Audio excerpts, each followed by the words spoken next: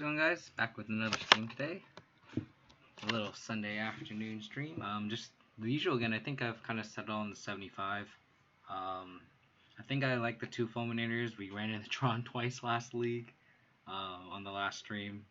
Um, but I think I really like this build. I think this build has just felt solid overall. So I feel like I'm not compelled to really change anything. So I think we're just gonna roll with the momentum and hopefully continue our positivity with our leagues. I've been going at least 3-2 at minimum. A couple 4-1s. I think I've been keeping track, and I think about around 67% win rate, which is pretty decent. Haven't not cashed the league. Knock on wood. Hopefully today isn't the first time. So hopefully we can continue that kind of momentum into this league. So for those who are kind of new to the stream, lately I've been brewing up this Abzan Lurrus blade and kind of fine tuning it. I think I really like this main configuration. I don't think I've changed the main in a while.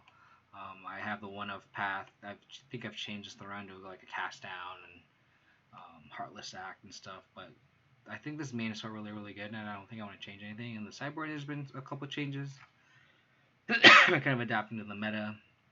I think I recently just added the fulminators, and I think the fulminators have been pretty good with a lot of Tron, as is the dipping spheres. The Kaya's Gal is kind of cute. The Veil Samurai has been kind of under performing for me, so I can see this being other things. I think I'm gonna give it another couple leagues, maybe, depending on how I feel about it. Because like just going like turn 2 Stoneforge Mystic, turn 3 threaten to flash into Battered Skull and hold a Veil is pretty good. That being said, like I've drawn it against like Jund and it's awkward. I've drawn it against like Bant, Uro, Field, and like it feels awkward there too, because it only like counters our cryptic commands. So, like when the stars align and you can Veil something, it feels great. But I feel like on average, I'd rather have this be something a little more aggressive. I've been actually thinking about having Lingering Souls in the sideboard over this. I wish there was like a Planeswalker that can just generate immediate value. That was like 3 mana in our colors. I think that's something I'd be hoping for in the next set. But for now, I think it's going to be Veil Summer. Try another league or 2, 3, depending on how it goes, if I draw it, depending on the matchups. But I can see this being like a Lingering Souls, just to have bodies to have equipment attached to in respective matchups like Jund or Bant. But yeah, other than that, let's get the ball rolling here. Just going to fire up another league. Hope everyone's having a fine Sunday afternoon. I just want to make sure I have this all correct. I always get kind of paranoid, like I don't want to register a league and then like register the wrong configuration. So I like move all of the like my old decks, like as you see, like for people who are kind of unfamiliar with Moto, like I only have like these 3 decks, and like I move everything into like this freeform folder just in case I click the wrong deck to start a league, if that makes sense. Just a tip I have, since like freeform is kind of like whatever, you can put anything in that folder. So we're on the draw, and we have 2 skews and 5 lands. This is kind of like a mulligan. Even against dredge, this is kind of slow.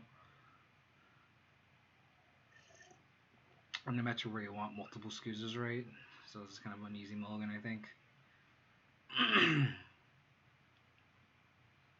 So hope everyone's hanging out, doing okay, staying safe, staying healthy. Hopefully our 6-card hand is better than the 7.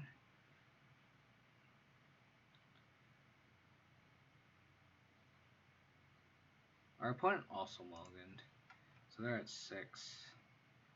This hand is very awkward too.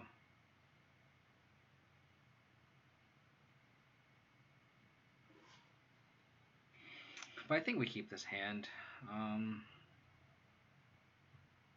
We obviously bottom one of the equipment, and it's going to be kind of a hedge where if we think we're against some sort of aggro deck, If we feel like we're gonna fetch Battle Skull and Sword Feast Spam is okay. If it's like Blue Red Prowess or Black Red Prowess. If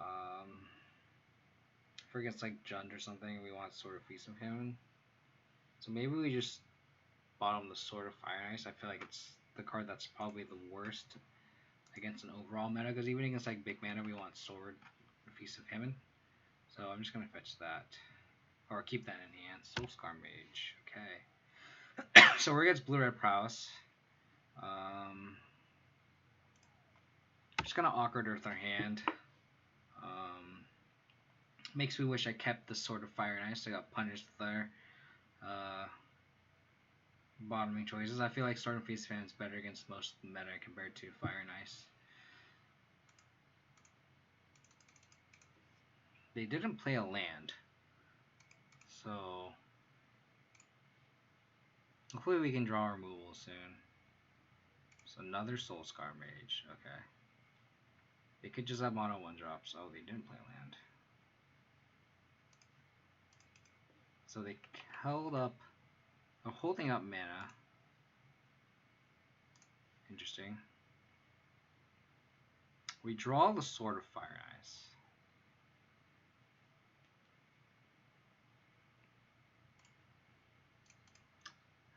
This is going to be awkward. I think we place Stoneforge Mystic here. Make them use a removal spell on it. And hopefully we can survive with the Battle Skull. I can see arguments for like trophying something too, but I kind of don't want to give them the mana early on. So, Sprite Dragon, okay. So if they...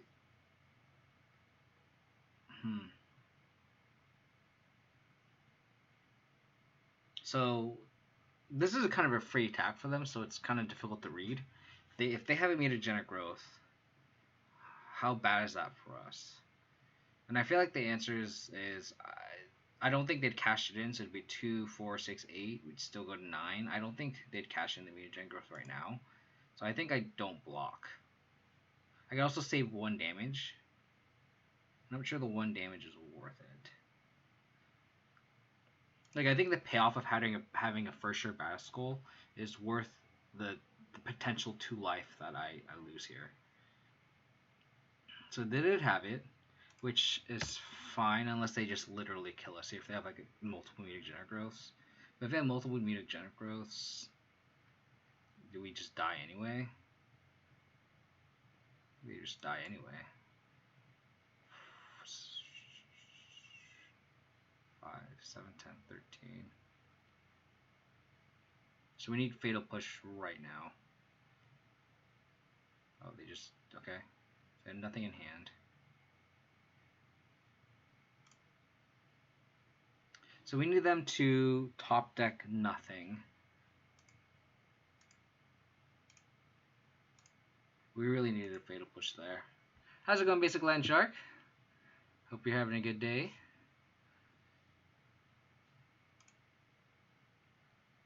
So they just attack with the Sprite Dragon.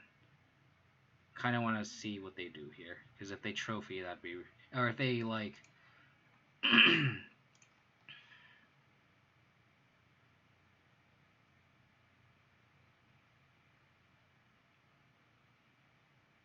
I think I trophy this no matter what, because I don't think I can go to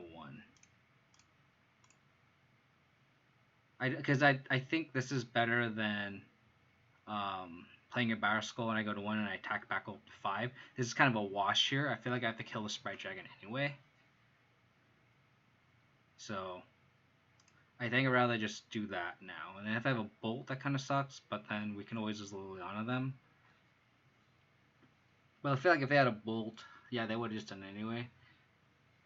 Yeah, I appreciate the kind words, man. I appreciate your Abzan content too.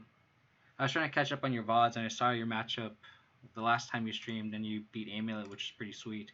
I haven't had time to catch up with it after that.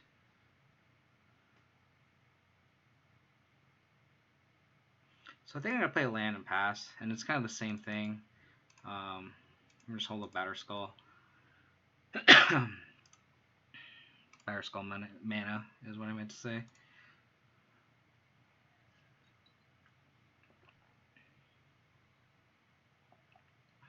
It's gonna be kind of awkward with these two Soulscar mages too, because they can just shrink our Batterskull if they have any burn.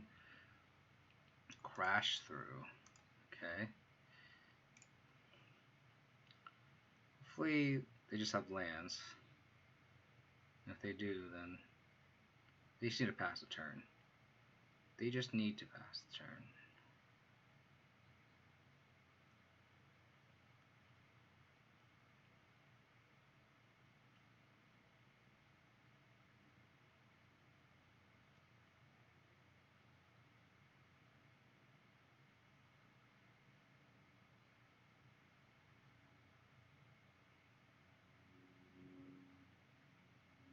No issue, I like the list. The numbers all seem good. Still watching to see how Fulminator performs, right? Yeah. Fulminator, the jury's still out on the Fulminator. I've just been seeing a lot of Tron. And I've been lucky to beat Tron without the Fulminators, but like I still feel like it's nice to have, right? Hopefully they don't attack. It's a sign of weakness. It's not, so we have to flash this in. This is the Blooming Marsh being a tap source really sucks. So now they can bolt the Batterskull too. And then we get Shrunk. That being said, if we get an untapped land, we can just equip the Stoneforge Mystic too. Okay, so we go to 2. Okay.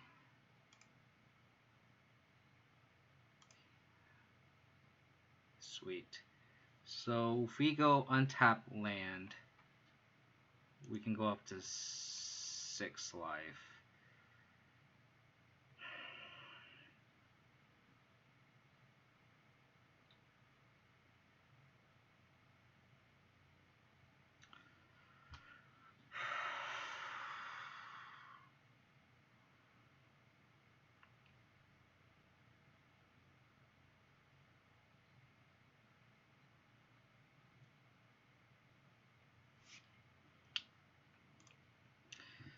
Man. Let's see what they have. Fighting Bolt. That's rough.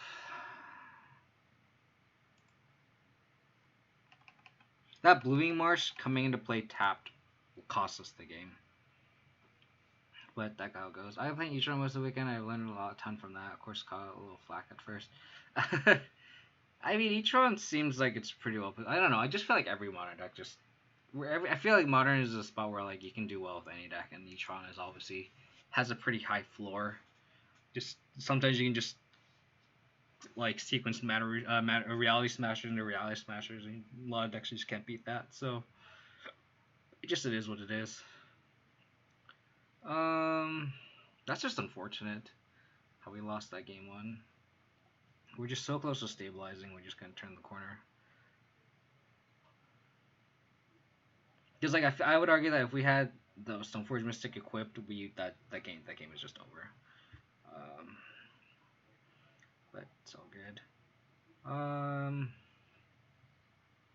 don't think I really want anything else in the sideboard. I can see like spell bombs coming in if they have like Bedlam Revelers, but it's like I think I'd rather just board that in and then just board out the Hex Shrinkers because of Lava Dart. So I don't want Plague Engineers, I don't want Veils, I don't want Ashioks, I don't want Fulminators. I don't think I want Teague. Don't want Solid Primates. I guess their spell bombs are good against like I guess literal Lava Darts. The Thought Seizers are kind of nice because we can nab their like the threats. Like the 2 life does suck, and I can see an argument for cutting the Thought Seizers for like spell bombs.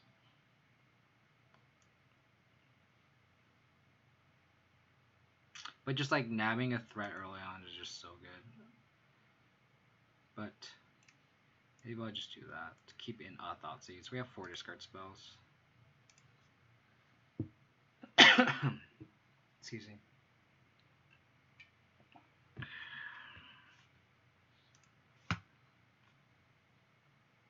Well, if that Thoughtseize was on the Spellbomb, would have been better. Sure.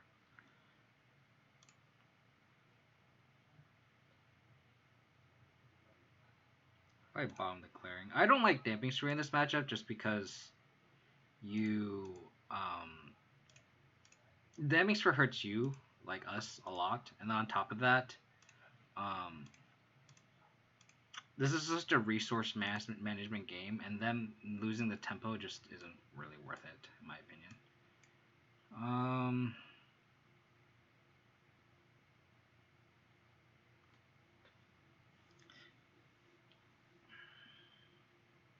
I mean, they're gonna be able to turn. They're gonna be able to turn to Storming Entity. Do we just take this crash through? I think we just take this crash through. Because they have their braid as well.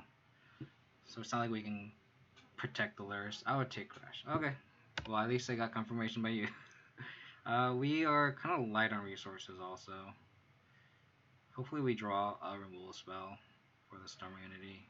Liliana will be our best draw just because we can get him on turn 2. Spell Bomb.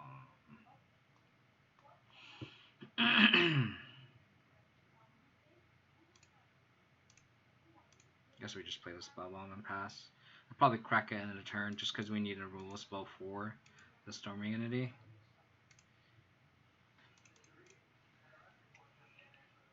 Our hands are just super awkward that aren't lining up very well against them. If this spell was a Thoughtseize, their hand would just be absolute garbage.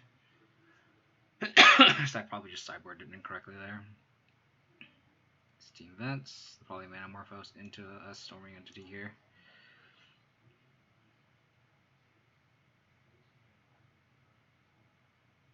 Okay. So we need to draw a Trophy or Liliana here.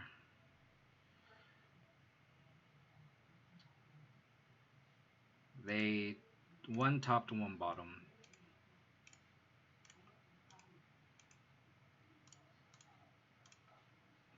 Come on, deck. That's not it.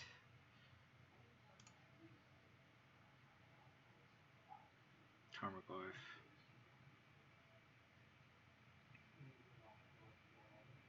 Kind of want to play this Lurrus and then bring back a Bobble probably.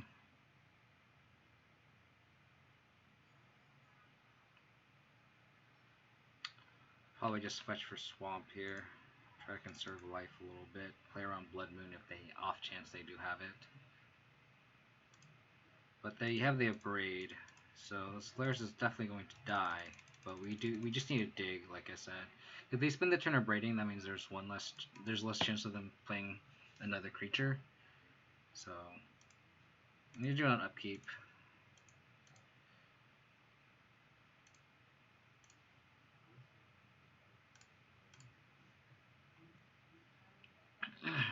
Well, luckily I did that. And hopefully they spend the turn casting the Blood Moon instead of abrading a Lurrus. But then that being said, then Liliana ends up not being a draw for us anymore. They have a tough decision here, actually. I can see the Manamorphosing first. I mean, they might not even have the third land either.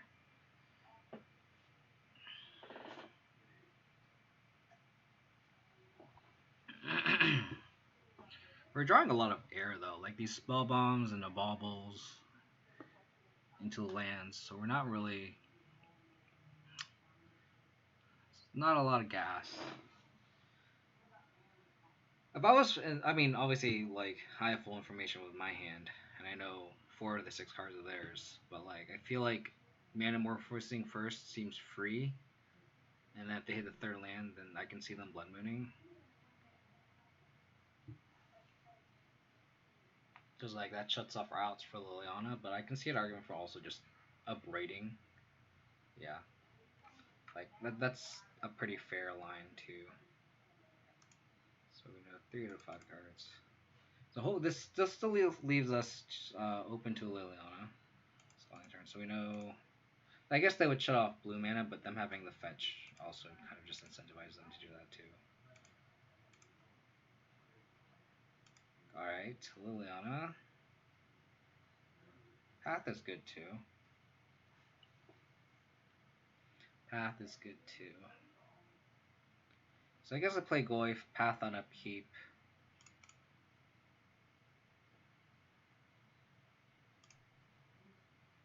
And hopefully they don't have Spell Pierce.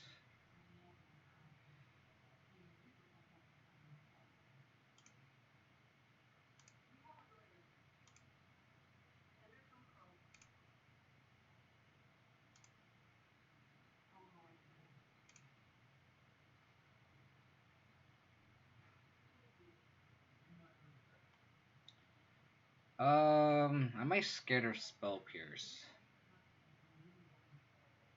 I feel like it's worse than giving him free mana. So I think I still like pathing on their upkeep. This is game 2.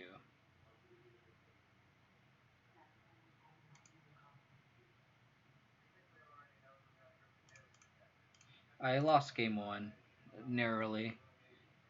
Like I drew a tapped Blooming Marsh as my 4th land that kind of cost me, and then on top of that, I didn't draw my 5th land to equip a Barra Skull to a Stoneforge Mystic. That could have gave me a bunch of life. So it just unfortunate, awkward sequencing from our lands itself that kind of cost us the game, I think. But it was close, and hope they just slammed Blood Moon, sure.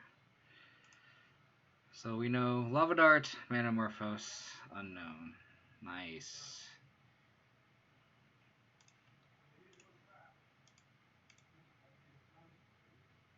That's a good draw. Fight Tarmogoyf. I don't. Knock on wood. I don't think they can kill us this turn. So I'm just gonna fetch a Sword on Fire. Nice. I think it just takes so much of not keeping the right game on hand. So that sounds about right. Yeah. Our game 1 hand is also awkward. We had like double trophy, Stoneforge Mystic, I think, as our opener, and like they had double Soulscar Mage, and I didn't want to trophy them, obviously, and I ended up trophying one, and then they had another, and then I could have like stonewalled them with a Stoneforge Mystic equipped with the Power Skull, but I obviously, like I said, I didn't draw the requisite 5th land, so it is what it is. Them, their Blood Moon shutting off Fire Eyelets pretty nice for us, obviously. So.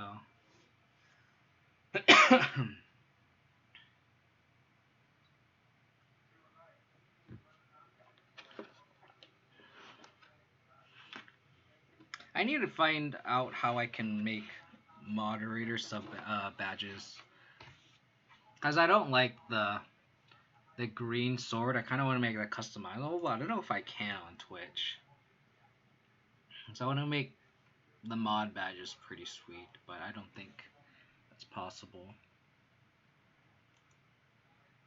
I guess I want Thoughtseizes. I think Thoughtseizes are important on the draw, especially. Is there like an instructional thing? Because I've like Googled it and I literally can't find a way to. Maybe I don't have a high, like, maybe I need to be like partnered or whatever, which obviously I'm not. But I've Googled and I haven't found a way to do it. And I think these Thoughtseizes may seem bad versus like a red deck, but I feel like they're very integral just because we saw Blood Moons too. And on top of that, like if that Spellbomb was a Thoughtseize, our game that game would have been so much easier just because we take there's kind of threat light in a sense. So we just like take the threat, like it actually saves us a ton of life in the long run. So it's kind of counterintuitive, but I do like keeping in Thoughtseize in this type of matchup. And that's an easy mulligan, obviously.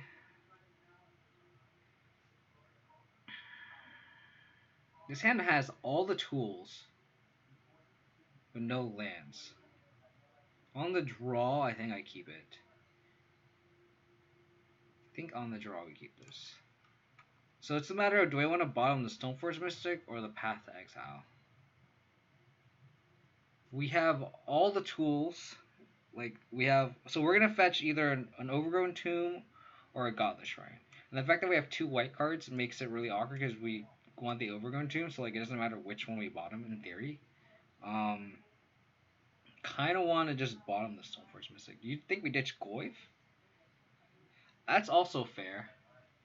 Yo's right. When you VIP someone, they get a diamond next to their name. Oh, I see. I'm just wondering if I can make it customizable. Like if I can have like a Siege Rhino as like as the badge or whatever I want it to be. I can see an argument for bottoming Goyf, but Goyf is just so good at stonewalling everything. That's kind of why I want to keep it.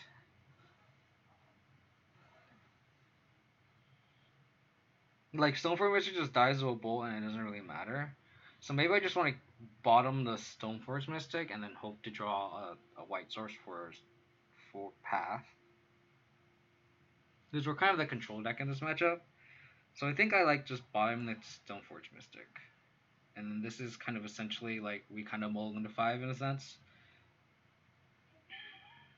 Because like this Goyf is going to survive.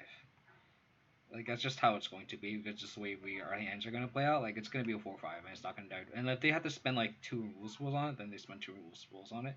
And we just win the Truce War here. So I think I like just bottoming the Stoneforge Mystic. Just make sure we have all the removal in our hand. Fetch an Overgrown Tomb. And hopefully we draw another land. And if we don't draw another land, we just lose. But I think that's just kind of the nature of this hand. And I think that's what we just have to think on. Swiss Sphere. So I think, so there's an argument of do I lead with Inquisition or Fatal Push, and I think it depends on what we draw, which we didn't draw a land. I think I like just Inquisitioning first.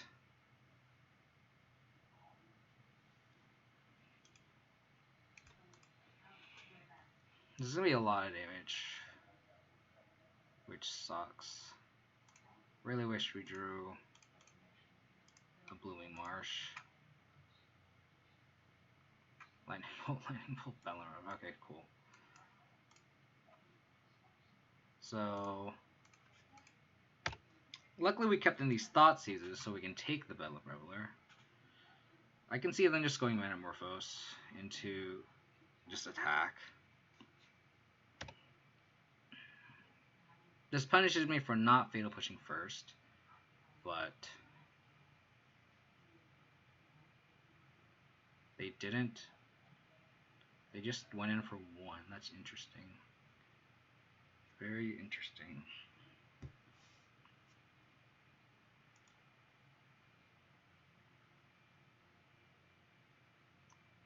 Ah, Blood Moon. Oh, so we can just flat out lose this Blood Moon, which is really frustrating. Oh, go.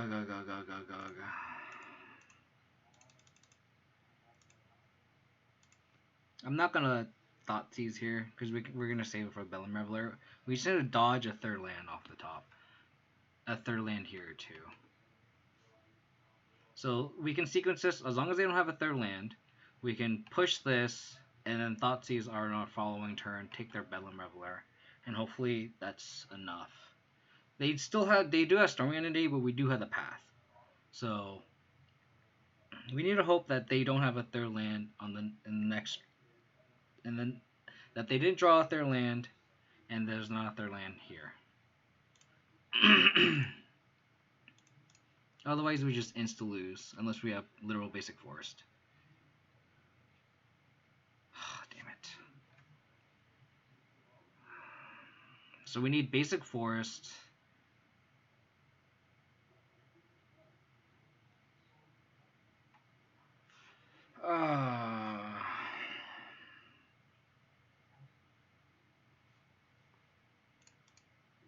So if we have Basic Forest, we're actually okay. On top.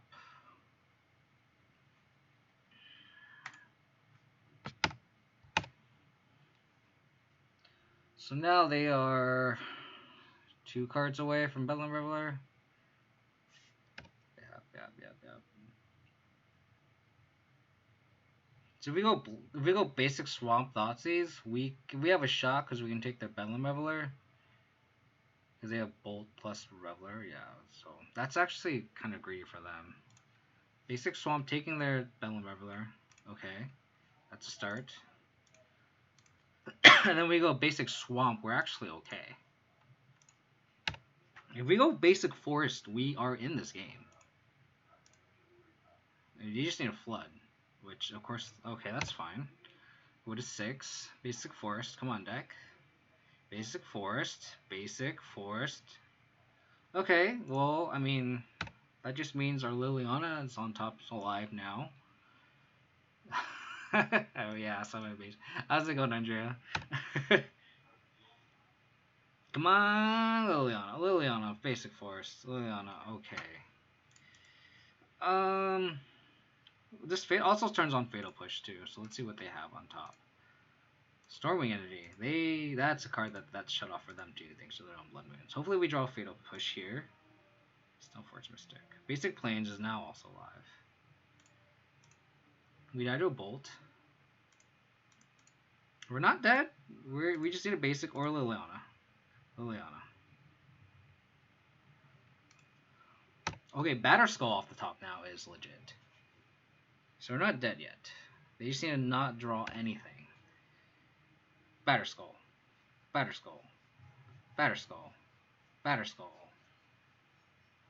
Okay, that's fine. Batterskull.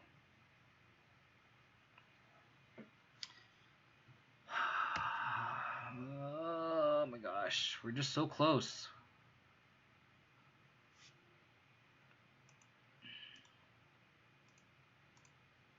We're so close.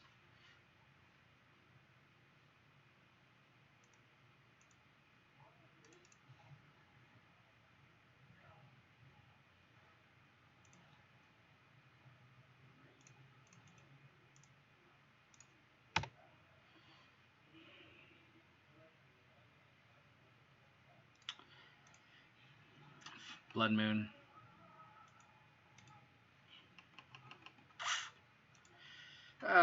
So is life.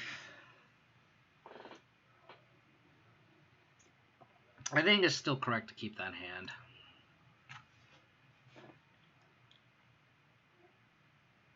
Unfortunate. But I think, like I said, I still think it's correct to keep that hand. This hand's pretty decent. What you gonna do? Uh-oh.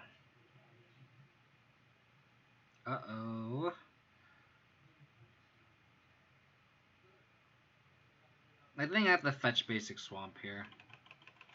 And Thoughtseize.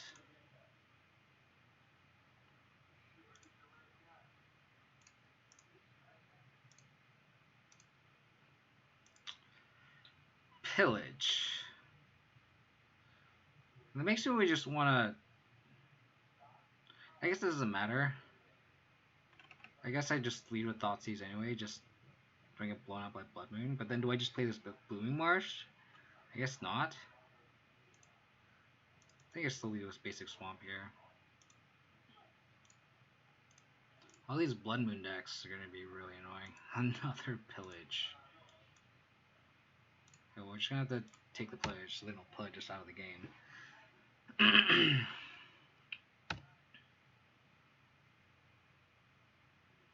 It's a good draw if we can get there.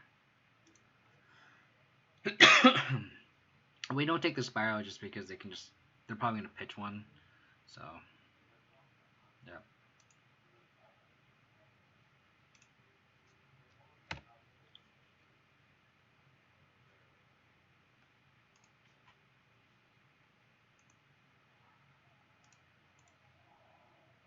Opponent F6.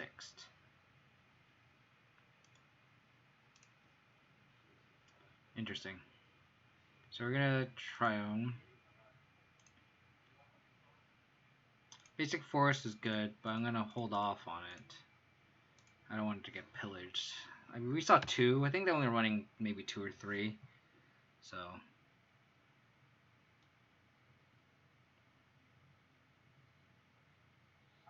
And if we can get this Lurrus online, we'd be in pretty good shape.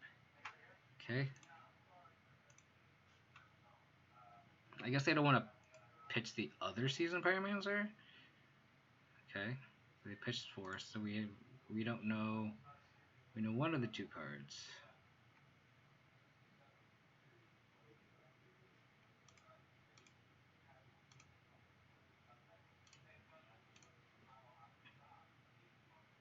Tarmogoyf. I guess now we play Lurrus. I don't see an argument for playing the Liliana, but I think we just want to get this Lurrus online at this point. Get this Bauble. We're going to wait and see if they want to fetch.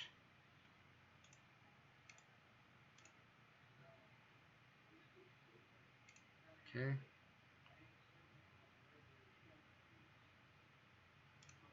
So I'll just upkeep to it.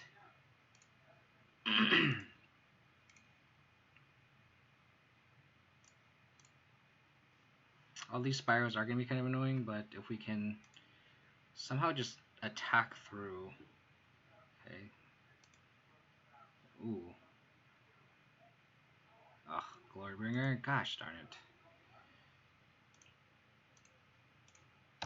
So we need a trophy at this point. Exerting.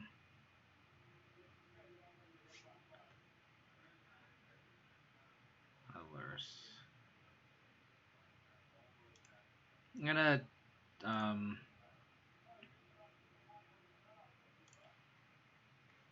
eat the Lurrus with my Scavenging Ooze. No, Lurrus is pretty good.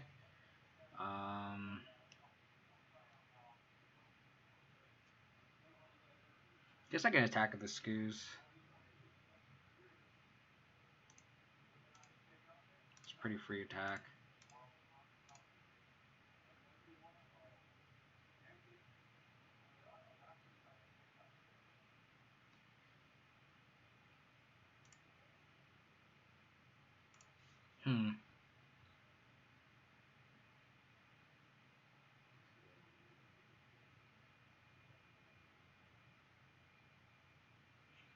So if they... If I had a fetch, I could have killed the Spyro and Liliana the Glorybringer. But I don't have the Revolt for that.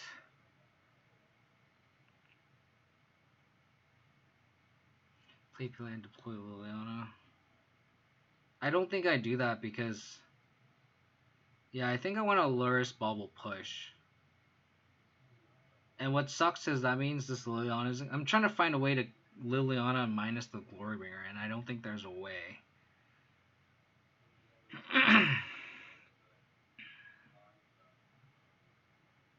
I think I like Lurrus Bauble push. What sucks is if they play anything, then we're kind of screwed. I know Glorybringer doesn't tap. I need a way to kill Glorybringer eventually, and they have a Spyro in hand, which is what they're probably going to do.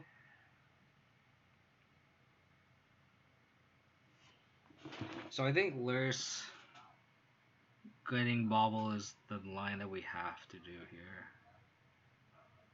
Ah, if I had a fetch land, it'd be so much better, because we can just push the Spyro. Yeah, I don't think there's a way. Don't think there's a way, which is unfortunate.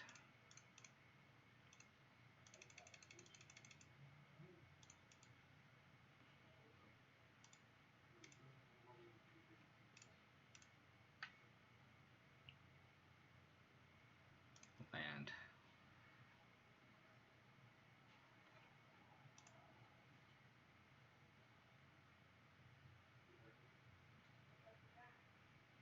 Ooh, okay. That's... Oh, they still have mana for Spyro. God damn it. I was just hoping they'd be short.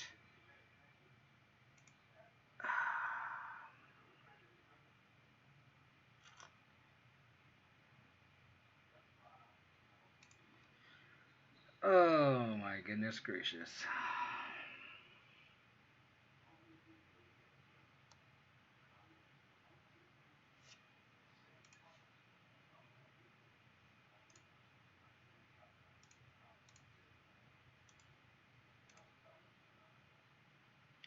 So now we need a removal spell for this Glorybringer. So we have outs. This Bauble coming, this Lurrus, untapping with Lurrus is pretty decent.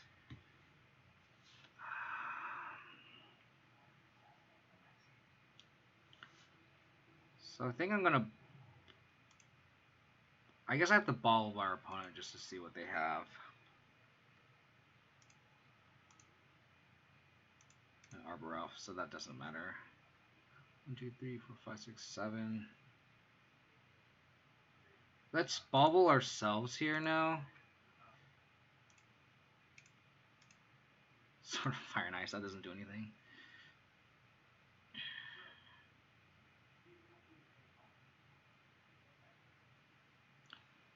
So I think we need to hold up Scavenging Ooze mana.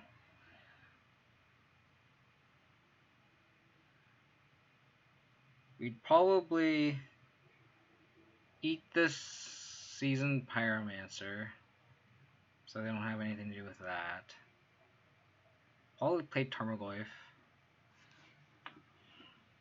So we need to hold up a green mana for the Clothless activation, a green mana to probably the Seasoned Pyromancer, and then we have enough mana to play Tarmogoyf. So play Tarmogoyf, eat the Seasoned Pyromancer, and then maybe we play Peatland because we're going to draw 2 cards. If we draw a path, we want it then. But then we also want to hold up the green mana. There isn't actually enough green mana that we're going to need, so I think we play this Peatland. Or we can play this Blooming Marsh too. The odds of us drawing a path are pretty low. But if we also draw a trophy, I think the ceiling is high, so I think we just play the Peatland.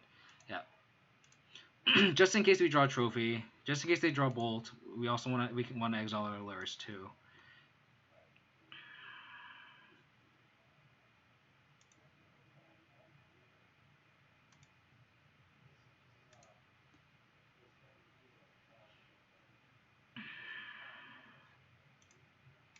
That's fine.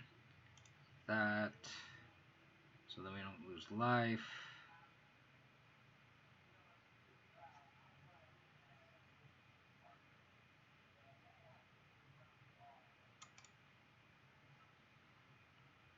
Play an Arbor Elf. Ooh, their own Scoos. Okay. That's not good, because that means they can probably shrink or go. If they have 3 activations, they can exile the enchantment, the artifact, and a creature. Yeah.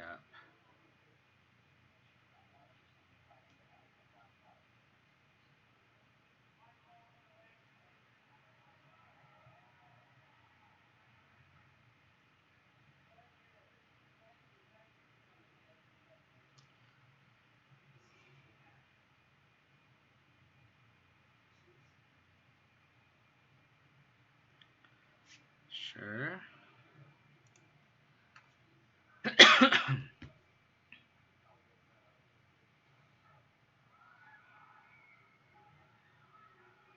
And then now I can eat this Lurrus. I have the priority too.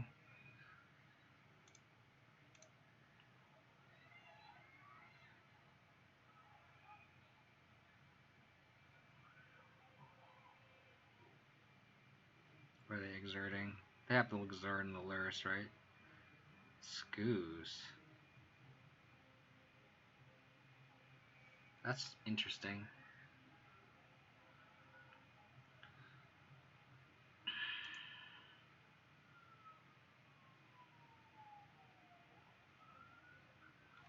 Probably just chump the Clothless here.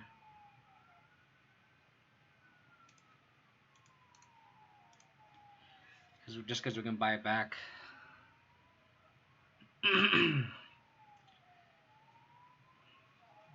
No bueno.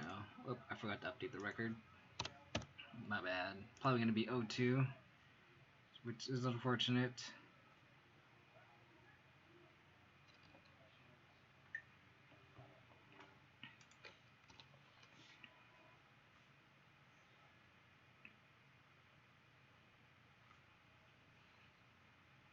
We had a shot where we can.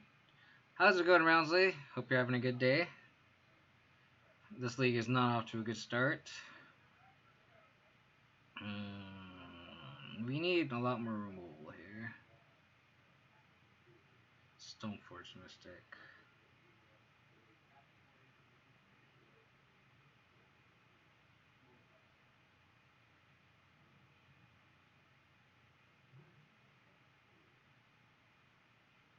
We could play the sword and equip.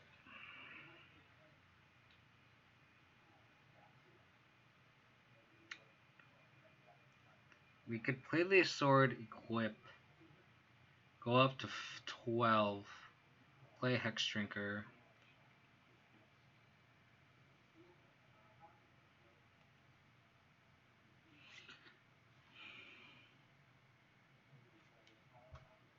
It'd actually go up to 11.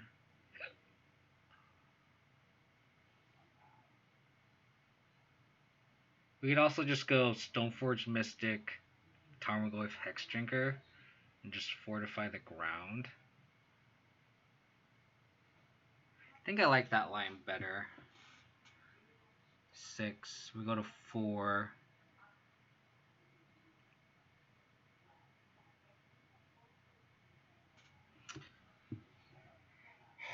Because then they can't attack.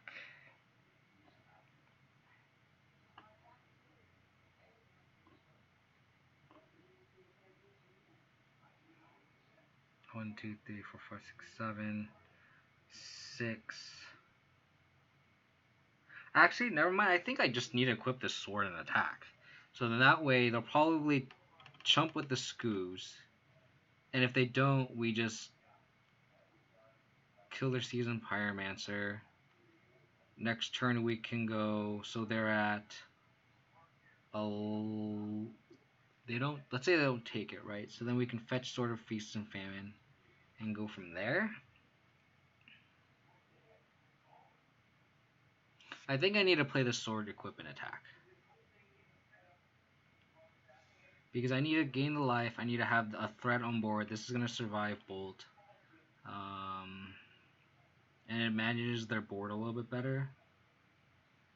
And if this sword, if they just don't block with the scoos, I guess we could ping this down. We'd have to do the math. They'd probably take our Tarmogoyf, which sucks, but I think we're going to play out our sword.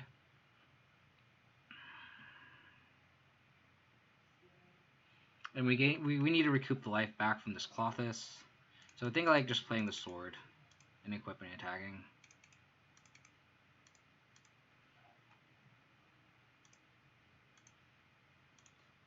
That way, this if they block with this, then we can bring the Tarmogoyf back.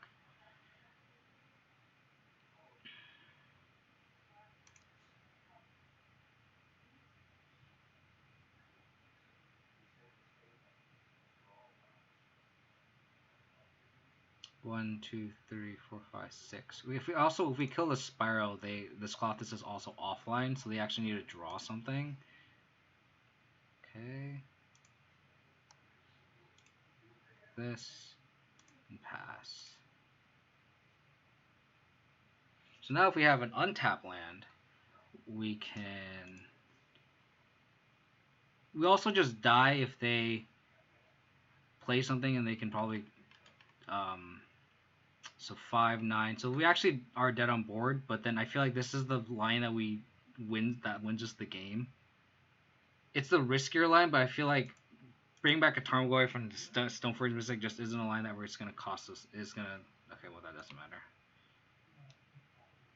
Okay, well, we're just dead now. I feel like if we went for the other line, I feel like it wouldn't have mattered. Because then we just chump and then we just lose the Glorybringer anyway. You're up. Okay, we just dead.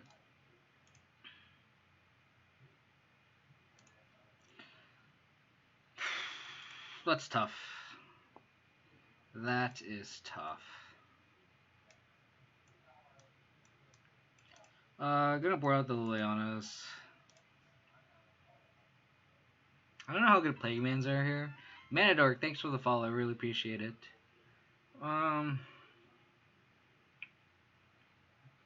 Like, Plague Man seemed good on the play, but not great on the draw. So I might just sport in one. I feel like they're just not that great.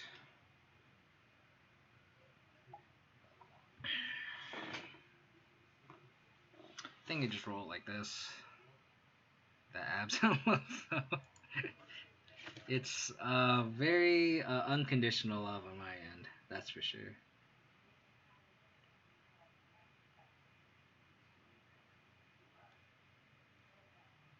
Hope you're having a good day though, Manadork. Hope you're taking it easy. Having a good weekend. This is fantastic. This hand's kind of awkward because it's like, how much can we really play around Blood Moon? Because we have a Stoneforge Mystic and not a basic Plains. So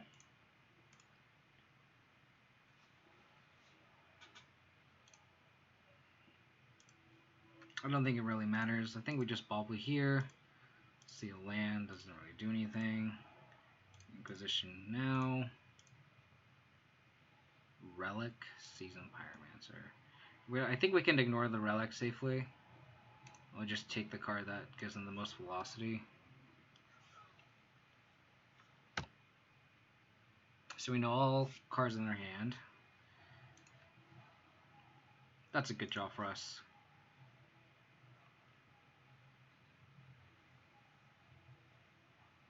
Forest.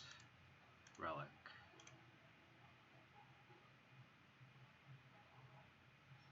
Sure.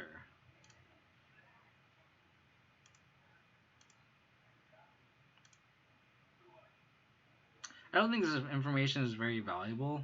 I feel like maybe we want to save this in case we do draw a Lurrus, and we're going to play Stoneforge Mystic anyway, so it doesn't matter. So let's just do that. Like, I feel like cracking this bauble is kind of pointless. So let's just get the Spider Skull online.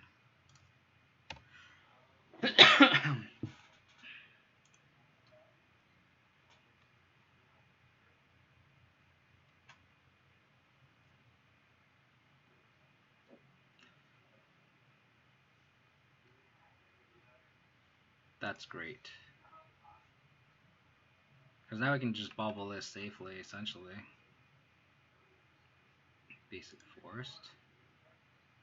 Or not. Or we can just not do that. So I guess we want to know now. We're not going to be able to fight through 2 relics. And if I want to draw a spell. That's fine. Like, I want to draw a discard spell, essentially. Fatal Push is good too.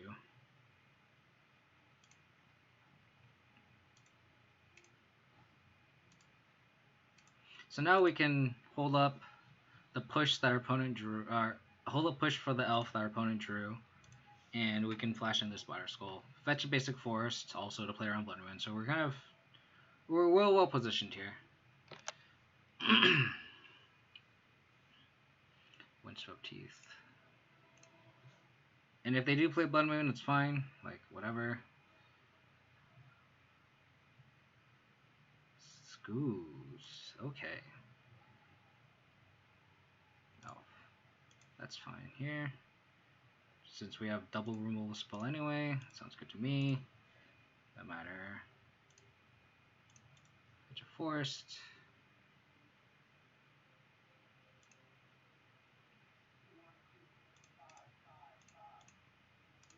Push that. They already have the other land for the 4 drops. So, sure.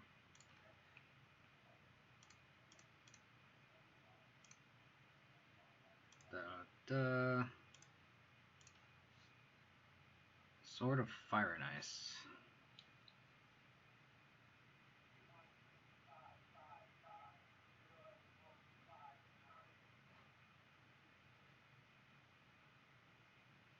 I think we want to protect this Batter Skull.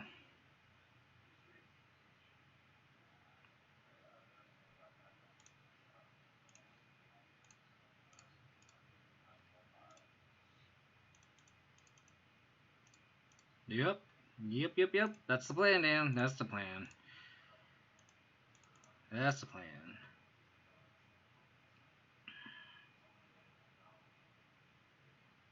That is indeed the plan.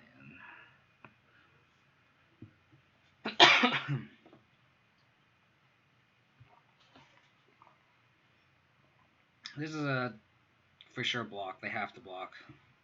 If they don't block, that just is foolish.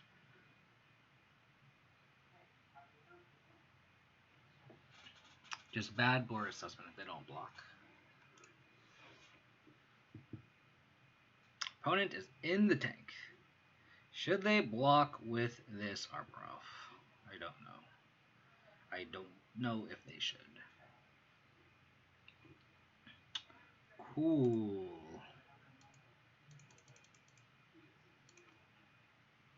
They were just debating if they should concede or not. Makes sense. This matchup is also very difficult on the draw too, so they lead with unless they lead on Elf and we have exactly Fatal Push, like they can just go ahead, like go get ahead on board so easily. This is very play draw dependent, I feel like, this matchup.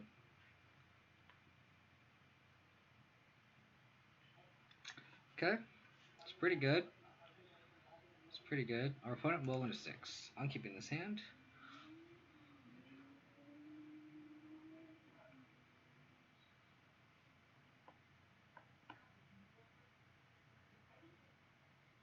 I'll probably leave with Blooming Marsh and sandbag the basic swamp. Okay. So we are gonna lead on Inquisition here. Hope to snag something.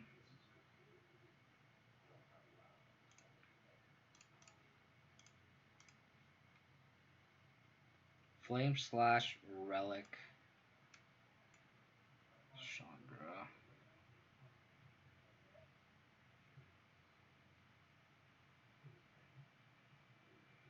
I guess we'll just take the Scavenging Ooze. And then their hand is ass. They also have... We can also just EE on 1. Hopefully they don't draw Blood Moon. Fatal Relic. Okay.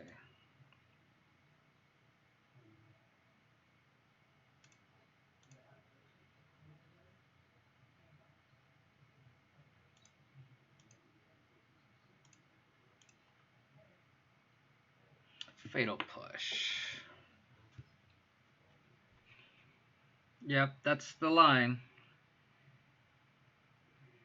It's just a matter of, do we want to play this Tarmogoyf into this Flame Slash?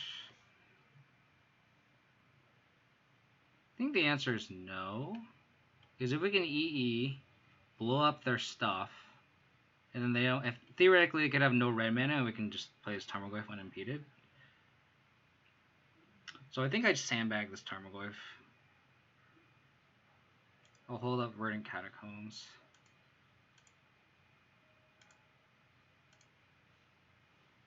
I don't think we put EE on 1 yet. I feel like I'd rather just EE all on 1 turn on turn 3 and not give him that information.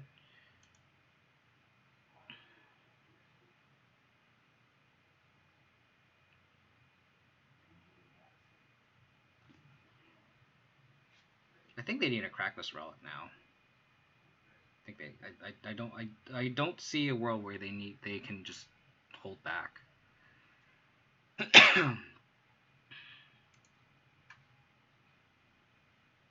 I'll hold off if I draw Phasic Forest. That's also good. So,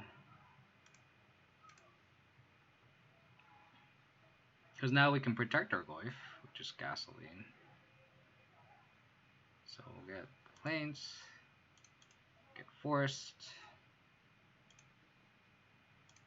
get E on 1, and just blow up the world. And they did it, and they F6. Yes.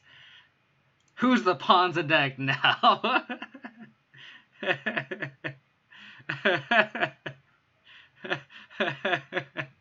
They didn't expect the EE on 1. Oh my goodness. Sure.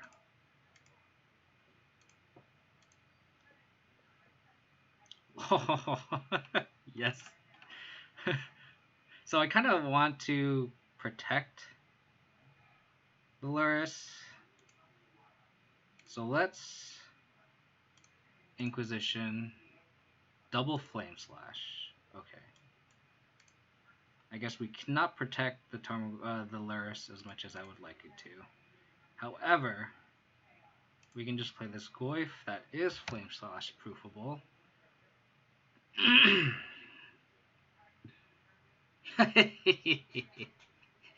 Yeah. Got him. Don't you just love that? Who's the Ponza deck now? Yeah. Engineered explosives, thank you. And I could have brought it back with the Lurrus the following turn, and then blown their Utopia Sprawl up again, and then they'd have to Flame Slash it, like they know they're screwed. And then we have the sword just to like protect all our threats, yes. I love it. Love to see it. I'm gonna be right back, I'm gonna get some water, and we'll finish the league. I will be right back.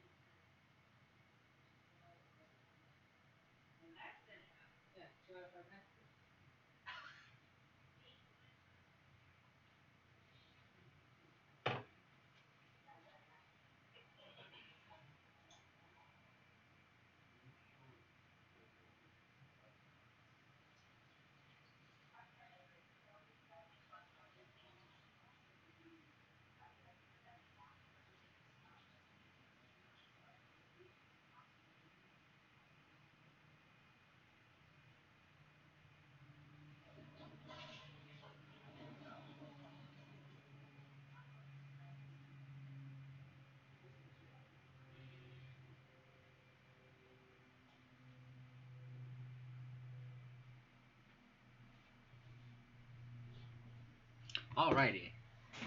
So we lost to our good matchup and beat our bad matchup. So that's how Magic is sometimes, huh? So I appreciate everyone for tuning in. Hope you guys are all having a good Sunday afternoon, evening, Monday morning, wherever you are, you guys in the world. If you guys want to support the channel, you guys can follow me on Twitch. And if you guys want up-to-date stream updates, you guys can follow me on Twitter. That's twitter.com/KODiamonds22.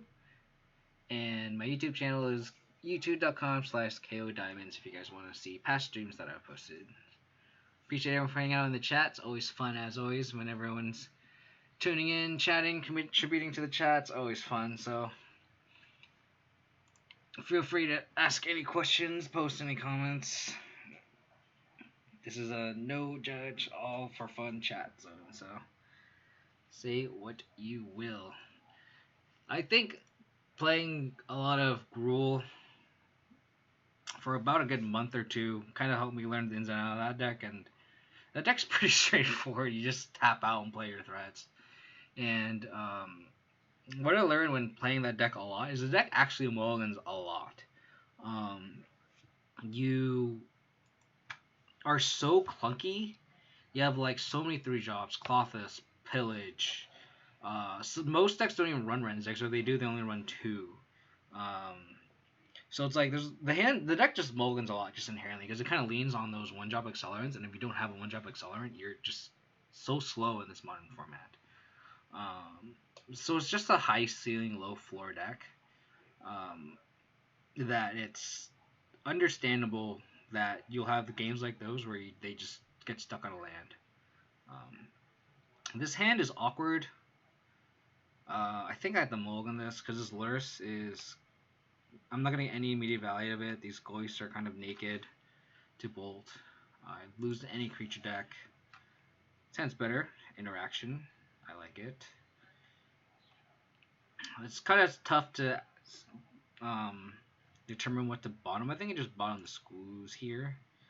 I can go discard Stoneforge Mystic Liliana, and I think that's a good start to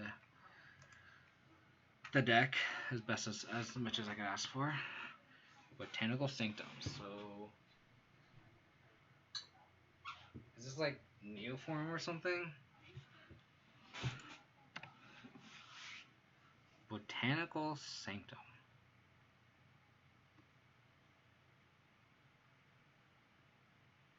If it is Neoform, these fatal pushes do nothing. Bant Urza. That's true. It could be Bant Urza. Like where your head is thinking, Dan. In that case, I'm going to save the fetch for Revolt. Hopefully opponent... Oh, their hand is ass. You're... Okay.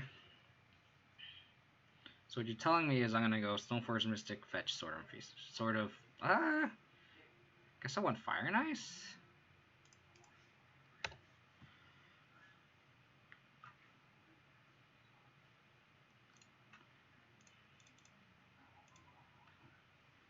I can see an argument between Sword and Fire and Ice and Feast and Famine. I think I want Fire and Ice, though. Just because... probably more blue heavy than anything. And then next turn we can go Inquisition. Botanical Sanctum.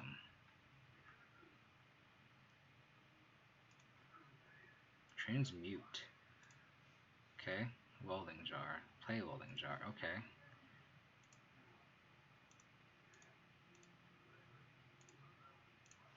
So they could have nothing. This Inquisition could whiff. I think I'm going to ball myself here. But let's Inquisition first. To get full information. Hopefully they have a Whir in hand. Because like this, them getting a Welding Jar just kind of signifies they have something, right? So...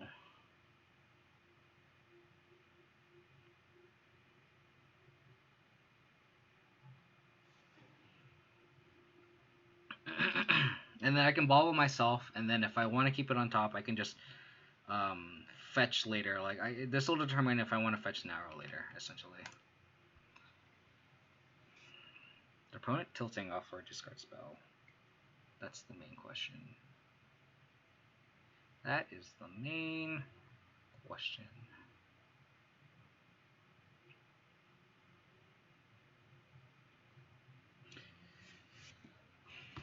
Hopefully Kasali Pride Mage shows up post-board in this match. I haven't drawn enough Kasali Pride Mage while you're here watching, Dan. I credit that card especially to you.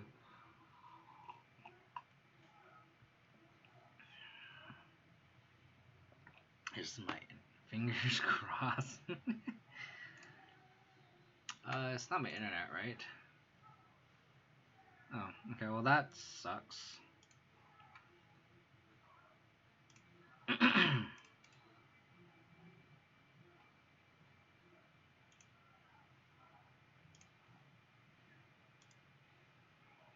Peatland. Don't want the Peatland. Guess I have to get Gauntlet Shrine. Awkward as it is. Not having the second Overgrown Tomb is awkward.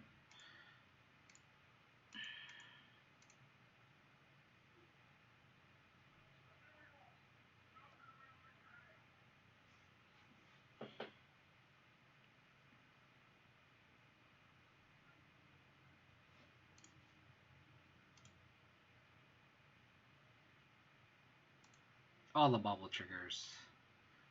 Traded one of the best lands in the deck to the worst possible land in the deck at this current situation.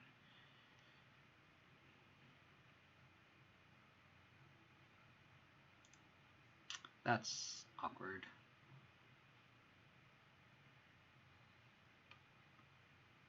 Chalice on 1.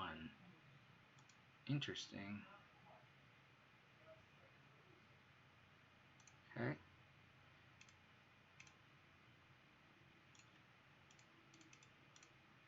I wish I had a Bar Skull in hand, but that's how it goes sometimes. I'm going to Liliana Plus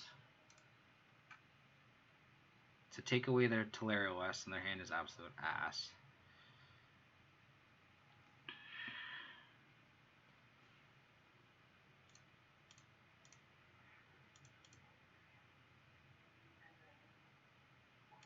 Discard this Fatal Push.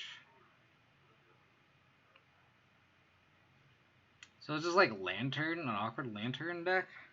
I guess it has to be.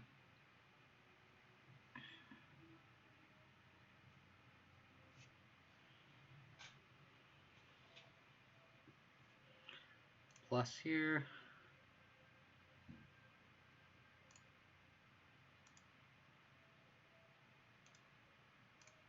Attack of the Stoneforged Mystic. Hopefully we draw an untapped land next turn. Just missed all these windows. And then that way we can equip plus play Lurrus. And we just have all the things.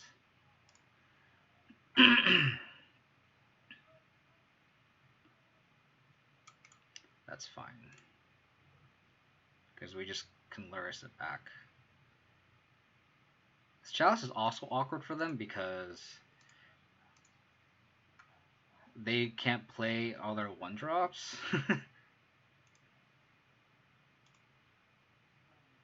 I'm gonna fetch Forest, I guess.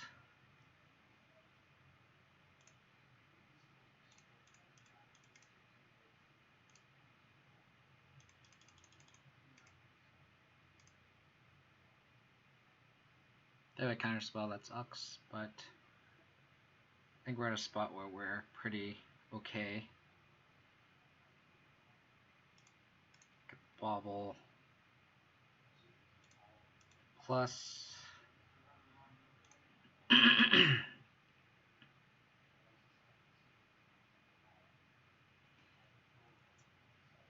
They have Word Intervention. Okay.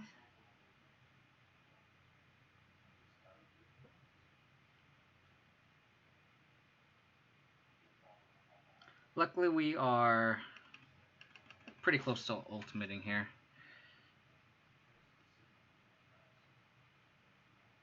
Chalice and a cheap artifact that seems so bad. I don't know what's going on. Yeah, I don't know either. Oh. No Ensnaring Bridge.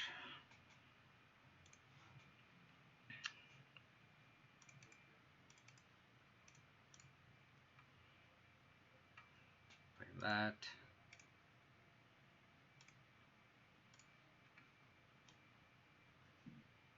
Let's see what they have on their upkeep. Island. Nice. Exactly what I want to see.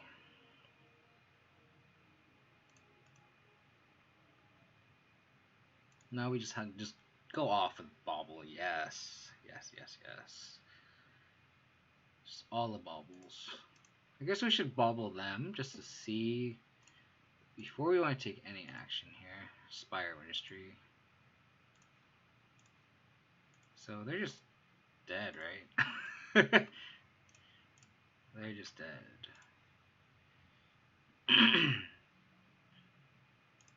So we just play all the dudes. All the dudes.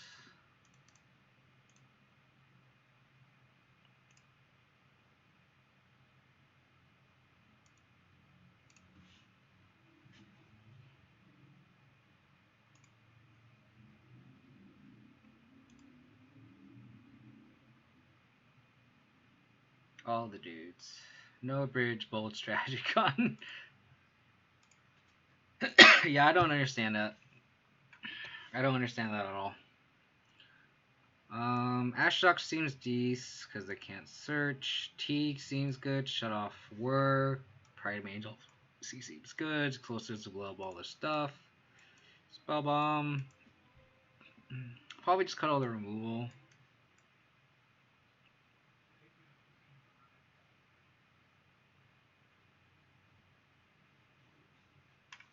Like, do we want these spell bombs even?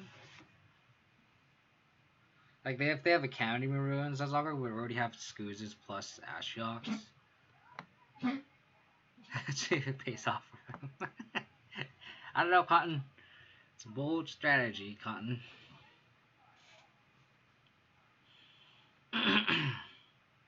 Yeah, I don't think we want the spell bombs.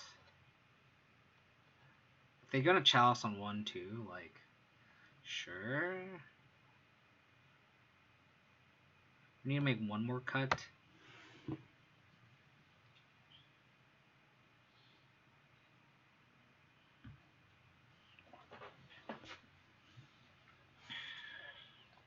Do we just got a Hex Drinker?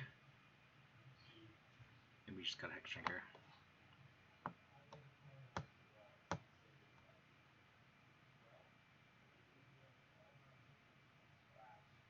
No Rhino. Every stream, someone always has to comment that I have no Rhino on my deck.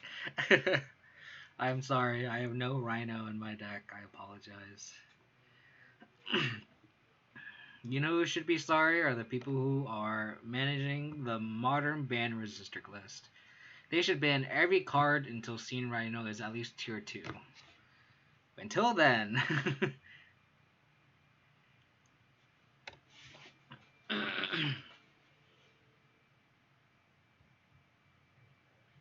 All the blooming marshes.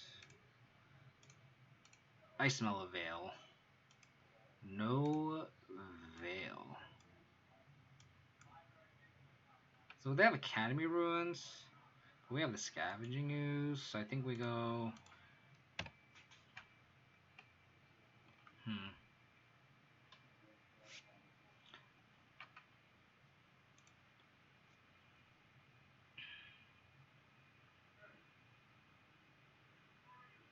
I don't know when it's okay to cut bubble. I honestly don't know the answer to that question.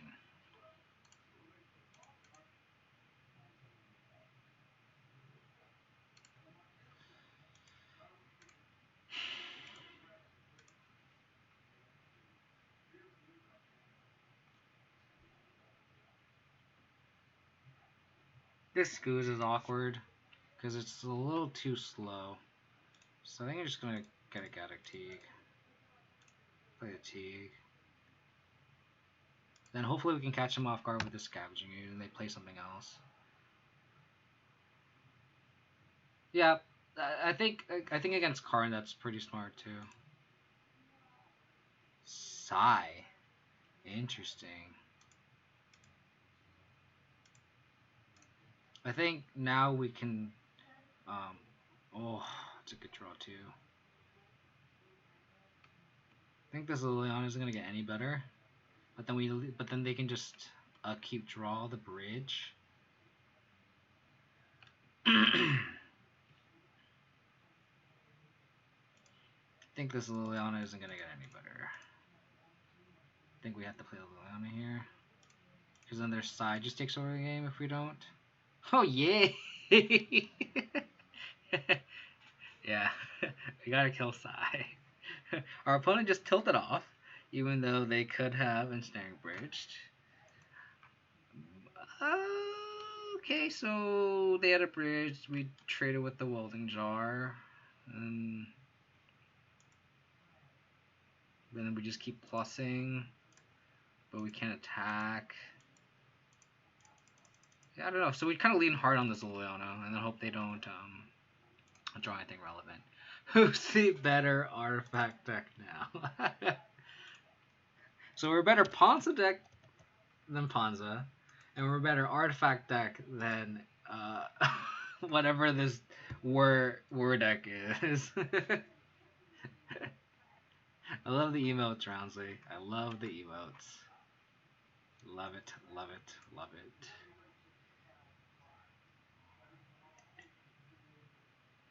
Had a rough start to the league, but bounced back, beat a bad matchup in Ponza, and then somehow came back against this deck.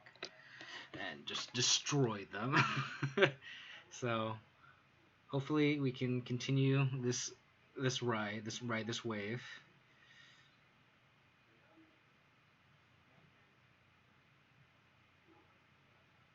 Hope everyone's staying safe and healthy. Hope you guys are having a good Sunday afternoon. Appreciate everyone for tuning in, hanging out with me. It's always fun to stream, but obviously it's way more fun with people hanging out in chat, talking shit, just contributing. It's kind of what makes streaming the best, right? So appreciate everyone for tuning in as always. Dr. Dub. Dr. Dub. We're gonna mulligan this hand. If this was a black source, I'd keep it. But this Batter Skull is essentially a free mulligan. Much better. Probably just bottom one over down in Liliana's. Basic Mountain Go. What does that entail? I'm gonna fetch Basic Swamp to make sure I am insulated against Blood Moon. Mono Red Prowess.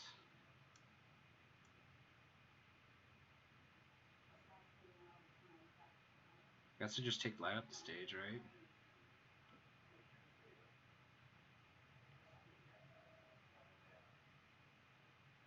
I think we take light up the stage.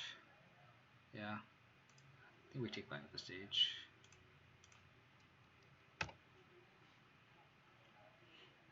Because like I was thinking maybe I want to protect the Lurrus from the Burst Lightning, but Hey Mountain, Soulscar Mage. Okay. As long as we don't have another threat, this Liliana can take over the game. Thoughtseize. What do you have to do to here? Burst Lightning Metamorphose.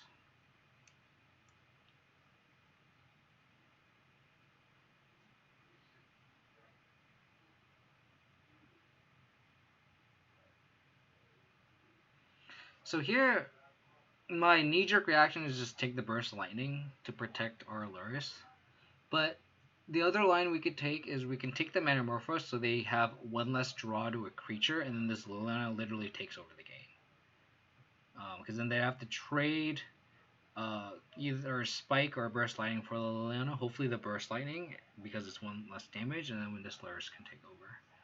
So I think I take Metamorphose. We gotta think long term here. And even if we try to protect the Lurrus, there's no bobble or anything. So, yeah. Mountain. Hopefully they don't have a creature. Okay. That's totally signifies that they don't. Because if they had a creature, they would have played the Prowess. Or I guess they could have played the Soulscar Mage after, so it doesn't matter. Nice. So we can get a Triome here. So lands off the top would be great. Oh, yes, that's good. Because like hard casting this Batter Skull is where it's at. Yeah. I agree. Everyone is in agreement in chat. which either is a really, really good thing because we're all really dumb. So, alrighty. So they've wasted Burst Lightning. Okay. So the Helmet. 1, 2, 3, 4, 5.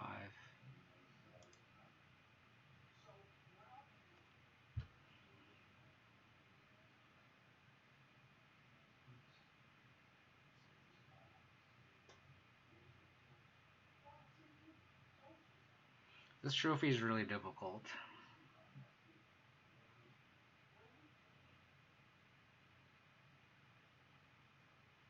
If they draw any removal spell, it's ass. 1, 2, 3, 4, 5. So they have Reveler, they have Reveler mana.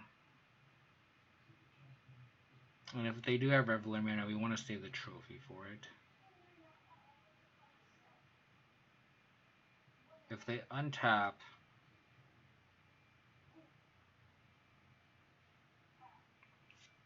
I think I trophy this turn. I think playing this Lurrus doesn't really do anything because we get no immediate value out of it. I'd rather just play this trophy. Yeah, I think we just pass here. I agree with you, Dan.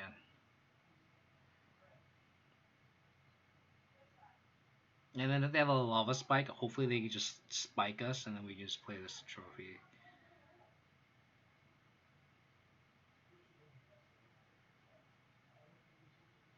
They're also in the tank too.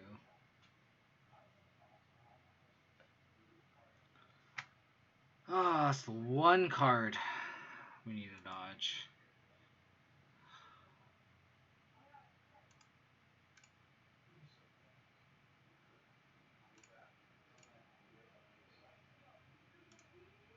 So we trophy the Reveler. Oh my god. Oh my gosh. Okay, that could be worse. That could be worse. That's pretty bad.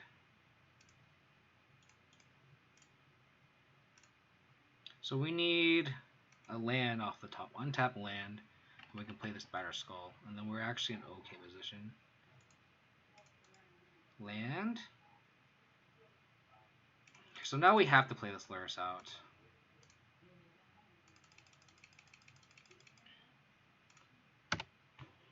No Bobble, that's awkward. And this is why, like, you want 4 Bobble in the deck. I know a lot of people ask why you should run, like, if they should run more. And the answer is you should just run 4. You have to. Hopefully they just have lands. I think if there's any chance of us winning this game, we're going to just have to take all this. So hopefully they just have nothing in hand. They don't bolt their Lurrus. They spike us. Okay. So I guess we have to block now. Oh my god.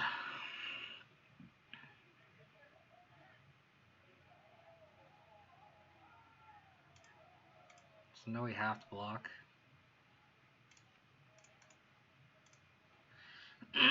So we stay at 7. So now we need a land.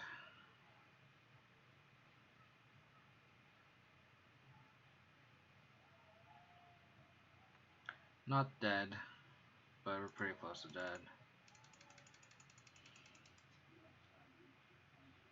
Yeah, they're just drawing nuts.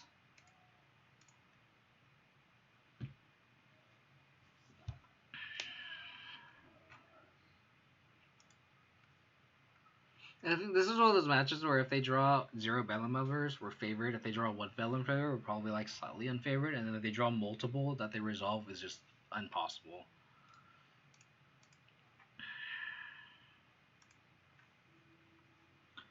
So, Guile, Solid Parade Mage, Explosives, and Spell Bombs. Probably just take out the Hex Drinkers because they died a Lava Dart, and then probably just the Thought Seizes. They could take the Bedlam Revelers, which would be kind of nice, but then I feel like if we just manage the graveyard with Spell Bonds, I think is just better. And if we just manage the board and then make them sack a Bedlam Reveler with Liliana or Kai's Guile, or just kill it with Trophy, I think we're okay. I think that's how we have to approach this matchup. I don't think Ashiok's worth it. Ashiok just to shut up Bedlam Reveler, I think just isn't worth it. It's kind of like a mid-range match.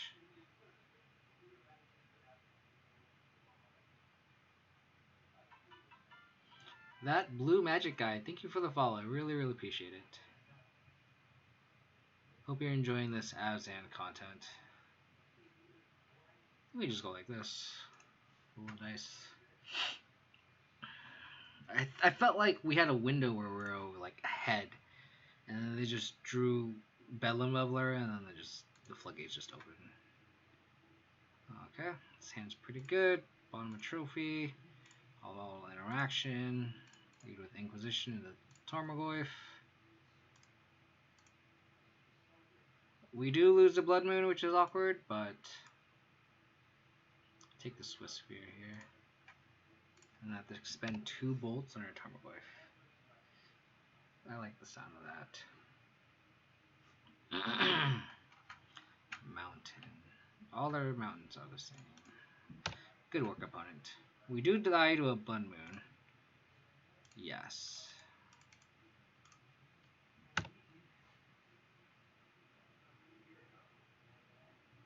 Bolt our Goyf. Do it. Be a scrub. Bolt the Goyf. Okay. Fine. Be smart.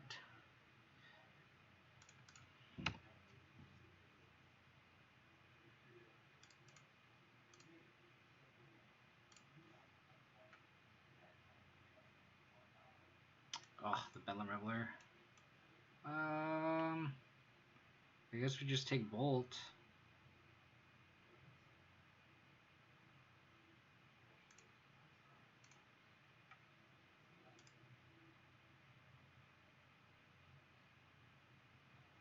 And then hopefully this Lurrus is unimpeded in the following turn.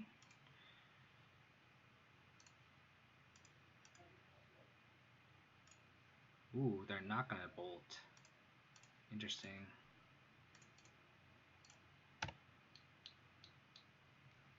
If I have a bobble off the top, Lightning Bolt. Interesting, they're bolting us. Thought these would be a great draw. 1, 2, 3. So they're gonna Bedlam Reveler us. A Spellbomb would also be a great draw. Stoneforge Mystic. You got it.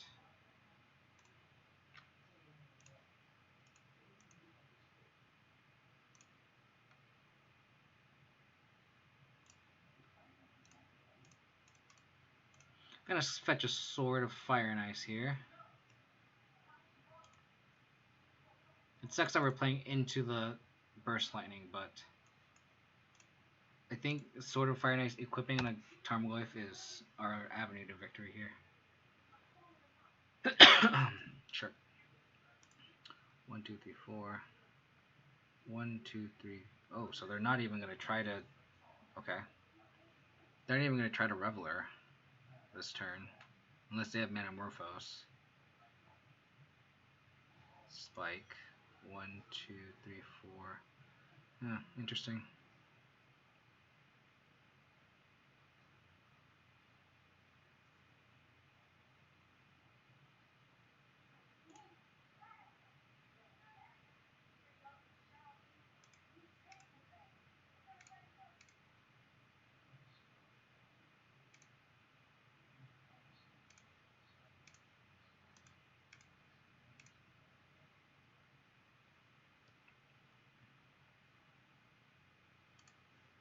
I think I'm gonna play this Tarmogoyf actually, and if they 1, 2, 3, 4, 5, 6, 7, so they can Reveler next turn,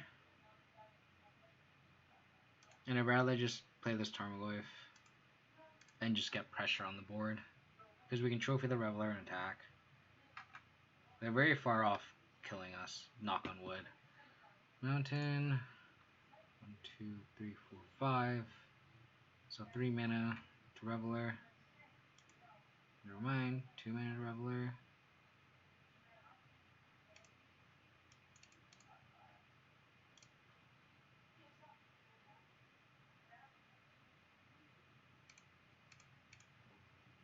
So we died a triple bolt.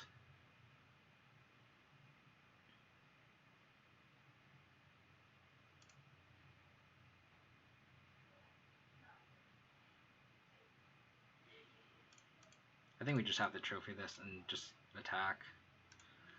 I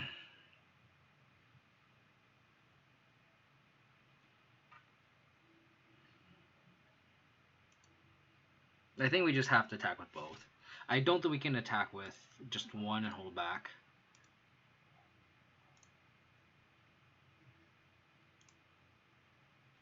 Right? Because if they top deck like a Swiss Sphere,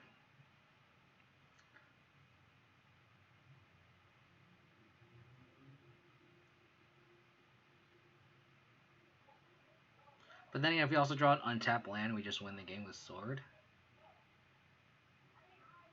I think attacking with one is actually the safer play. Because then this is still lethal the following turn. And then an untapped land just wins the game. And if they have a Swiss Sphere, then we just have to block, and it's fine.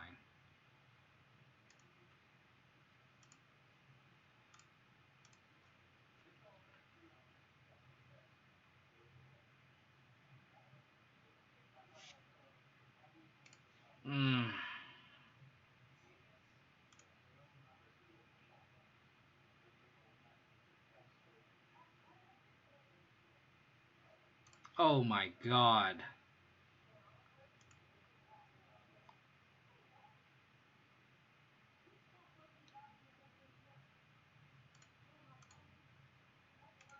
Untap land, please. Untap land, please.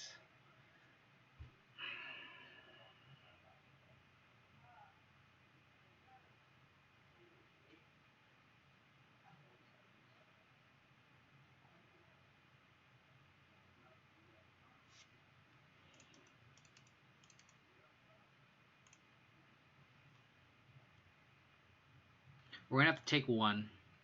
We're at a virtual 8 from the lava dart.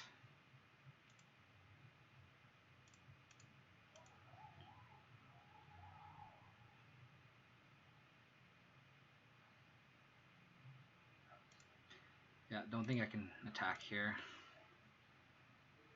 Don't want to play the spell on just in case that one life doesn't matter.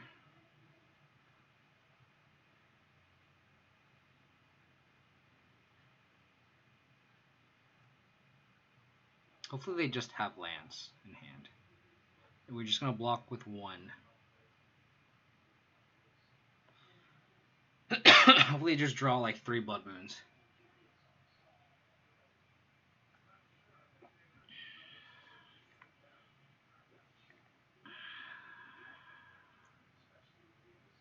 Bedlam Reveler is such a good card.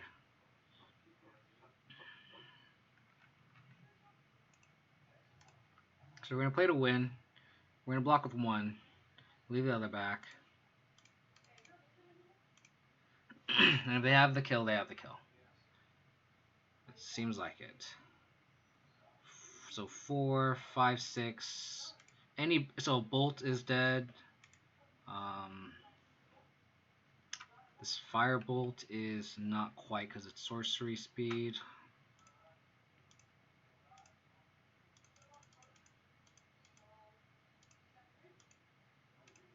Can't believe they went Reveler into Reveler. That's just so dumb. So they had multiple Lava Darts. Wow. They just drew the nut both games. That's just very annoying. Very, very annoying. That's crazy. They went Reveler into Reveler both games, and that's how we just lose that matchup. Oh well. What are you going to do?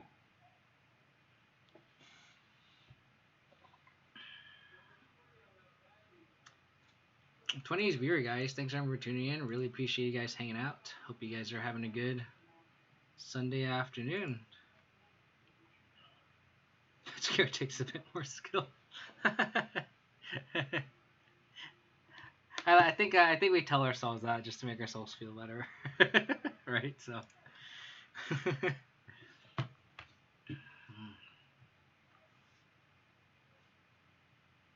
Ugh. On the draw? I think on the draw this hand's fine. Windswept Heath. What does that entail? What does that entail? Who plays Windswept Heath nowadays? Who plays Windswept Heath? Forest. That doesn't give us much information.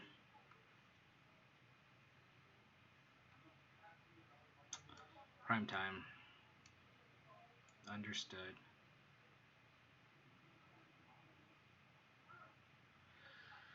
I guess we just take the tracker. It'll just Titan Vow. I think we just take the tracker because that just gets the most immediate value, and we need to hope to stall out, essentially. I really wish this hand was on the play. That's a great draw. So they don't have basic forest anymore. Plains. Oh, they have Thalia though.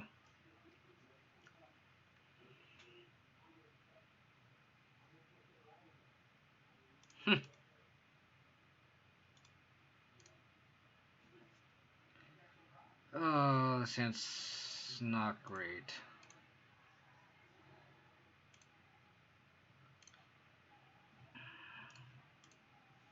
Welcome, Mike Devo. Yeah, I got some Abzan action going on.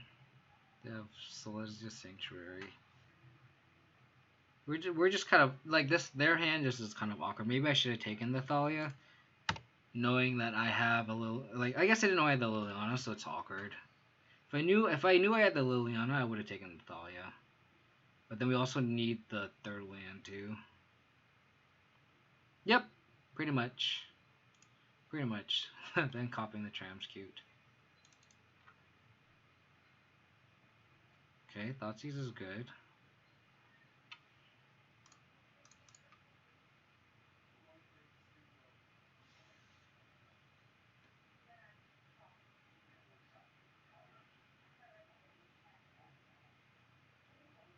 So I know the 4 cards in their hand. They could dry it into a Titan. So I think I need to play Tarmogoyf first. Into Thoughtseize. Oops. And just take the Titan with the Thoughtseize. And then just hope to race. Because this Triad shouldn't do anything in theory as long as they don't have a Primeval Titan. Or they don't top deck a Valakut. Yeah, that's fine.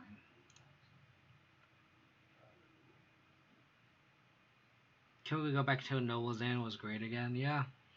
I wish Lingering Souls was still good, right? Like that's where we want to be, right? So I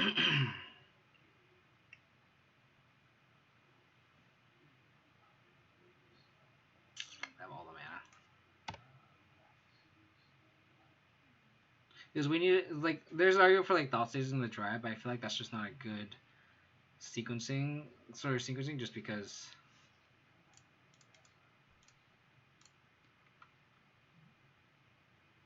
Elvish Reclaimer, Elder Gargaroth, Titan. Oh boy.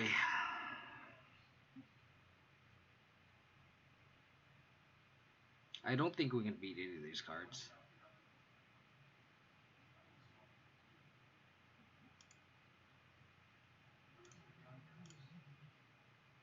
I think we're dead too.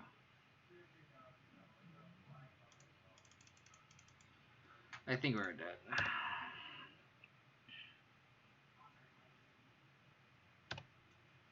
We just play the Gargaroth, and we need a.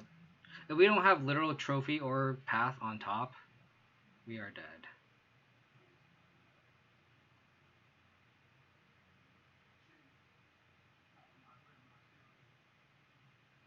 Because then them getting either a beast or B. Oh, they have Valakut. That's also just game 2. Yeah, I think we're just dead.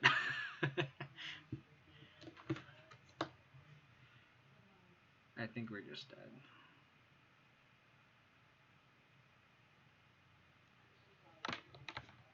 Can't even be path. Let's just pack it up. Pack it up, pack it up, pack it up.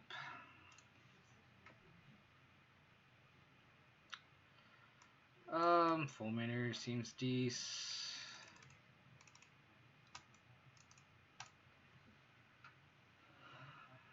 I guess we want Astrodox to stop the search because they have like a little Domrace call and stuff too.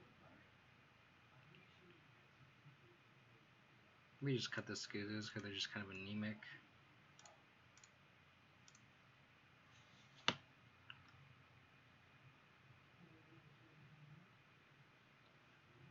Yeah. I don't think we're being Gatia. I don't think there's anything there. It's like Primeval Dryad. It's like I think Solid Primate is loose as an answer to Dryad. I think we have other means of removal too. Push Path and Trophy.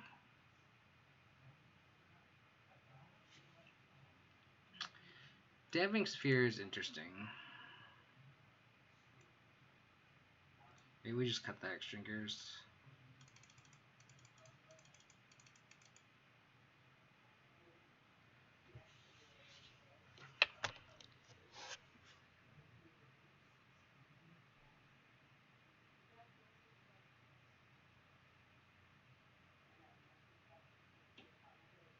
2 more cuts, kind of difficult.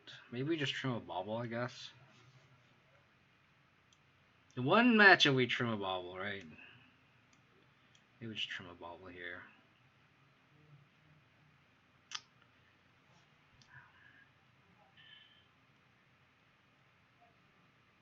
Didn't really ask me. I don't think Sphere is good. I guess we can just bring in 1. I agree that they don't bring that many bounce lands. They don't have that many bounce lands. I think you're right. So maybe we just don't bring in D-Sphere at all and just keep the bobble. That's just better.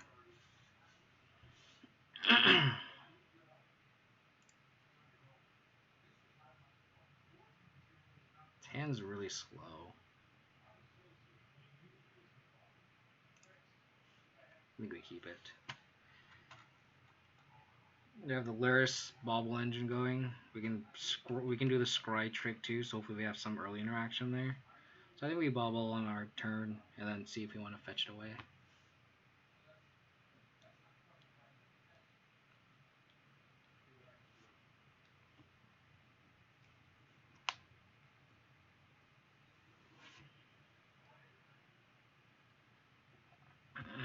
It sucks because this deck just destroys us.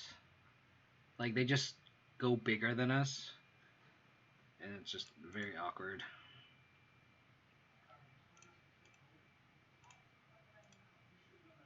Swamp.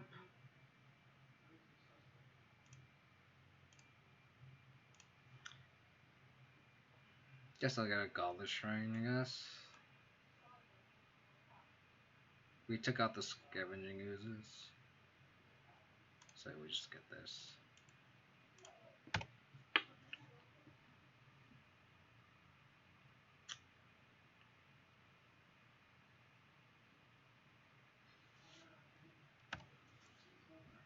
Tarmogoyf. Elvish Reclaimer. Sure.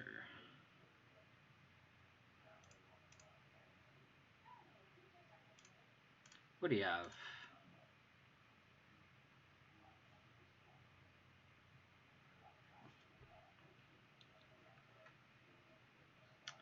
Tireless Tracker.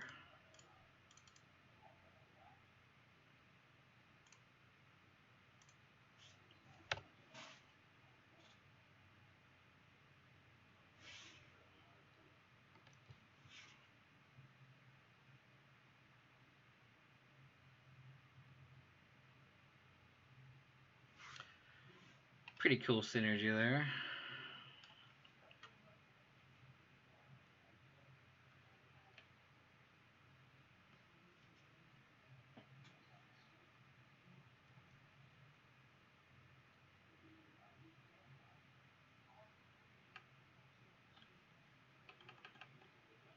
Kinda need Ashiok. Also, if they get a bounce line, we can just fulminate it, which is pretty decent. It just slows them down so much. Not having a fatal push for this is pretty bad.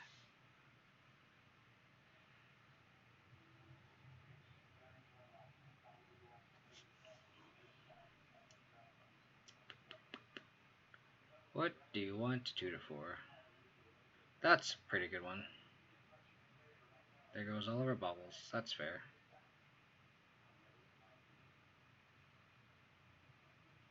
Stoneforge Mystic. Yeah, the deck is essentially just a better Greenway Valley town. That's a pretty good way to put it. How's it going, Mr. Jurassic Park? Hope you're having a good day.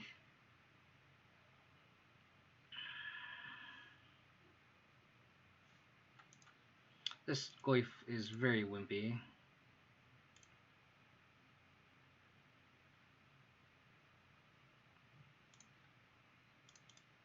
I think we're just gonna go Sword on Feast and Famine. And hopefully we can just aggro them out that way. I think that's our only chance of us winning the game. So we can like flash it in, attack with the Goyf, untap, maybe try to like fulminate something that's somewhat relevant.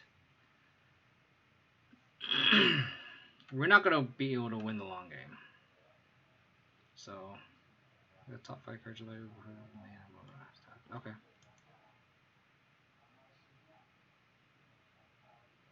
So they're stuck on lands. Good to know. So yeah, I think I'm just gonna flash this in. Tarmogoyf. And this is our avenue of victory here.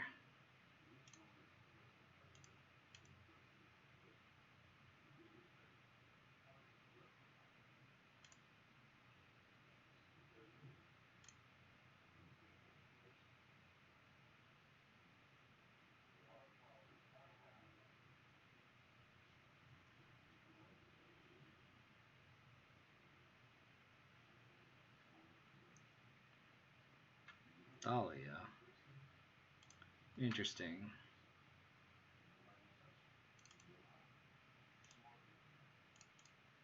I think we just fulminate here.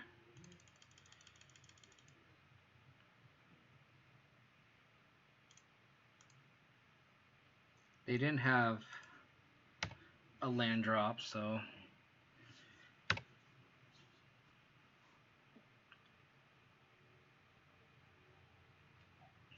you got a tracker.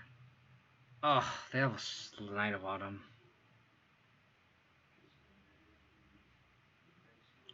Well, that goes our main game plan here. Wish we can bring back a sword with the Lurrus. Sadly, that is not the case. Stoneforge Mystic.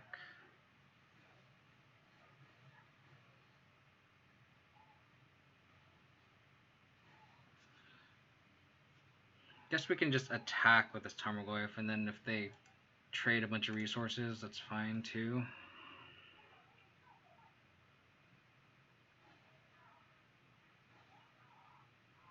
I think we need to get a sword though with this fetch.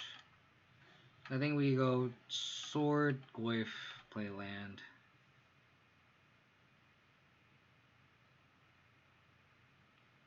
That Knight of Autumn was pretty decent, not gonna lie.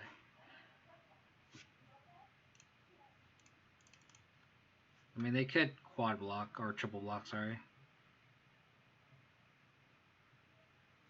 Seems good.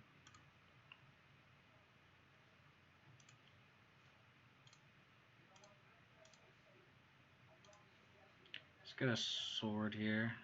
I don't see an argument for a Batter Skull. I think we just want the sword that just forces chump blocks. Play Goyf. Play land. Pass. And that way we can equip Goyf onto some sword onto something. Attack.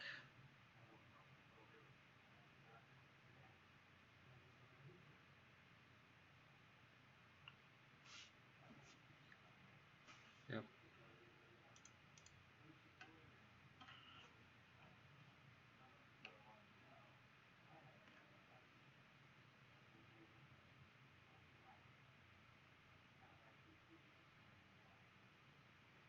Another Stoneforge Mystic.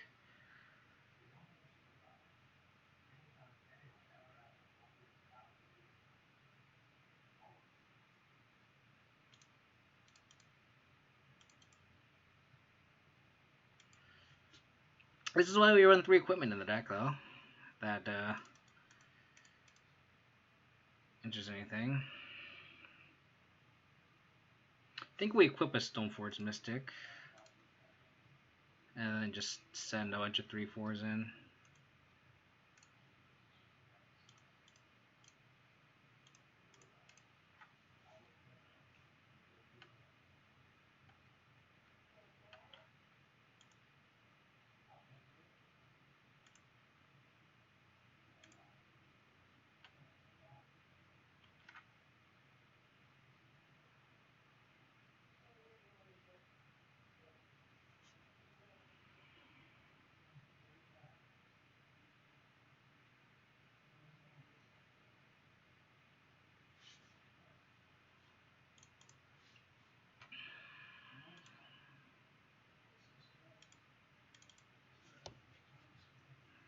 You draw It's funny enough, we need to dodge them having lands, which is kind of funny. And they could also just turn this guy into a 3/4.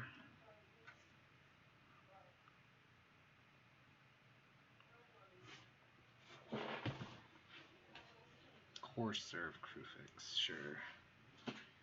There's the land. So I think here we need to equip the sword onto a Tarmogoyf now.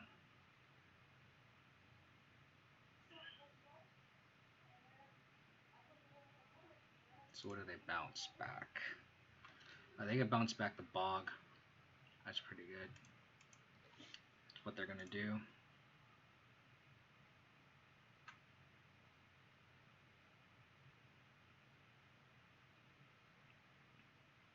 How's it going, the last god?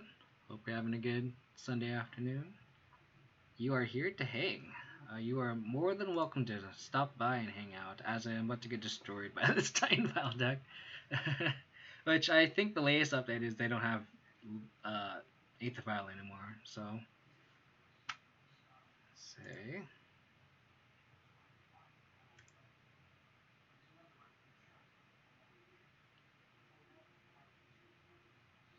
You can see them just cracking this, just to be more mana efficient. A good draw here would be a sorcery just to grow our Tarmogoyf to a 4/5.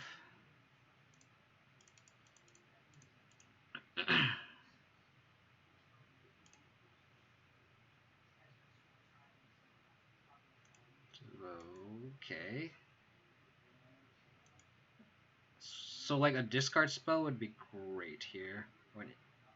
Thank you. Back goes Tarmogoyf.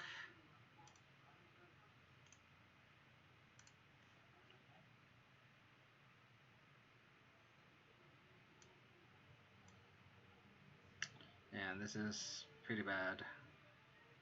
I think we're incentivized to take this Dryad here.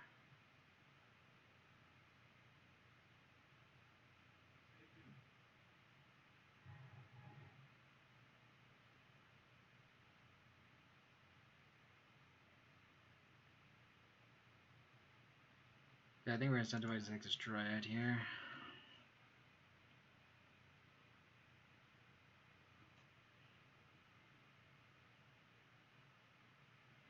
And then I guess I equip this sword into a Goyf and then just attack.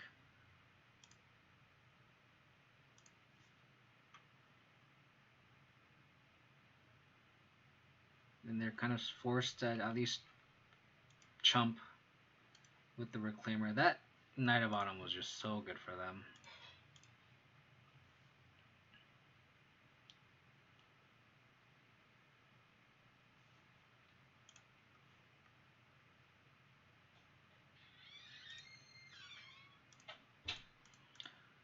Play Stoneboard Mystic.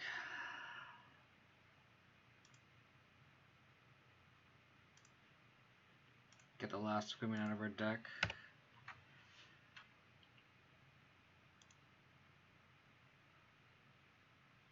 So they have Temple Garden and all these cards. I'll probably just play Titan. And just get Valakut, probably Unfield the Dead. And then we can't really win.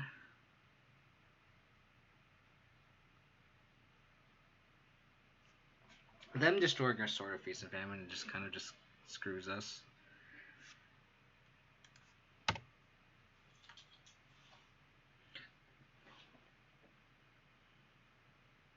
Jeskai Moonblade featuring Moon.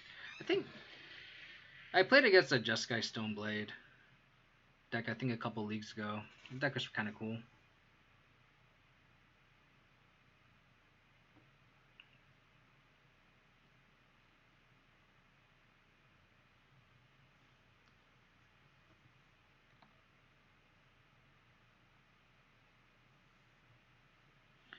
Tinkering with a Temur Breach deck.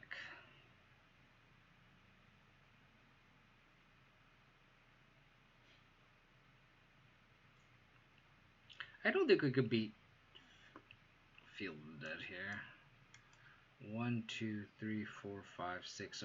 So this Windswept piece is gonna make zombies. I think we're just literally dead. I don't think we can win from this spot.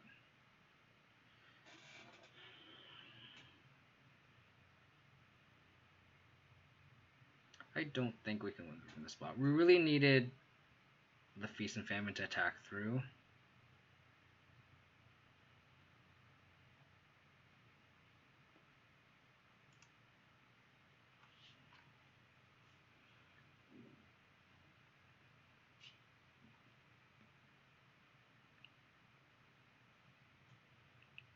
I guess we just play this Lurrus. Like, it's not like we're doing anything else with our mana.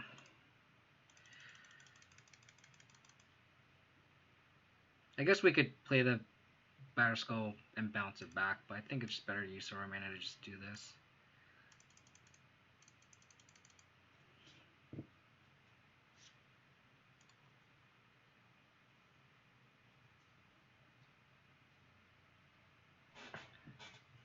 I might cut Cryptics though.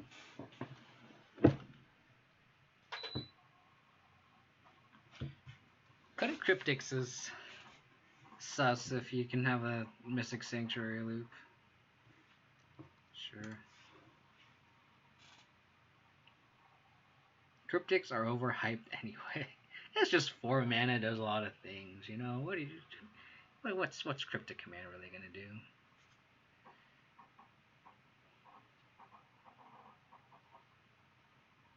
I think we're dead. I'll see what my next draw step is, but at this point I think we're pretty dead.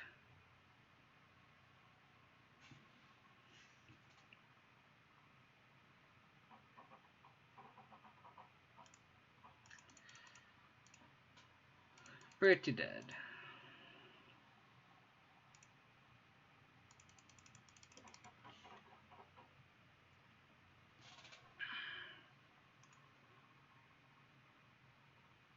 I guess this is a match where we kind of want Lingering Souls too, just to fly over all these zombies. I think I'm going to try that this next league. I'm going to play Lingering Souls over Veil of Summer.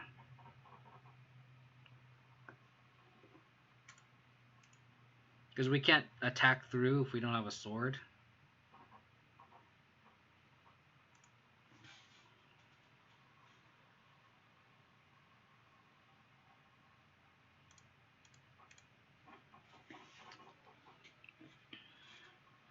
And here we just double block with Batterskull plus Tarmogoyf. Ugh, they have Dryad too? That's gross. Those you, they just have a shit ton of zombies. Yep.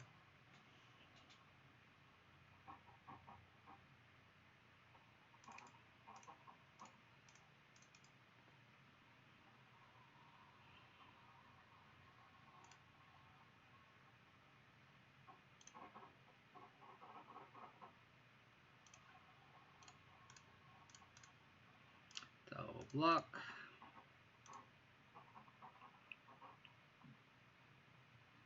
Hopefully they kill a Goyf and then we can just bring it back with the Lurrus, which they do. This is going to be actually an interesting game too, because like we can actually hold off their stuff too. If we can soup up this Batterskull.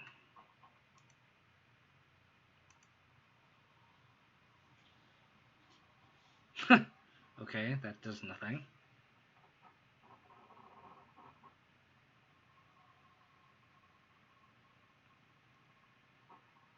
We can just replay Tarmogoyf.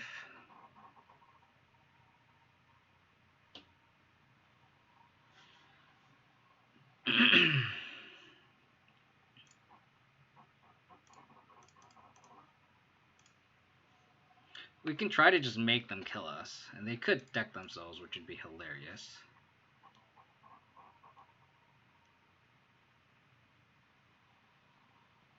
Tribal counts as different card type? Yes, it does. I don't know if Bitter Blossom is better than Lingering Souls, if that makes sense.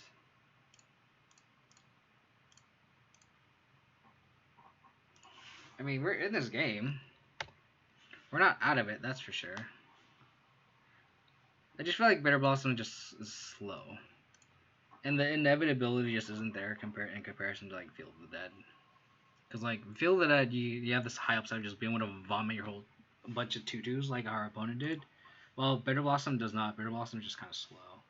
Like in contrast, like that's why I kind of want to try Lingering Soul instead of Veil of Summer. I don't know if we can keep up with all these zombies. That is my main concern. Our out is they actually don't realize how many cards they have in their deck and they just deck themselves. We cannot win through combat, that's for sure. Hey, I played Grow mid-range for a long time. I know exactly how you feel. Like Mystic Sanctuary, Tron Lands, Field of the Dead, Blast Zone, just all those cards make me play Blood Moon. I bought a couple foil Blood Moons for that reason too, so I know exactly how you feel. Okay, hopefully your opponent doesn't realize that they have 28 cards and they just kill themselves. And hopefully the Blast Zone doesn't do anything.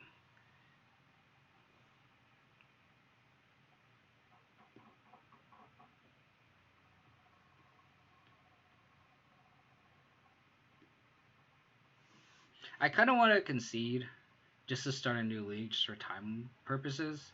So if anyone wants me to just do that, I am more than happy to do that. Because I feel like this game is pretty much over.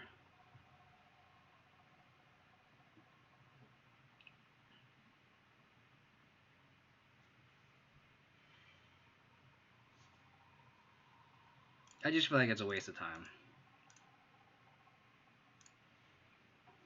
Equip this. I'll probably Blast Zone up to 3. Kill a Lurrus, Sword, and Leona. I just don't know if this is worth watching because I feel like I'm like sub. Ooh, Eon 2. So we're gonna kill Argois and Stoneforge Mystic. Maybe I'll play a couple more turns. I feel like they're close to killing me.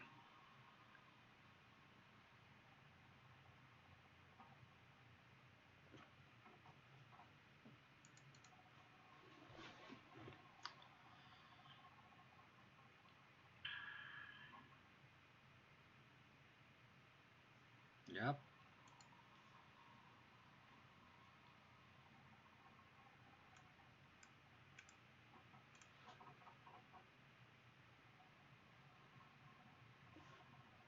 What's the math?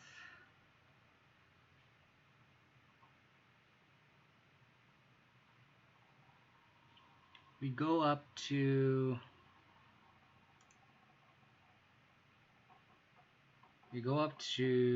22. We take 16.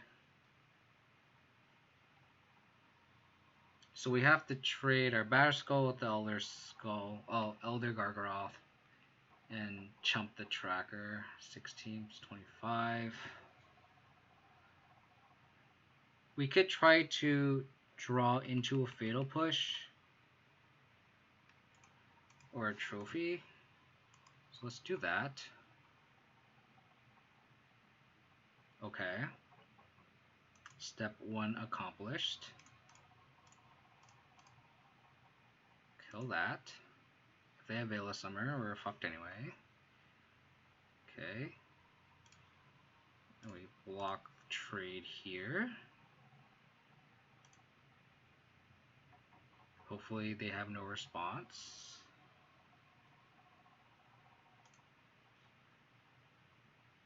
Okay. 1, 2, 3, 4, 5, 1. So we need another land. We can equip our Lurrus with Batterskull and Sword and attack. Okay. To gain us the most life back.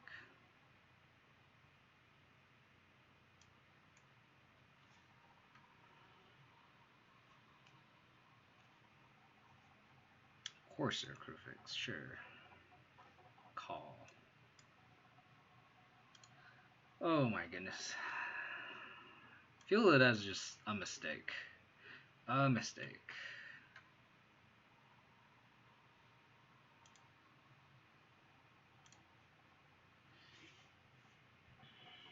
I'm just going to concede. And we're going to go start the next league. Sadly, we went off 2-3, but we're going to start off a new league after this. I'm going to use the bathroom real quick. Appreciate everyone for tuning in. I will be right back in a couple minutes. Give me a second.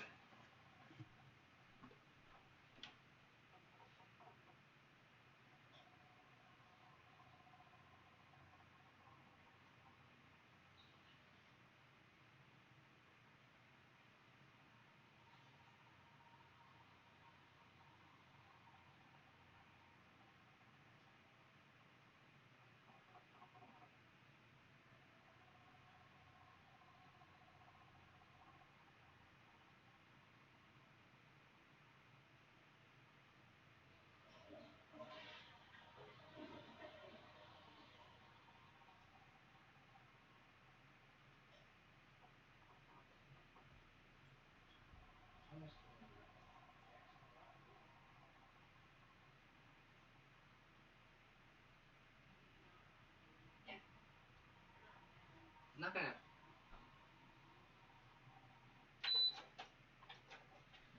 That's unfortunate.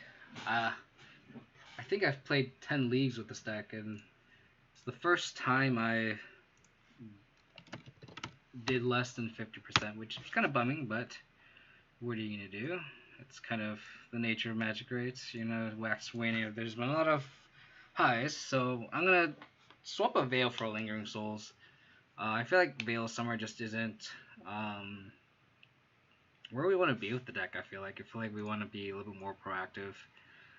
There's a lot of situations where board states kind of get gummed up like that situation, and I feel like Lingering Souls would have been good there. I don't think it's a main deckable card. I think Lingering Souls just isn't great in a lot of matchups, even against like prowess decks. Like it's just not that great. So I think I'm gonna play this Lingering Souls on the sideboard and kind of try that again and just go back at it. But yeah, I appreciate everyone for tuning in. I think on my OBS it says 21 viewers, so appreciate everyone for hanging out. Hope you guys are having a great afternoon. If you guys want to support my channel, you guys can follow me on Twitch. It's twitch.tv/KODiamonds. You guys can follow me on Twitter if you guys want up to date stream updates. It's twitter.com/KODiamonds22. And then you guys can, if you guys want to look back at my old YouTube content, it's youtube.com/KODiamonds. That's where you can see more Abzan action. This sounds awkward because of no white source for the Stoneforge Mystic, but I think it's a keep nonetheless. I think we're going to bobble our opponent to get the most information and Thoughtseize them. Hopefully not against a discard deck. Expedition map. We're against Tron. Hopefully draw a white source. It's not the Tron we thought it would be. Natural Tron with a map, so they'll probably get a blue source.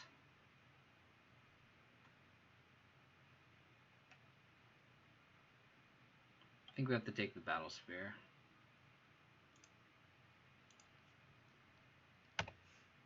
Wow. The one card I do miss, dang it, no white source. The one card I do miss in this deck is Collector Oof. That's the one card I do miss. Thank goodness. Get a Temple Garden.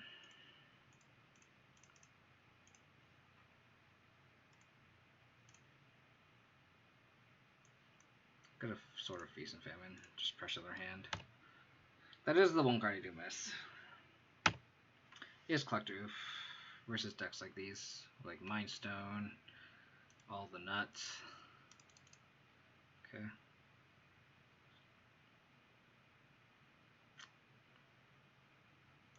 They don't have Remand up, so I kind of want to play as Liliana. But we aren't pressuring them either. But I think I do want to get this Liliana on board, just to get it under counter magic. Probably pitch the Blooming Marsh. You don't need a third a fourth green source. Kind of want the untapped source, if anything. I guess I could have pitched the Fatal Push because it doesn't do anything. Maybe that's a better pitch.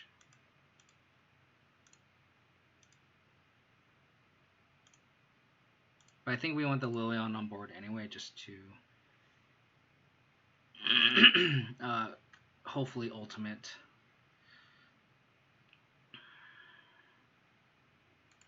Academy Ruins. So they have the blue source. That's what that's signaling to me. They have the island. Yep.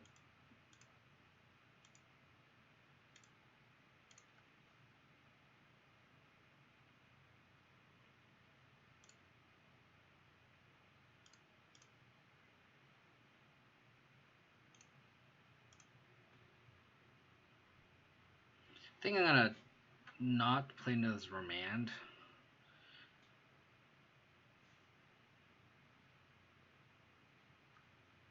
Discard the Search. Or the Thirst, excuse me. Which is actually pretty decent for us. So we're going to play the Flash in the Sword and the turn. Untap it. I have another Thirst. Repeal.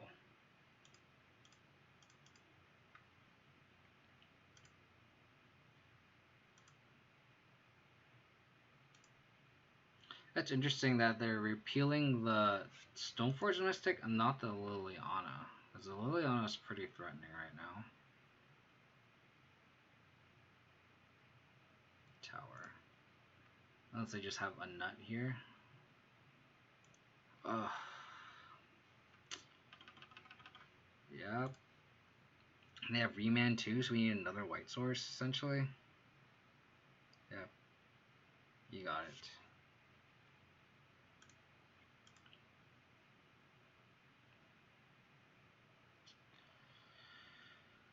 Okay. If we draw a trophy, that'd be pretty decent. It's just a matter of, do I trophy the Karn or the Spyglass? Probably just have to trophy the Karn at this point.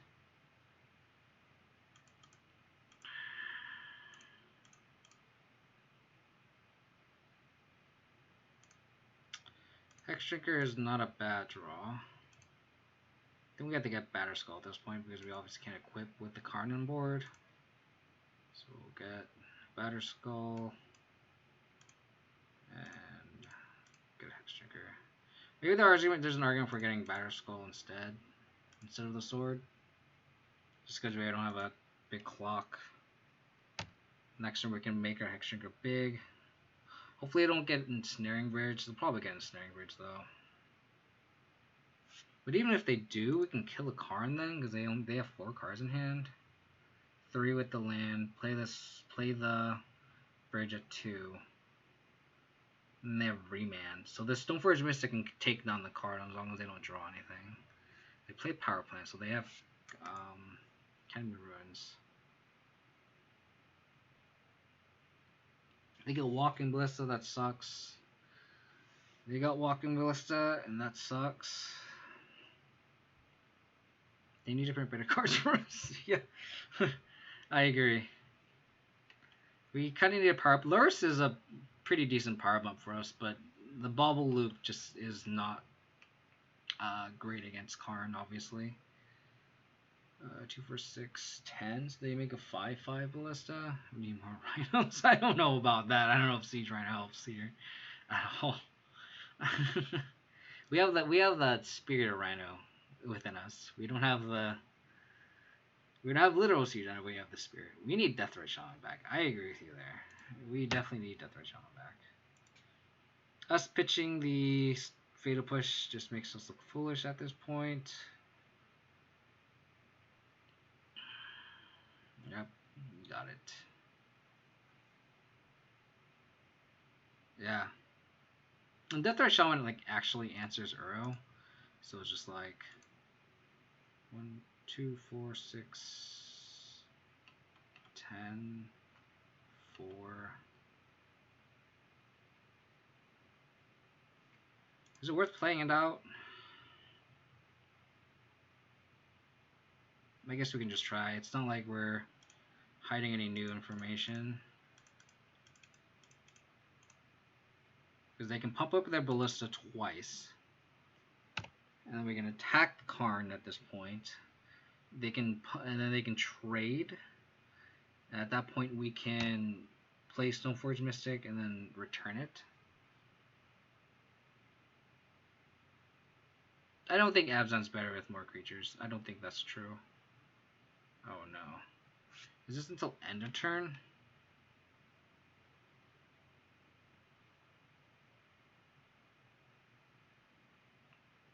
Until your next turn.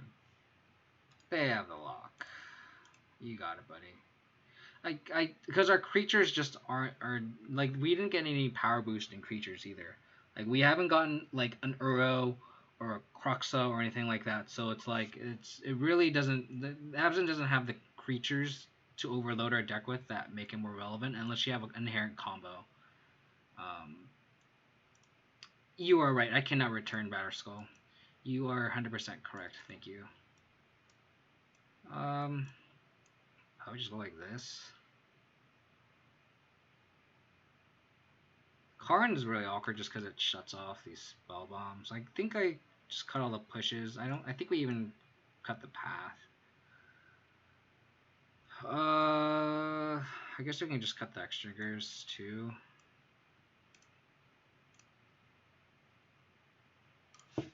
I don't know how much I like Ashok in this matchup.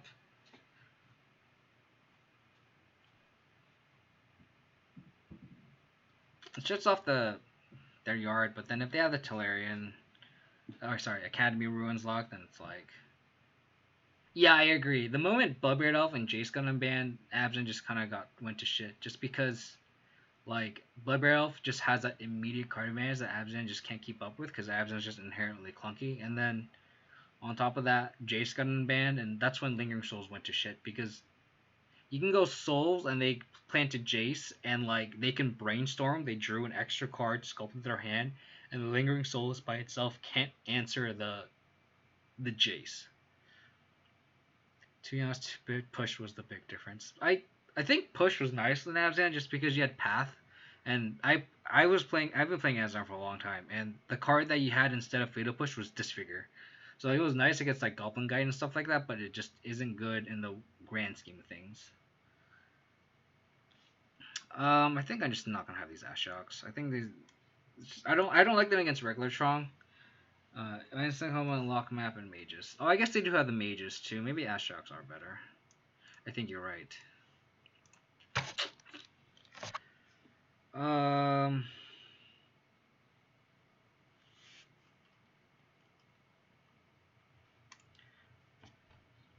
Maybe we just trim a Bauble against the Karn deck. And then we just cut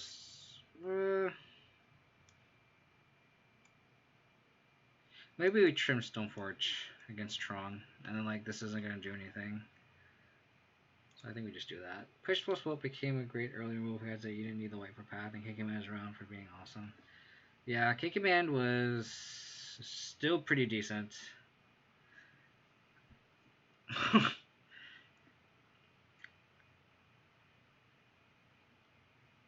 Sure. How greedy do you want to be, chat? How greedy do we want to be?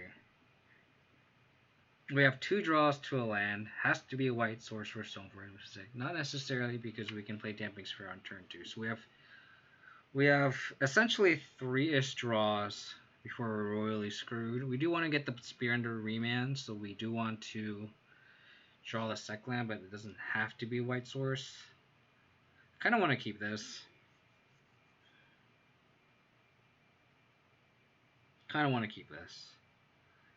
Let's just keep it. Yeah, just for me to play Go, I had to go to Force Sea Shadow. Goleaf actually I think is in a good spot right now, just because Prowess is so popular. Like, just it being really good against. I kind of don't want to Thoughtseize. I want to take this card, but I feel like we just have to.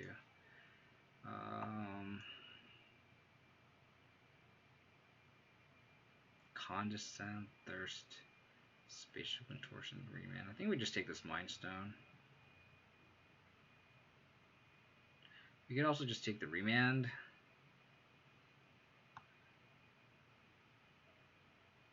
I kind of just want to take this Mind Stone just to keep them off mana. Land. Damn it. Well, that makes me taking the Mind Stone kind of foolish. Okay, well, now our hand is entirely uncastable. Didn't want to play Jund since I didn't like Bobs much. I mean, Jund, nowadays, Jund doesn't even play Bob, so I think it's a wash there. Alrighty.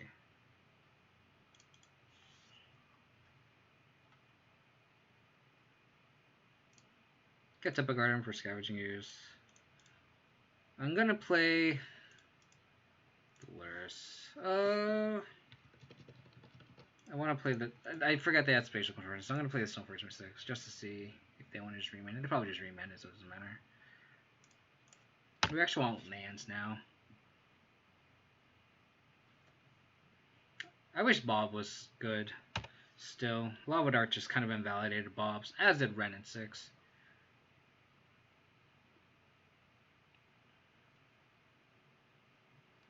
So they have Condescend. So we're gonna play this Stoneforge Mystic, and it's probably gonna get Condescended.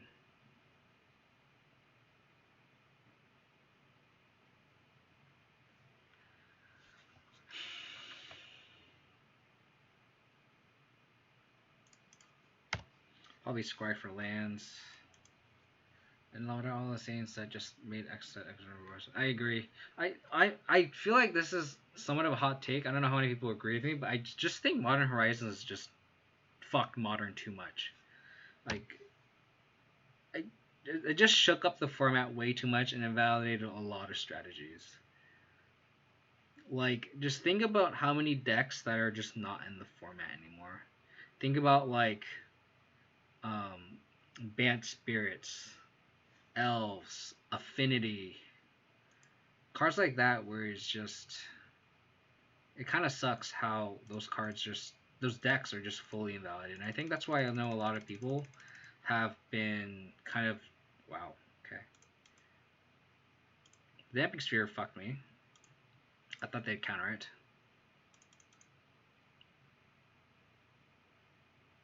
It's fine. I should have played this Stoneforge Mystic. Like, I think that's why a lot of people I know just are off Modern now, just because, like, all your decks that you have played just, and you, like, invested, like, your hard work money into is just, like, invalidated. Like, and you can say the same for my deck too. I'm kind of just jamming it just because I like this deck so much, but, like, just in general, it's just kind of sad how much the power creep has sunk into the point where just a lot of decks just aren't playable anymore, and that's kind of sad. I think you're just gonna double spell.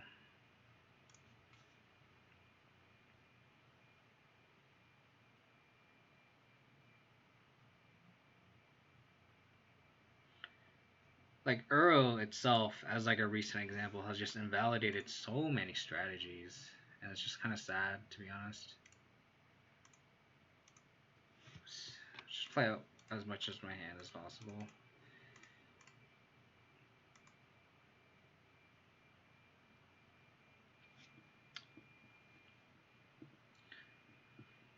I invested into birds and river reach, and looting gets banned. Yeah. I mean, looting kind of is pushing on the brinks of just being too powerful, right? Like, I don't know any of the cards in their hand.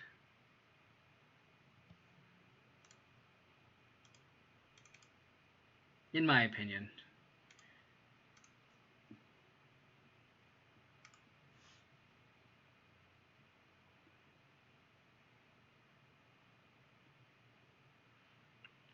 Just that flashback, like, Careful Steady is already kind of overpowered, and the fact that you have flashback on it is just too good. Yeah, and I think that's the thing. I think they're So the thing about how they're handling the ban list is I just don't understand why they aren't just doing a watch list. That aspect I just don't understand. Like what is right now, right? Let's just say they came out on Monday and was like, "Hey, we have a watch list. We are scared of X, Y, and Z. We are scared of Uro. We are scared of Mystic Sanctuary." Like, I don't understand why that is so bad. That just doesn't make any sense to me.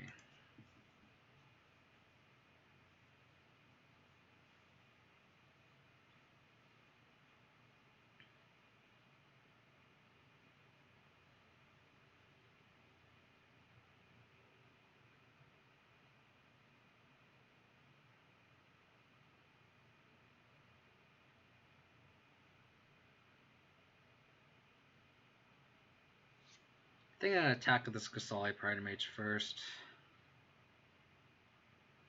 And I feel like I have to kind of trophy the Academy ruins.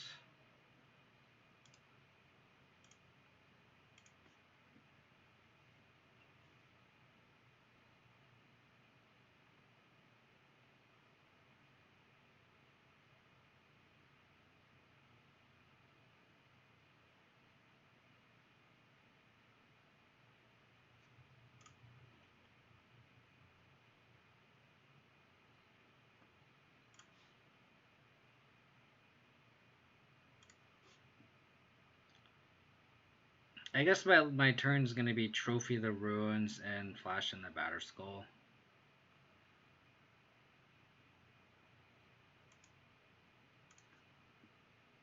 And then crack the Pride Mage if I need to.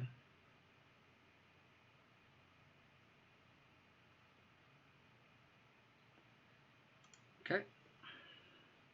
Here I'll have to say Croxa or Unveil shouldn't be made. I think Croxa is actually fine. Croxa is like, I feel like is nicely designed. Just based on the abilities and what it does. I think it's very, very, very pushed. I think it's very, very good, but I don't think it's oppressive. And I think that's what you want out of like card design, right? You want cards that are good but not oppressive. And I think that's where Modern is right now, where it's kind of sad that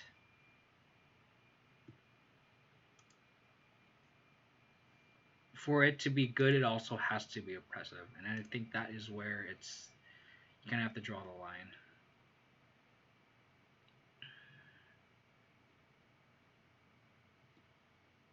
Okay.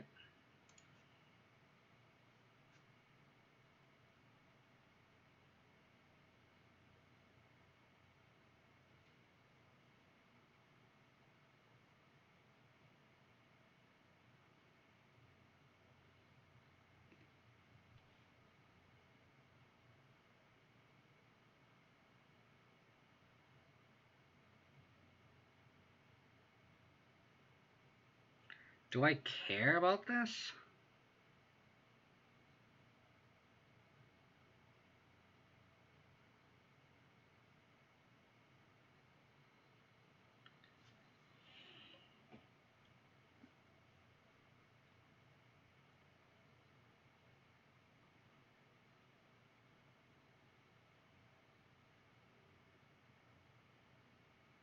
They're gonna shoot it down, right?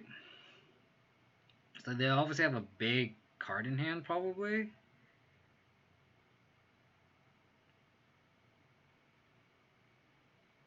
think I'll let this go. And if they want to kill it with the ballista, sure.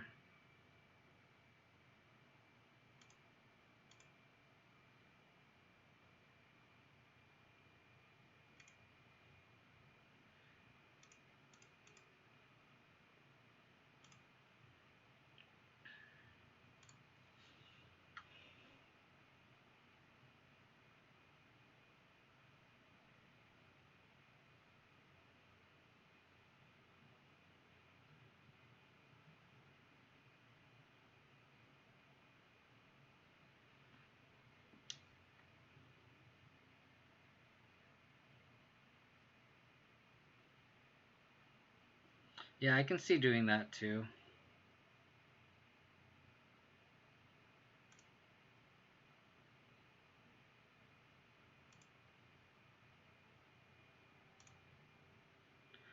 Let's just kill it. And then if they kill the damping sphere in response, I feel like we can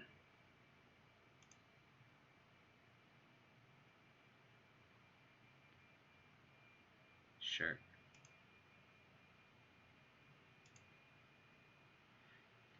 And I think we trophy this Karn.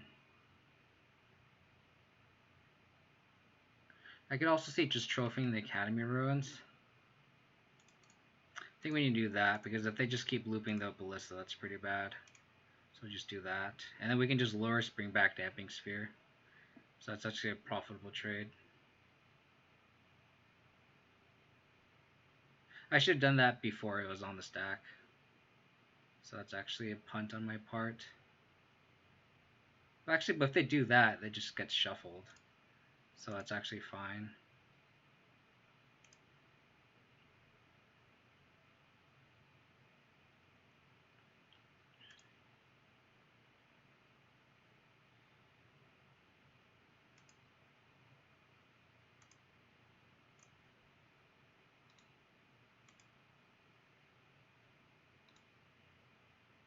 All of the Karn.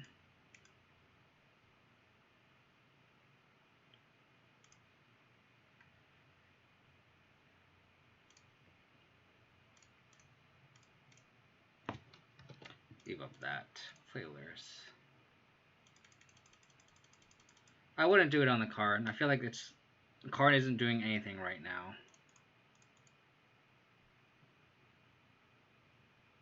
I'll play the Damping Sphere. Honestly, it's all good. Maybe what exiles is weird creatures is a creature. I like it so far. It's fine.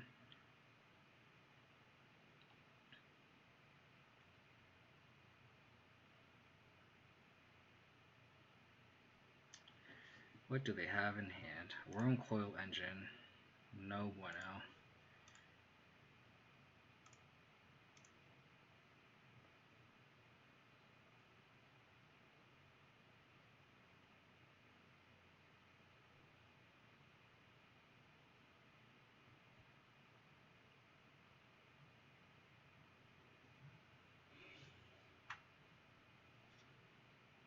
I think we bring back Lurrus. Sorry, bring back Pride Mage, attack.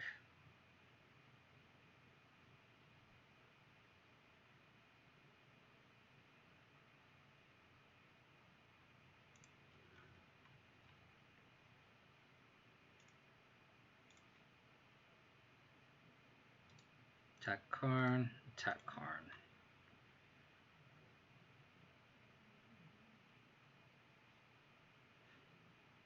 And then we can kill whatever creature. We can just kill a Worm Coil after blocks.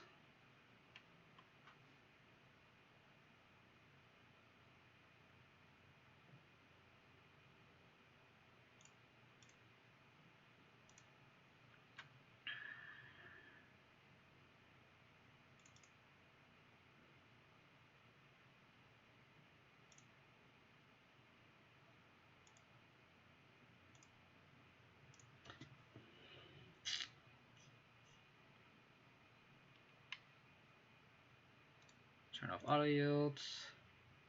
It's fine.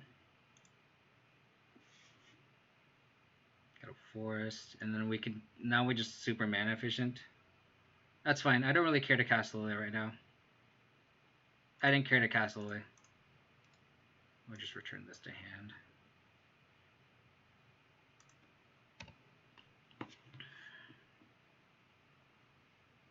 I didn't really care to cast Lily, which is why I don't care. Sure. We just need to dodge a couple straw steps. Triome.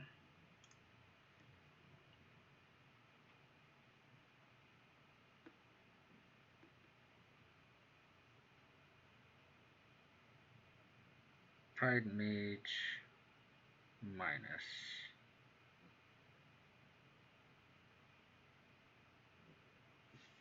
I think I can Liliana minus them.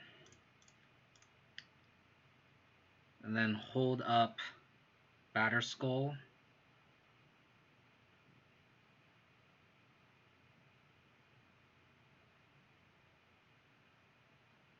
We can't utilize the Lurrus, which sucks. I guess we can.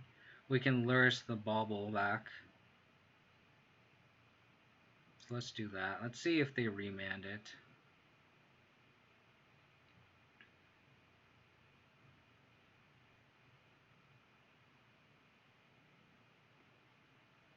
But I feel like I don't care if this gets condescended too much. Like, I don't think I care too much about it. Because I'd rather get a free draw and play the Batter Skull too.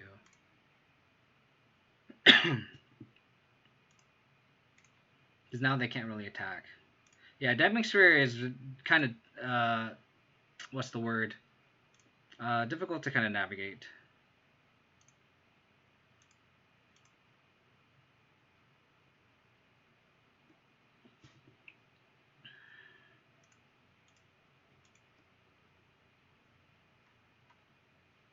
I think we take this.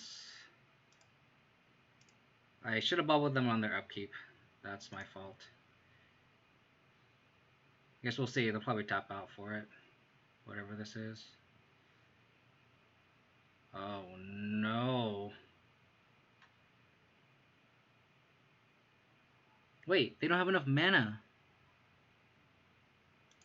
That's greedy. Okay. What's their next draw? Expedition map. Sounds good to me. That is very greedy. Why did we bounce? So I can counterattack? And now we can lure the Kasali Pride Mage, the Mindslaver away. That's kind of foolish for them to do that. Tarmogoyf.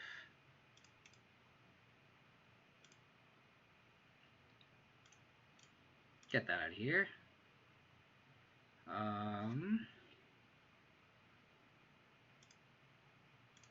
Attack with this Batter Skull.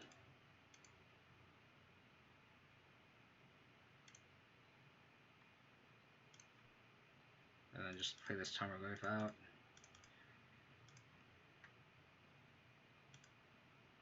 And then now we can start just... This Kasali Pride Mage is just absolute gasoline right now. Pride Mage tech, yes. Yes. The Pride Mage tech is happening. It is happening. Sure.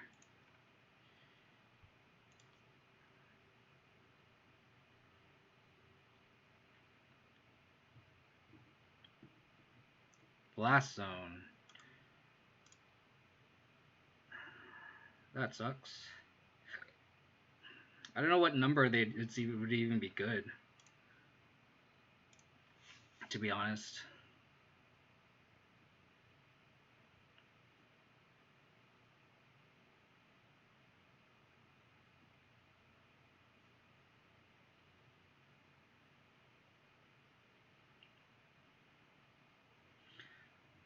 I get Kasali Pride Mage. Pride Mage the Death Toucher away.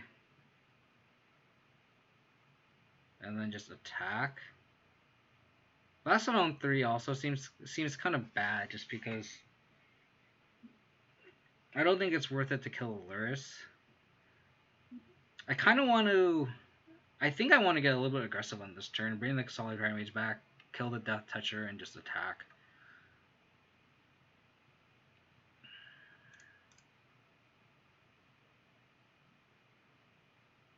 I think that's better. I don't want to trade anything. Kill this.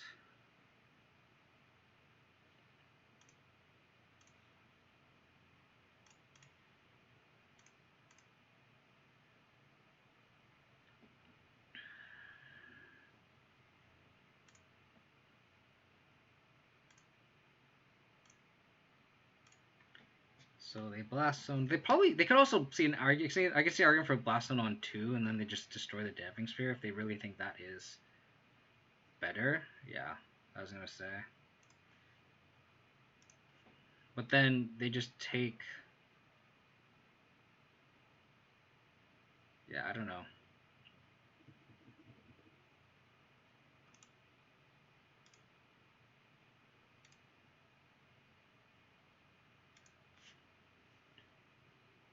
Blast Zone on 2.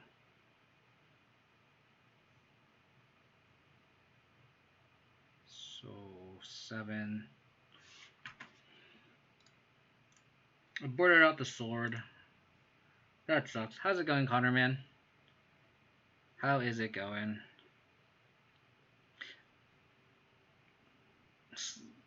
Knowing there'd be easy onto me, attacking Lurrus is right there since we have a second Lurrus as backup. I could be wrong. I don't know. I kind of want to keep the Lurrus in hand just so it gives them an incentive to put up Blast Zone on 3.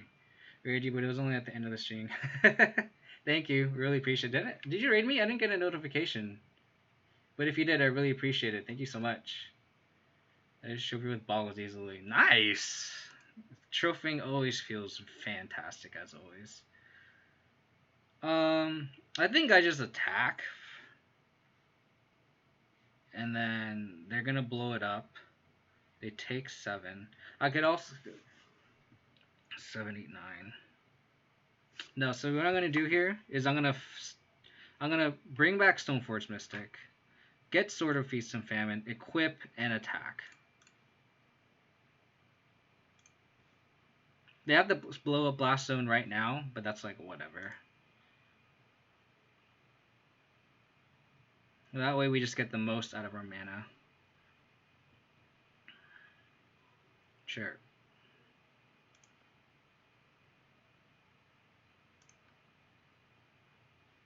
Yes.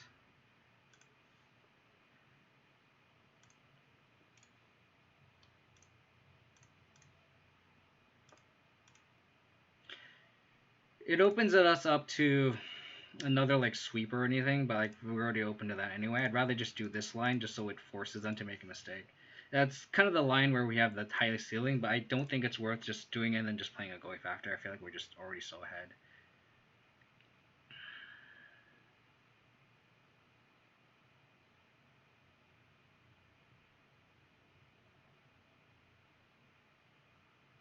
Ballista?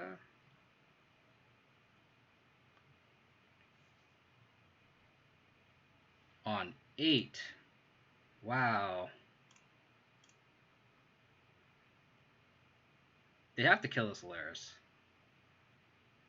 They have to kill it now. I was going to say.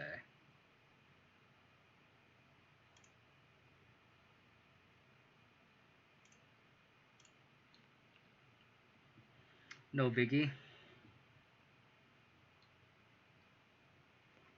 No biggie.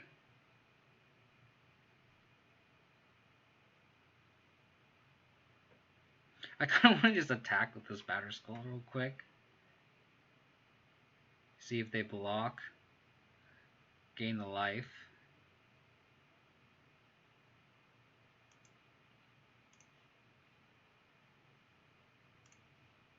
I don't think it's worth equipping. They're just going to kill it. This is just a free gain 6, or gain 4 life here.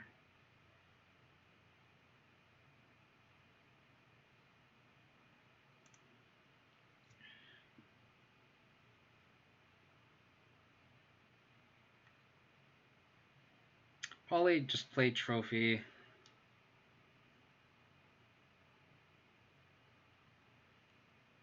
Trophy, play Lurrus. Trophy, play Goyf. Equip Sword, I think is the line here.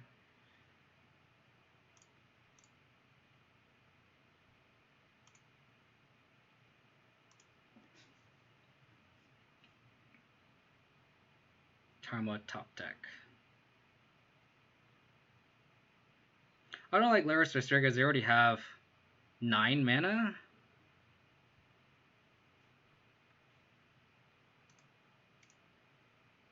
It's going to be 10 after the Trophy. Yeah, I don't think the Damping Sphere is necessary at this point. So...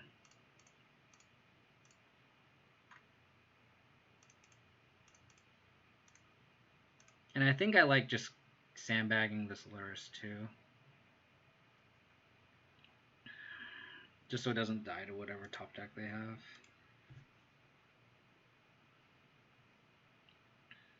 This is a crazy game. I have 5 minutes left too. I have to start playing a little bit faster. Okay.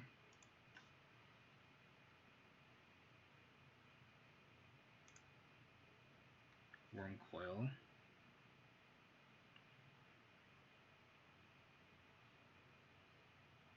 I just go like this.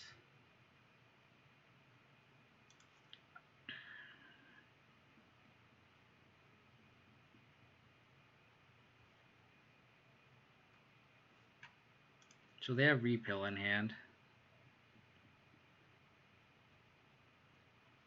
Repeal and map.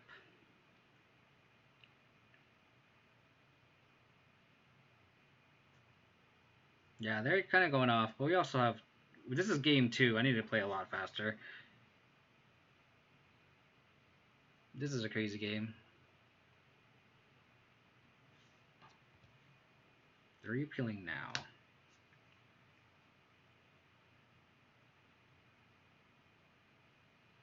Yeah, boarding out the Sword of Fire Nest was definitely not the best.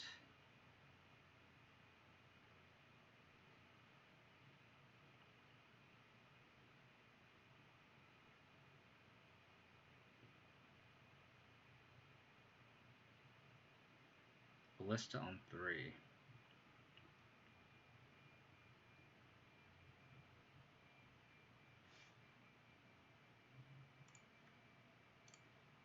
It's Inquisition first.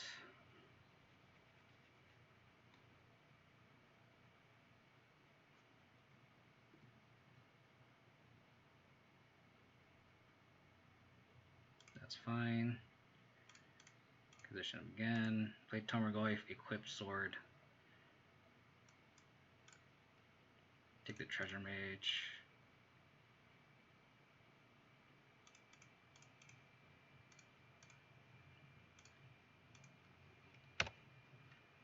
Two, 4, 10, 12, 14, 19. So it could be a 7/7. Ballista could be a 7/7.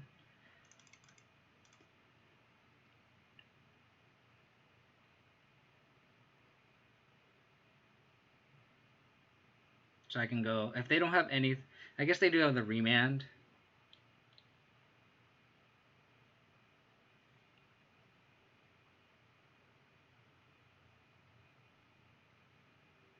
But I can go Inquisition the next turn, Lurrus, bring back Kasali Pride Mage, and pop the Ballista.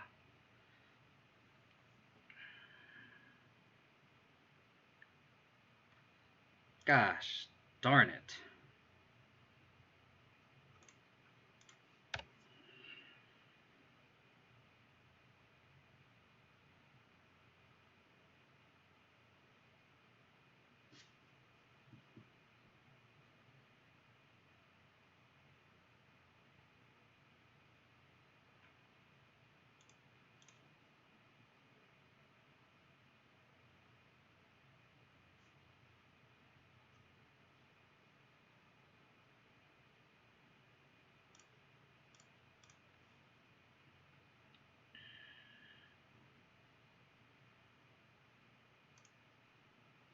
Sorry, I'm gonna have to play a little bit faster here. So I'm just gonna not really interact with chat right now.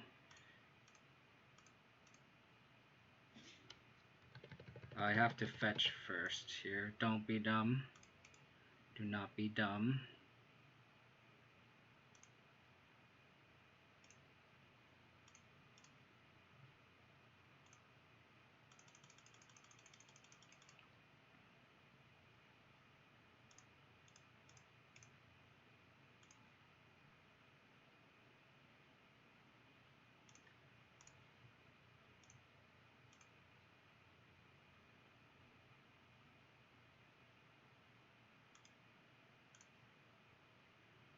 Attack opponent here.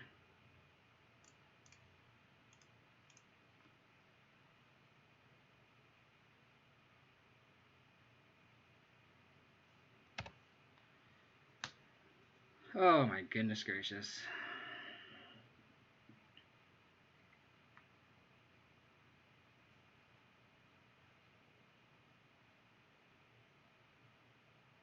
Their top decks are just so wild. And then they could probably Karn for a Worm Coil.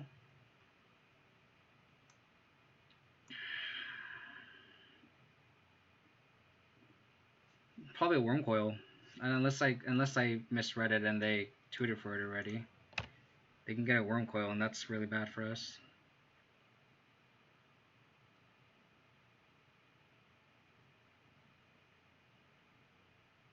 Yeah.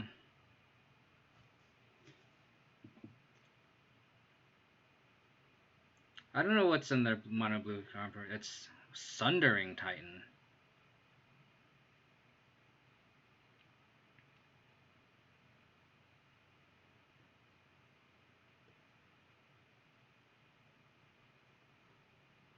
Liliana of the Veil. Assassin's Trophy. One time. One time. Come on. Come on, deck. Assassin's Trophy.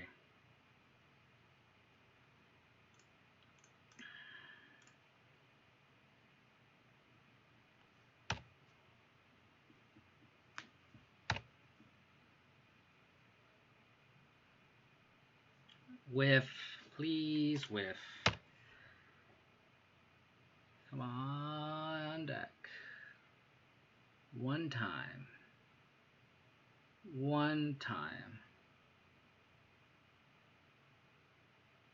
Okay. Okay. Okay.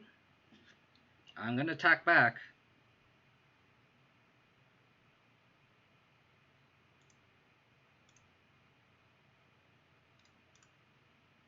I'll let you, buddy.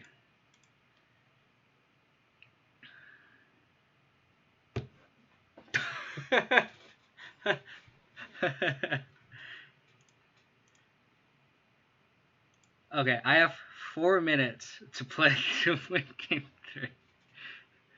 3. I cannot look at chat right now. I'm sorry. Great hand. Great hand. Time is the ultimate opponent here. Map. You got it, buddy. You got it. Fulminant Rage. Good draw. Remand, Thirst and all that Cyclonic Rift. I don't care. I'm taking a remand.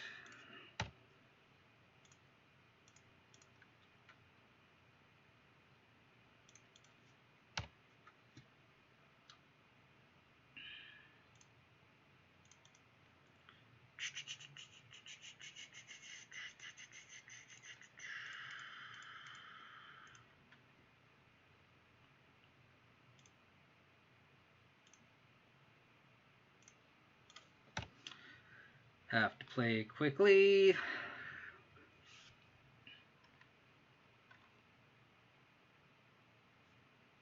Okay.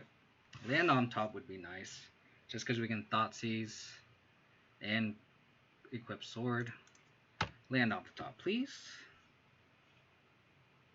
Thank you, deck. I'm going to play this on top first, just in case I have a removal spell for it. Thoughtseize them. I could also see just fulminating them, but I kind of want to just do this first. Yep.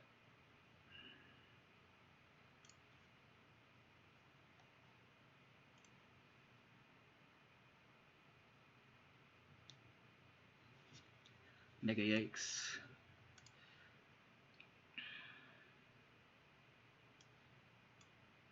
Maybe I was supposed to Liliana first.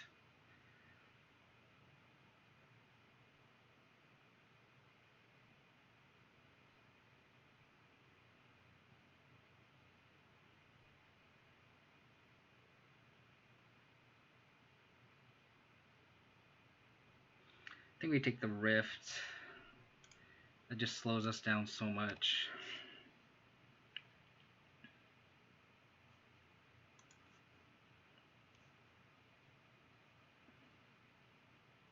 And then we can go land, equip.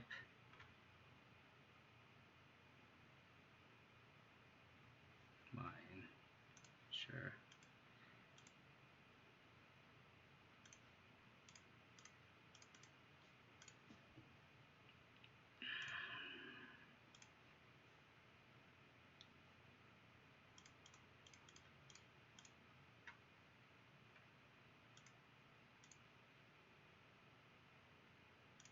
Yeah, I agree. I'm gonna mage them this turn. That is the plan.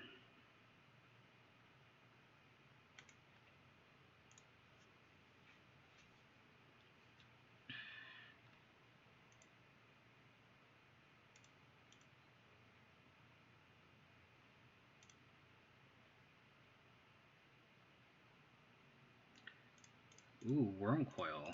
They discard the worm coil. Oops.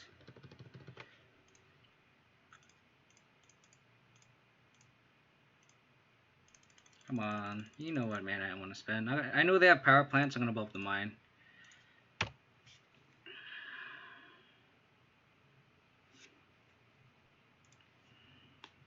They have another Cyclonic Rift. That sucks. Island. Map. Okay.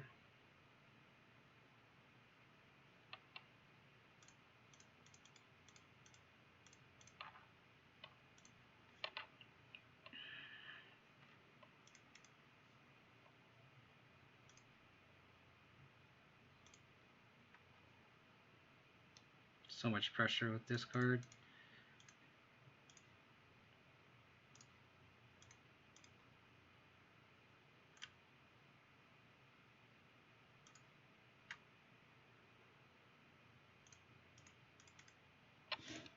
Ugh. I was stop at the damage step.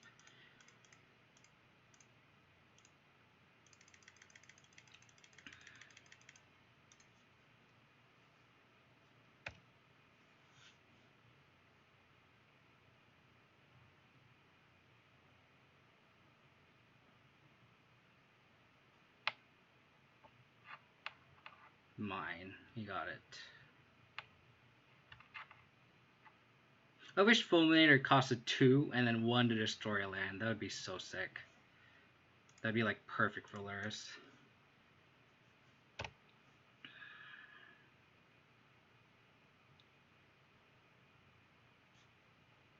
Remove the damage step.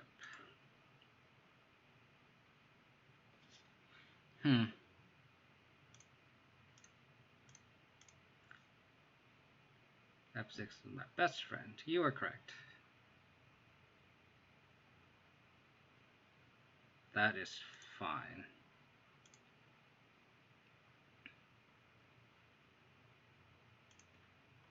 Cool.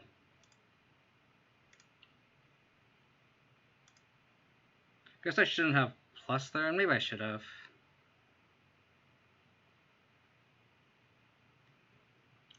I think I want the clock, so I think I'm just going to take out the Ashiok.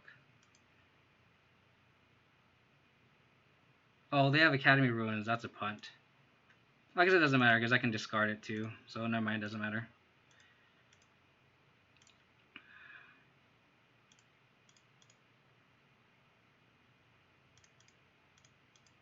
Come on, deck. Come on, mouse. Mouse, mouse, mouse. Come on, let's go. F6. Just have lands off the top. Just lands. That's fine. 2-turn clock here. 2-turn clock.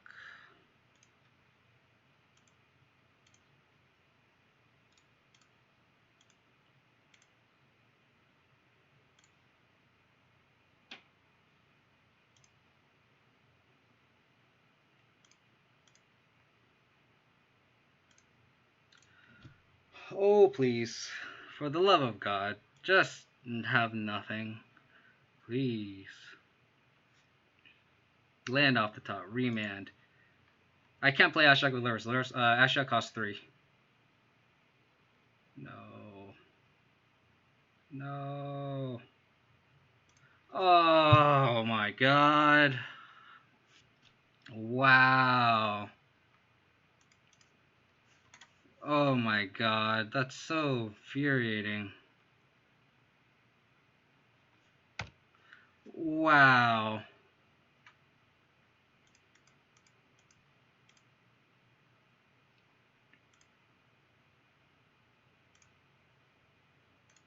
Oh my goodness gracious.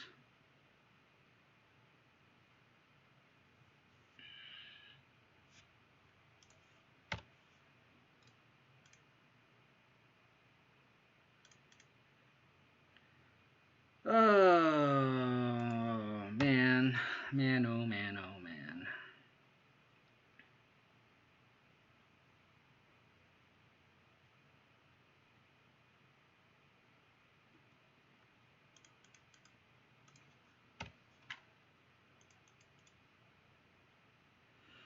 Man, oh man.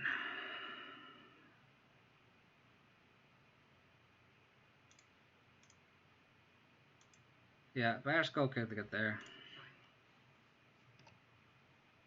Walking Ballista.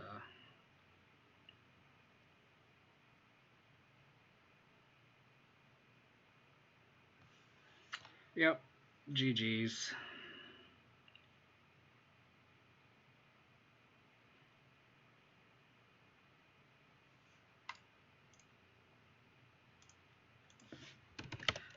I had to dodge the one moving draw.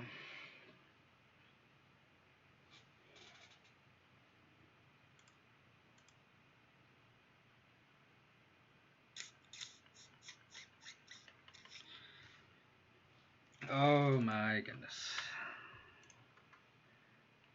What a game. Yeah, they just drew very, very well game 2, and we luckily won game 2, and then they just had a good hand game 3. And their hand was awful too. They had no Tron pieces, so it is what it is. I'm gonna use the bathroom real quick, and I'm gonna bring it back.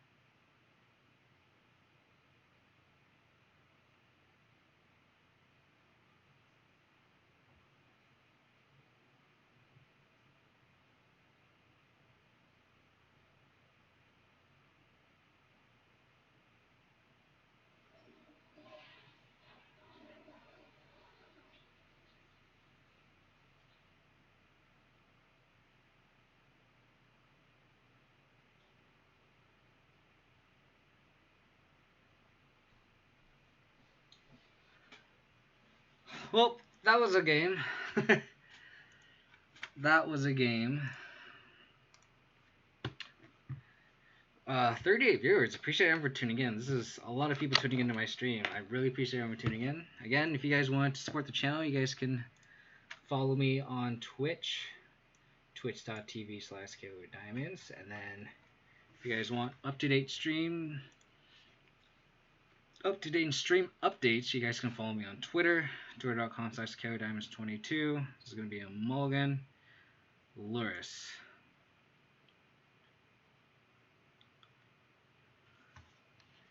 I think I just let them all win this. Like, there's so many avenues of just losing the game. Lurrus, probably bottom the Liliana here. I could also just see bottom then bobble. Probably just bottom the bobble here at this point. It's just, hopefully we just have a green source off top. Hopefully we don't lose that much tempo with these Thoughtseizes. So it's black-red prowess. Guess we just take Thoughtseize. They don't have black mana actually, so I think I just take the Soulscar Mage. I could also just take in Swift Sphere. I think I take the Soulscar Mage just to protect. But then again, I think we also just want to protect our Turmoil. Maybe it's just better to take the Swift Sphere.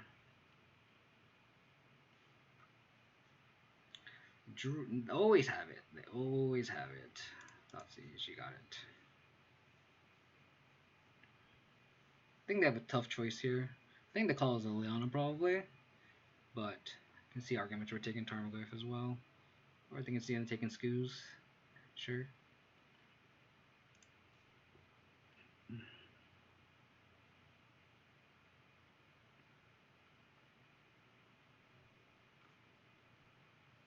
The thing is do I want to set up this Liliana?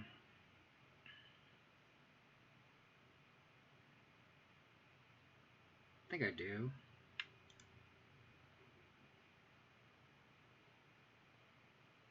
I think I do.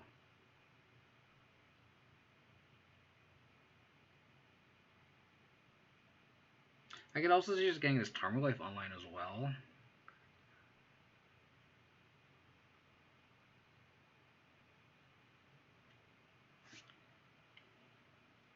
I think I like getting this Tarmogoyf online. And just have them on the back foot.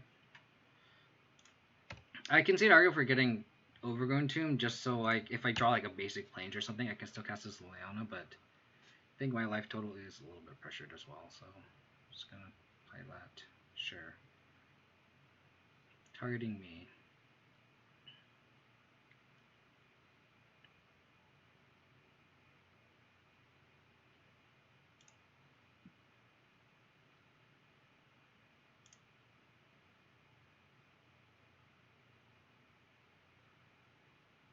Sure.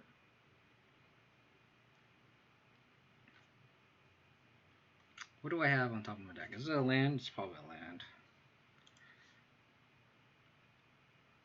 Oh, figured. Guess I'll play the Triome. And I think we just try to race here.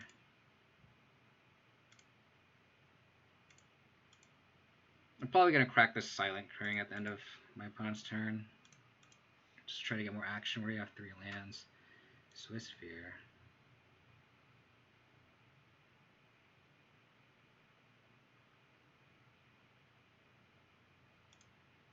Yep.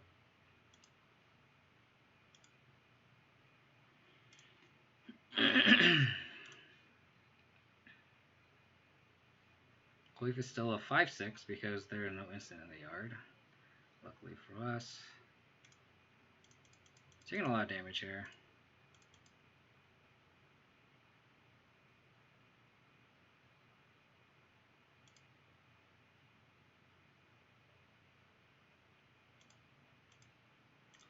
Kind of need a Fatal Push or just another removal spell, obviously.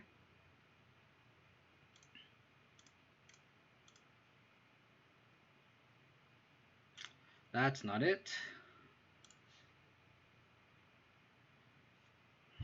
That's not it either. Play Scholar Shrine because they know about it and pass the turn. Kind of have to be on defense now.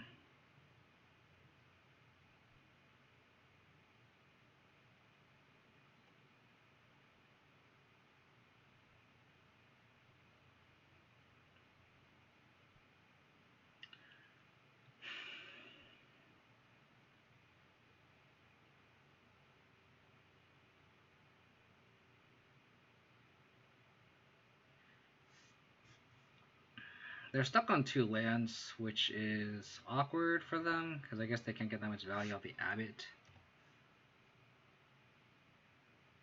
Metamorphose. So now I can't really attack either. Yep. So I don't know any of the cards in their hand. Lurrus.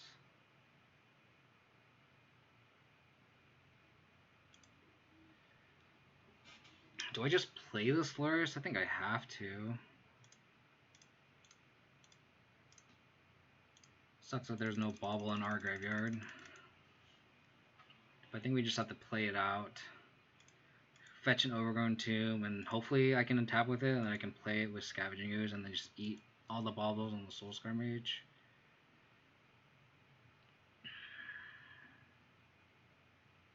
They could also just Cling. But if they spend the whole turn Cling to Dusting my Scavenging Ooze, I think I'm okay with that. Yeah, they spend the whole turn.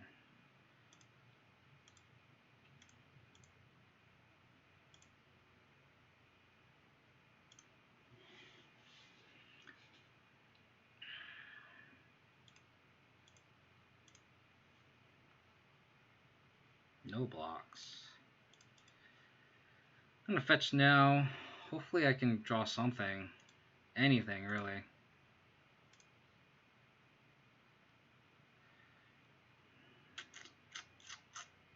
Untapping with this Lurrus is so good, but like we just aren't capitalizing on it.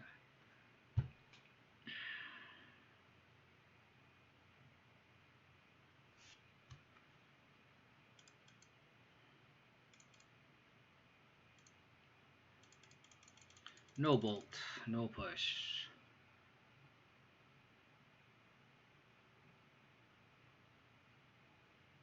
No. Okay. Don't push, no push. Just have discard spells in hand, please. Thought sees me. Yep.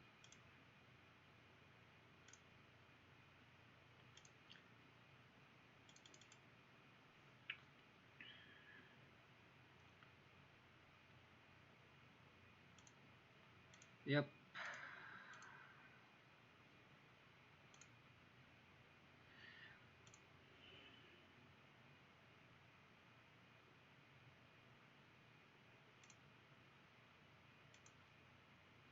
So now we're just dead to any burn spell. Block that. I think we're just dead to anything, so we just block the card with the most power.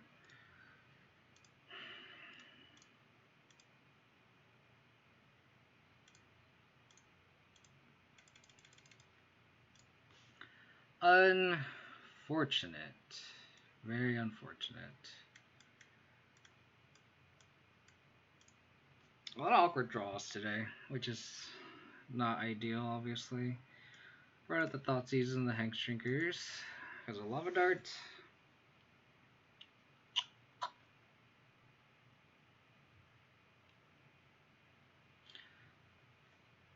It's just more Lingering Souls. See how Lingering Souls plays out.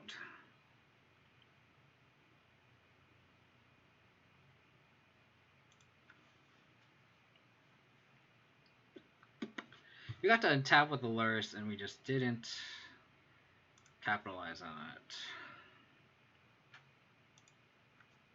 it. They had 2 bubbles and we had none. Man, my deck just does not want to cooperate today. Does not want to cooperate today.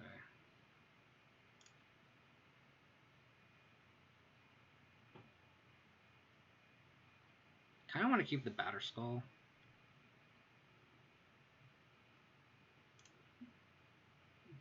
But I think we just have to go like this.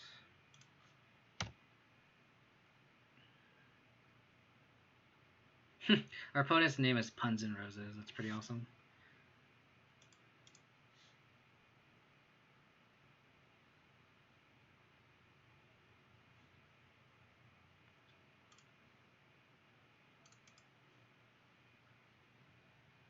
Have to push this just to be mana efficient.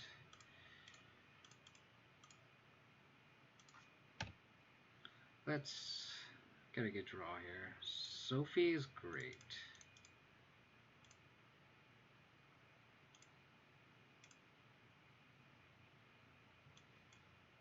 Because I was probably going to try to fetch that following turn, but like if they pretty much need to kill our Snowforge Mystic now.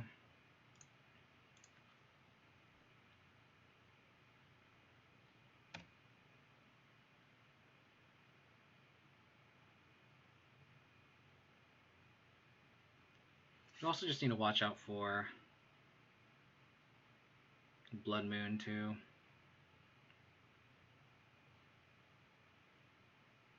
Shuffle. They targeted themselves with Bauble and then shuffled it away. Ugh. That's gross. Yep. This trophy's awkward now.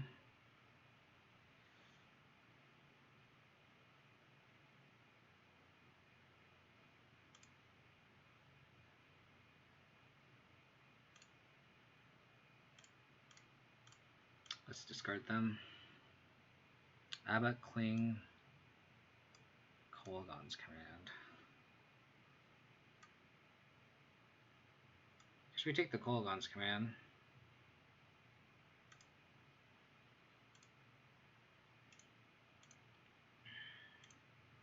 I don't think this deck runs Blood Moon. I have an inkling.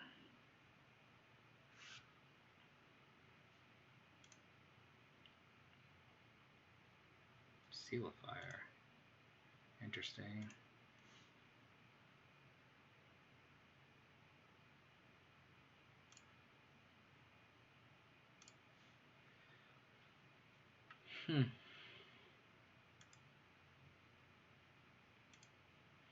Interesting why they didn't take the sorcery. There's no more sorceries in the yard. I think I am priced into trophying this, as awkward as that is.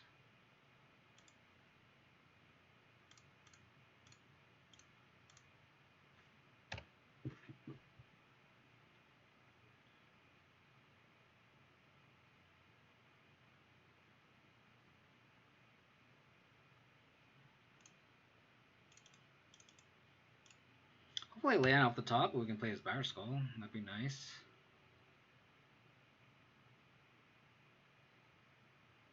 Taking a lot of damage off this Pete land though, which is awkward. Hopefully they just abbot into a land. Nope. That is not a land.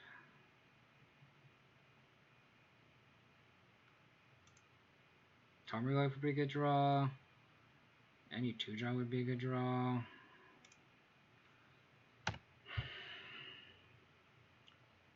Yeah, it's a lot of value, and then now they can start clinging too. It's pretty decent. I mean, we can get back into this. Oh my gosh. As long as we can untap with this Batterskull unimpeded. Soul Scar Mage.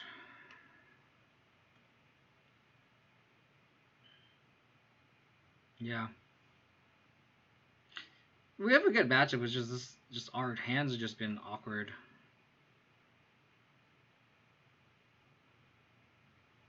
Yeah.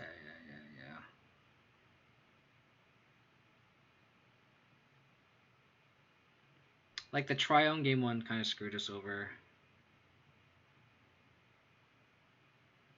Yeah. Oh well. Not a good league today. Not a good league. Not a good stream.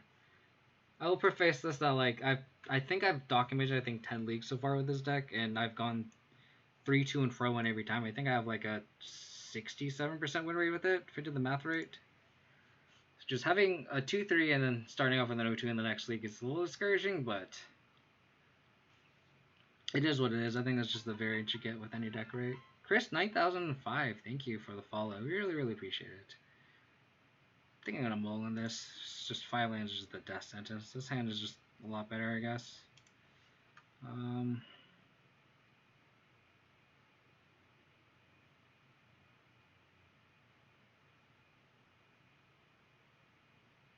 We're going to mull into 6 as well, just FYI. Sorry if I didn't say that. Oh, Giglio, Chris, how's it going? Hope you had a good stream, man. Thanks for the raid. I really appreciate it, buddy. I know I tuned in a little bit early on. I saw you play Naya Ponzblade, which is pretty sweet. That's awesome. Stoneforge decks, yeah. Except I'm not doing so hot today. Hope your league went well. I don't know how many leagues you streamed. I just bought on the Blooming Marsh.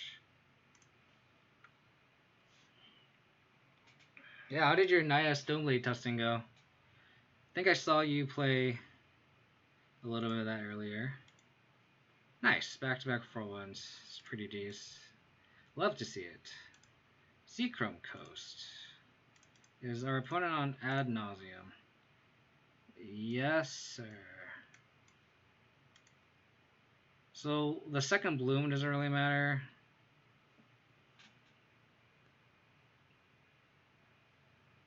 It's because they can literally just go ad nauseum and grace with only 1 bloom, so I think we just take the second grace.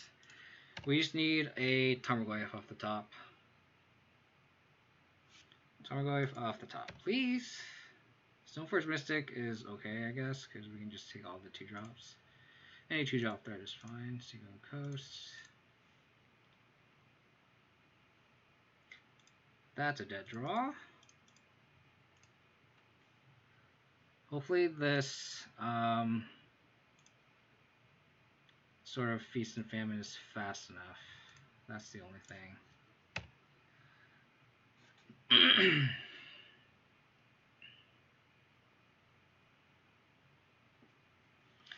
For those who are tuning in, I did play a lot of Panza, and that's where me and Chris Giglio, Giggy, however he wants to refer himself, that's how we kind of cross paths.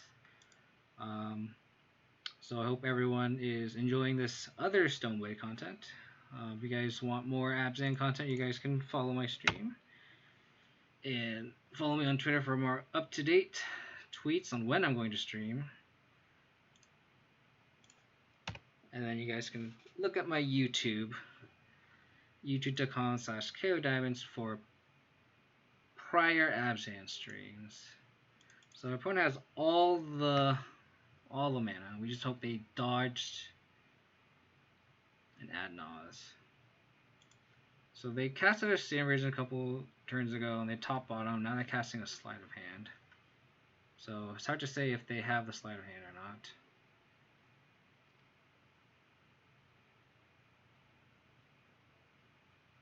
Okay. So in response to that, I'm going to push it so they get no value. No scry value. Not on my watch, my friend. Not on my watch. Yep, I agree. Ball is in a good spot right now. Crazy to say. Crazy to say that Ball was in a good spot right now. It's kind of funny.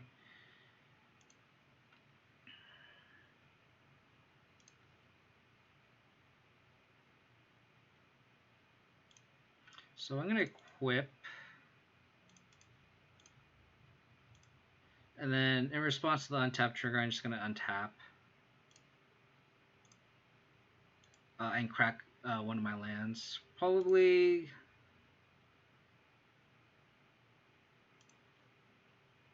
the Peat land. So I get an untapped trigger here. Perfect. Hopefully they discard the other card and we can take this card, the next card with the Angel's Grace. Perfect. Perfecto. That is exactly how we want this to line up.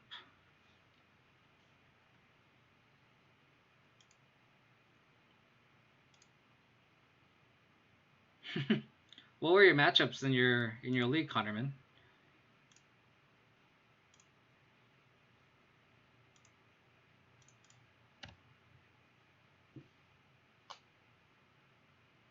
Even if they have Unlife, we have Trophy too. So it's like we're pretty locked. We are pretty locked.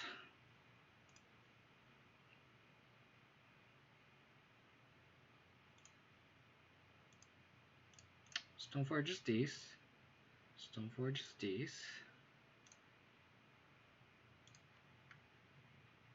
Got the sword.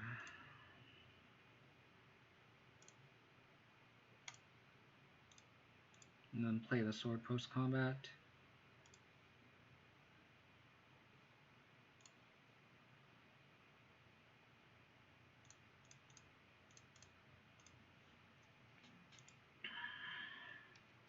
Pawns in match 1, Monoglutron, Gyruda combo, huh? That's cute. That is cute.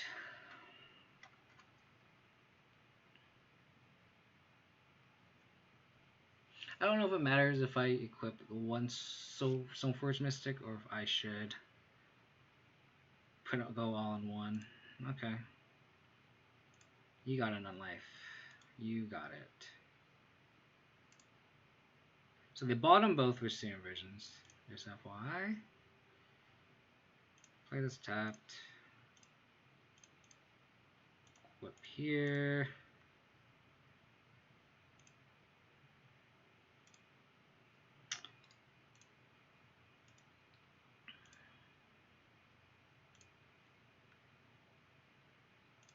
Shock them. Blow this up. Don't F6. Don't F6. Don't F6. Because we could draw something here. Or not. Pretty locked. Hushbringer, pretty sweet. Hushbringer's very cute tech. Very, very, very cute tech. Bottom, bottom. So that's very awkward. So we need the trophy here. So I'm going to crack this now. Hex Drinker. If they draw ad nauseum, I am going to be so tilted. So tilted. Oh, they're going to draw ad nauseum, and I'm going to cry myself to sleep right now. I am going to cry.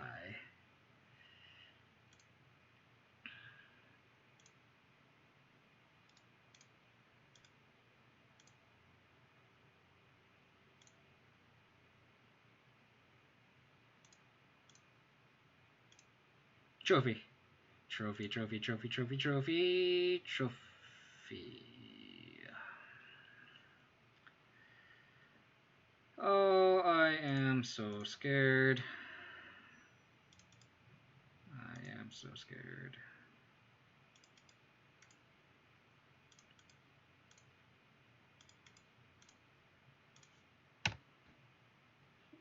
It's gonna be an ad nauseum.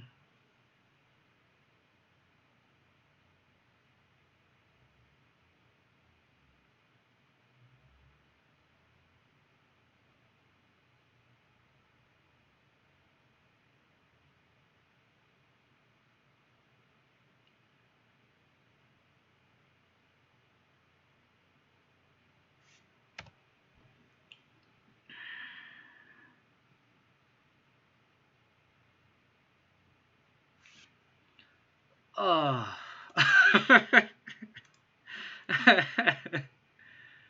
Why? They just had to keep me on my toes, huh? Okay, Teague stops ad nauseum. Fulminator, keep them off the lands. I think EE is nice because we just more removal against just their enchantments and artifacts. Just all the creature removal. One more cut. Lingering Souls on the sideboard. I don't like Lingering Souls in the main. I'm just trying it out on the sideboard because there's just a lot of matches where Lingering Souls just doesn't do anything. I don't think Sphere is worth it. I think Sphere probably hurts us more than anything because like we're more lower to the ground. So I think making the paint extra 1 mana is not really going to do anything in my opinion. I just cut a Scoos.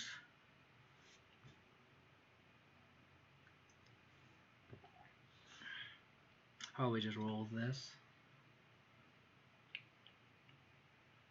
I think if you're in like a prison style matchup, like I can see Damping Spear just because you want to like Gruul Ponza is a good example where I think Damping Spear is just better because like you want to go into them and it's just such a bad matchup. So any kind of way to slow them down is really good. I think Ad Nauseam is a great matchup for us, and I feel like we want our cards to do something. I think slowing them down a turn is not where we want to be. We kind of want to lock them out with discard and Liliana and sort of Feast and Famine. So I think that's why I think Damping Spear just isn't worth it in this matchup from the BGX side. So that's like I feel like a lot of people bring in Damping Spear against like Prowess too, and I think it's the same thing where like I don't think it's worth a card to slow them down to that extent because it really doesn't slow them down at all, essentially. A Damping Spear can help me, I agree, but I think there's a lot of situations where it just isn't worth it. Leyline, sure.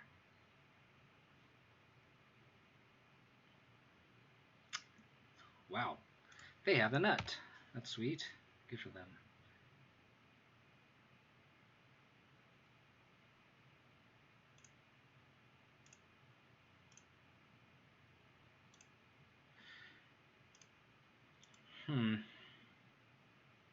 I guess we just bobble ourselves because we can't target our opponent and hope this Gaddock Teague is good enough. They have all the mana. They have 2 Suspended Lotus Blooms.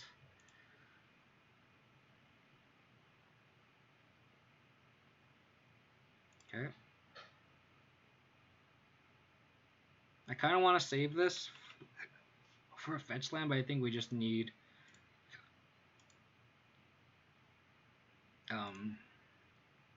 just lands. Just a green source or a white source. Stoneforge Mystic. Okay.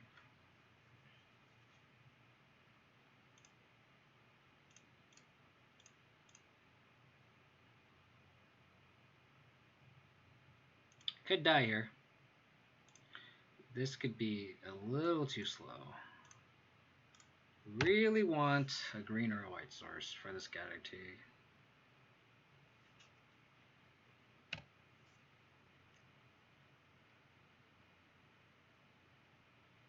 So they top, so that kind of makes me feel like thank you.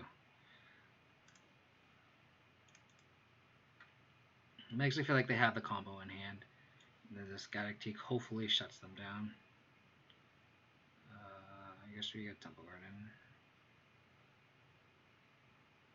I guess we got Overgrown Tomb.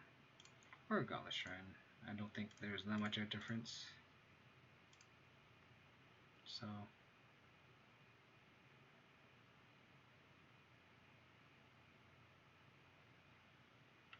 can't cast Ad Nauseam, I'm sorry. Cannot do it.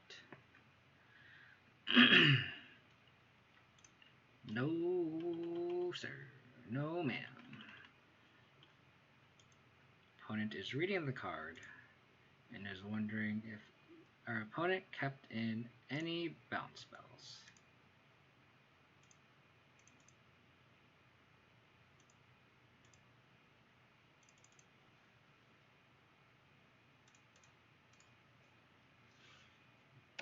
Just F6 here.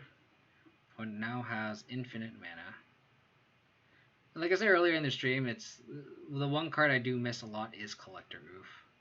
They can spoils for the win, but they need a spoils for another card, like a bounce spell, and have the combo in hand. This is pretty sweet.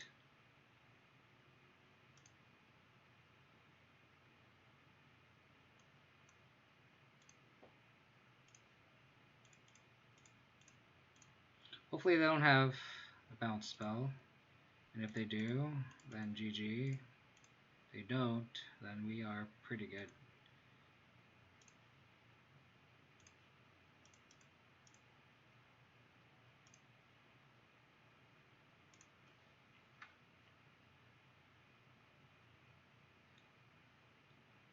Veil of Summer.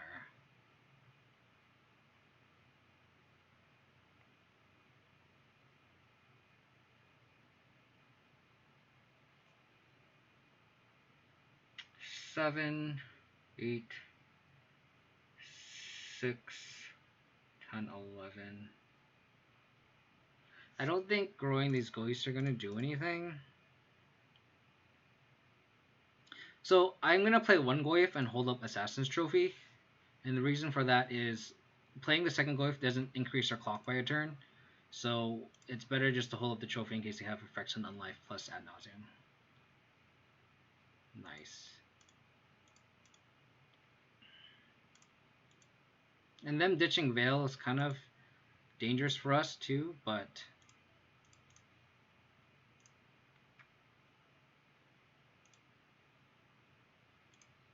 yeah, it's not. It is definitely not.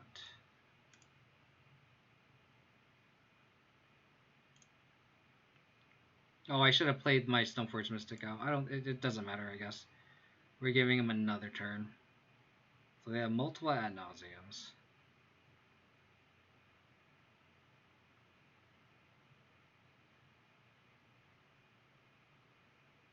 Do we just play the Stoneforge Mystic out? I guess we do. I should have played this. So this should have already been in play, and I should have another one. So just minor things, but hopefully they don't have a bounce spell and we just win here. Sweet. Sweet, sweet, sweet.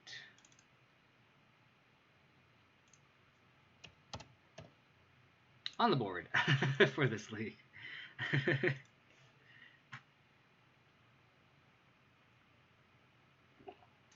Hope everyone's having a wonderful Sunday afternoon. Like I said, if you guys want to support the channel, you guys can follow me on Twitch, twitch.tv/KDimes. Obviously, you guys are tuning in right now. If you guys want, I have kind of an inconsistent streaming schedule, so if you guys want an accurate, up-to-date stream notification, you guys can follow me on Twitter, twitter.com/KODiamonds22. And then if you guys want more Abzan content, you guys can look at my YouTube channel, youtube.com/KODiamonds, where you can guys... I've been streaming this deck twice a week for the past month or two now. So if you guys want more content, you guys can check that out. Hey, Chris, take it easy, man. I really appreciate it. Thank you for the raid again. Really, really appreciate it. Hope you take care, dude. Did we lose that E-True Tron matchup? Yep. Against Mono Blue Tron, we had them cornered, and they needed one top deck, and they top decked Ugin out of all the things. It could have been a Worm Coil, would have been fine. It could have been a lot of other things, but it was not. Opponent said good luck. Thank you, you too. Basic Forest.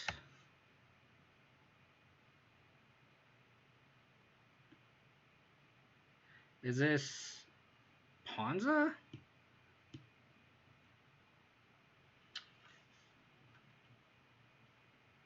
Could be Titan too. I guess it's better just to bobble at this point, see what our opponent is on, and then we can kind of get it more informed. How are you not playing Kaya? Kaya is a little slow against Dredge. I mean, I think I'd rather just play Ashiok if you're gonna go down that route. I guess we just take the Dryad. They already have a Titan.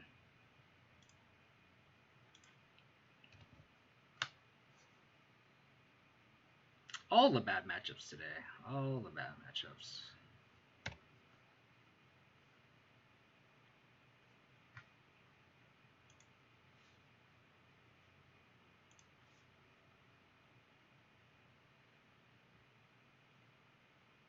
Thoughtseize is a good draw.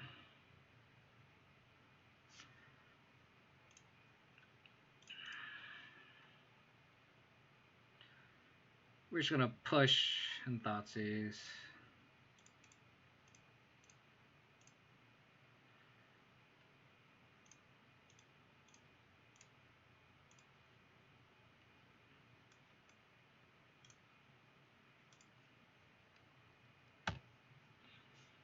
A land off the top would be nice, because we can just play Lurrus, get a bobble back. I appreciate you tuning in, Connor, man. Take it easy. Hope you have a good evening. Take care. Land.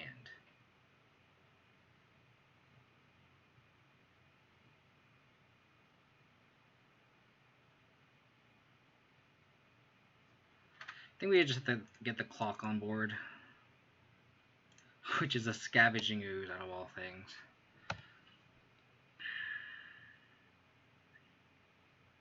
We really need to land there.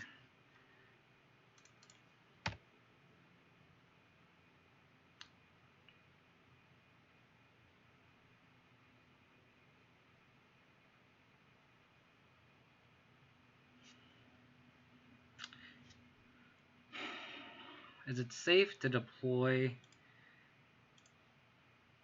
a Hex Drinker here? I really needed a land just so I can get Lurrus on the table, so I kind of just start accumulating value. I think it's safe to not trophy this turn, unless I have exactly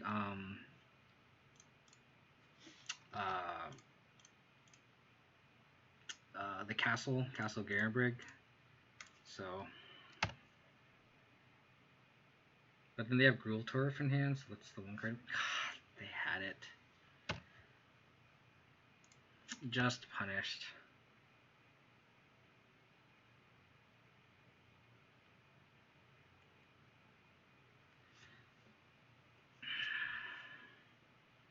I think it's like the safer line to do the trophy, but I feel like we just need to get another clock on the board. Sure.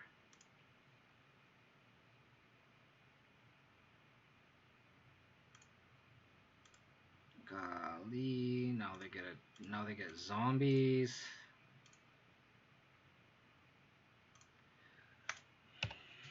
The Inquisition was just too late. Just a turn too late. Now they get a zombie too, so we just can't attack at this point. We really need the Scavenging Ooze to be a Tarmogoyf.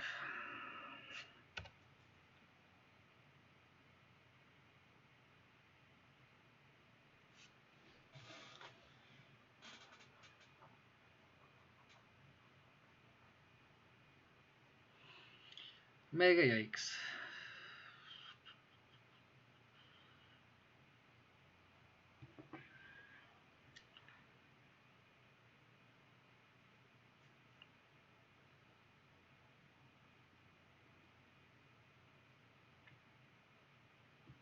I feel that just makes this matchup so difficult for us now. Because before we can kind of just like answer the Titan and like we'll be okay. But not anymore.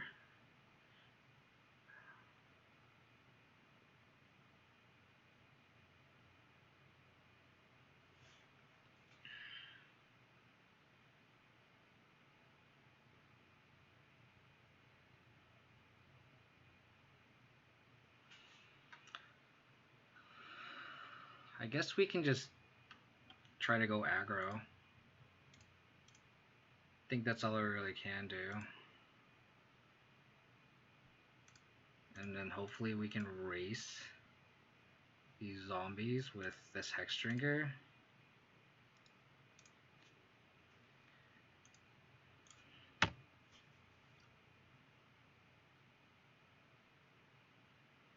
We just need lands at this point, and we can just try to go under them.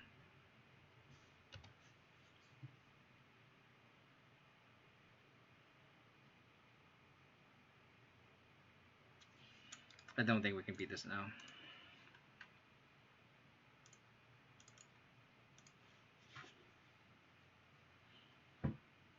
Oh well.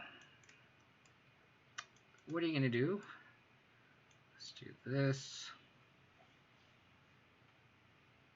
This matchup's kind of awkward because, like, we don't want these fatal pushes, but we do at the same time. I know you played Dungeon in the past. Did you hear about the new Stone Rain? Destroy target not based on its control, but based on the battlefield.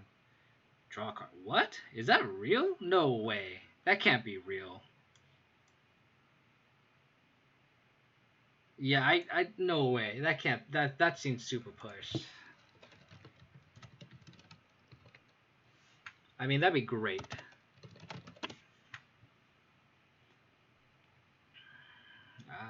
Where did you? Is it like on Reddit or something? I'm assuming. Like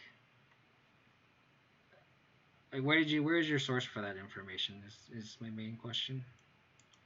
Probably cut the Scavenging Oozes are kind of anemic. Yeah. I wish it was white to give white something, a reason to play. Give a reason to play white. That'd be really nice, but I'm assuming it's a very red spell, that's for sure. So we just Hexdrinker.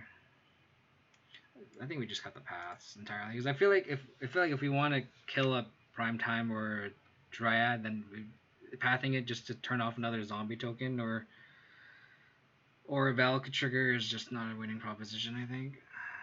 So we might just go like this. That would be absurd though.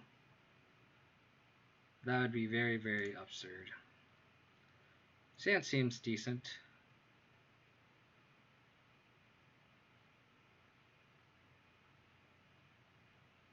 Probably lead on Godless Shrine and then play Catacombs to fetch a Triome and then do a Thoughtseize.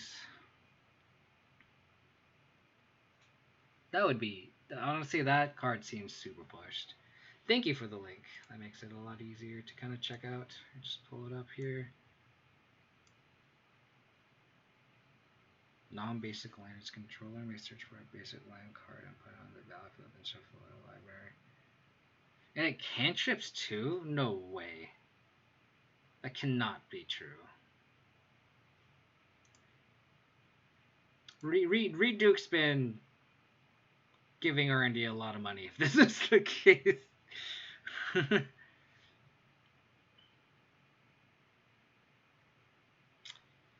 I mean, this would be nice if it was in Abzan colors, but the Jun colors are getting a lot with Croxa and Ren and 6. It would absolutely. Well, it depends. I feel like Pillage is nice because it's versatile and it could be boarded in against like Stoneforge Mystic decks. So I see look how Pillage is against Blue White Stoneblade. Like it's like the perfect card we can answer. It's like a control mirror, so you can want to attack their lands, but you can also attack their equipment, right? So easy Tribe Scout. So I can see arguments for running both, but that being said, like that card just absolutely just I don't know if it replaces Damping Sphere though, but I don't think a lot of Junless play Damping Sphere anyway. So Castle.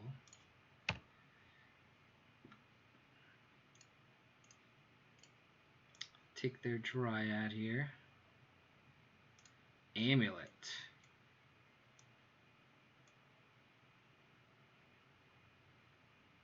I think I still take their Dryad.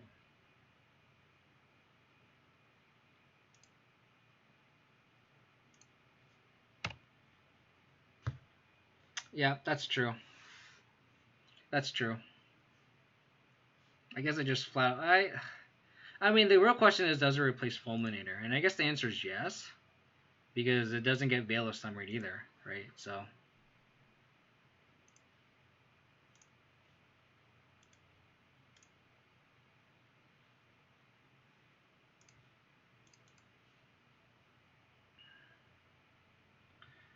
I need a threat. I have 2 draws, 2 a threat. Okay, sure. That's something. This at least shuts off their Talaria West that they have in hand. So hopefully we can, again, draw a threat here.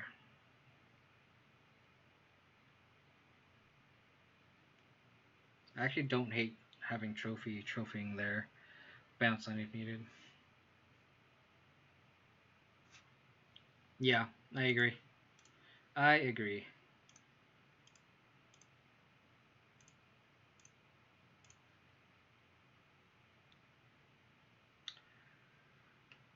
This is a bad draw. I think we crack this.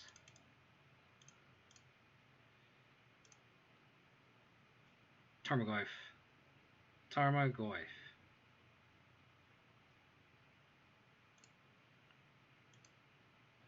I guess we just play this.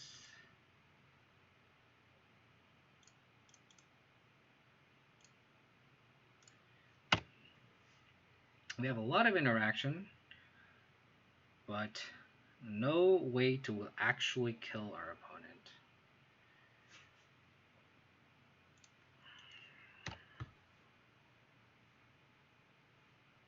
Second Amulet.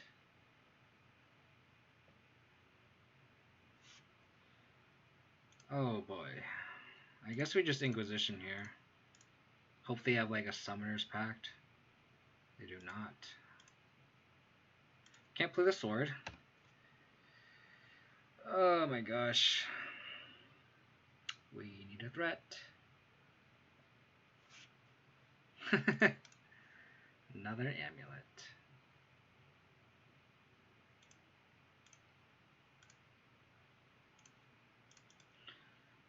Oh my goodness. Where is the threat? We would like a threat, please.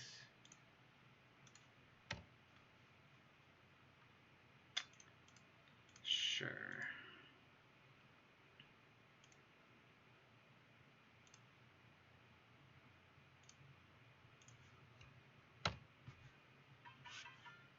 Leo Sun 13031, thank you for the follow. Really appreciate it. 1, 2, 3, 4, 5.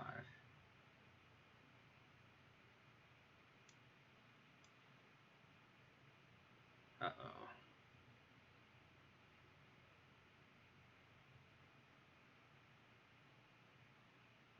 All the mana. All of the mana.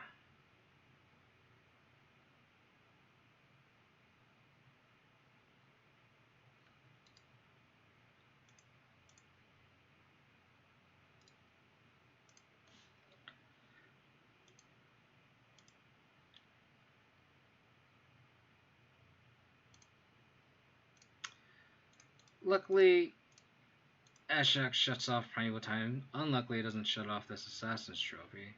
Hopefully we top deck a land, and we can just equip.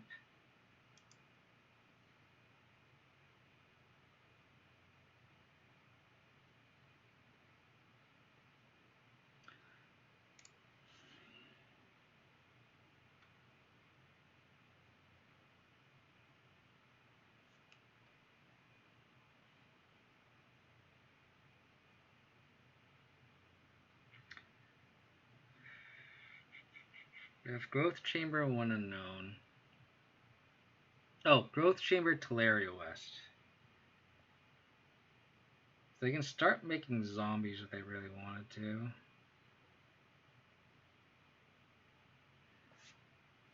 I think we tap the trophy this field. And just hope to dodge a Titan.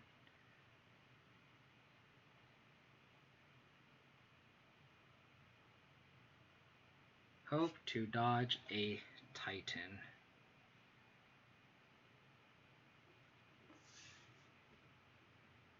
So I have Teleria West, Simic Growth Chamber.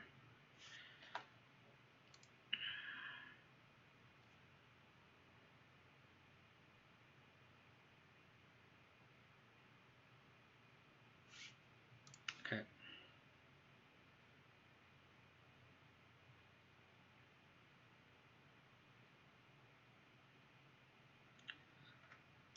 Gonna play the sword. The Feast and Famine.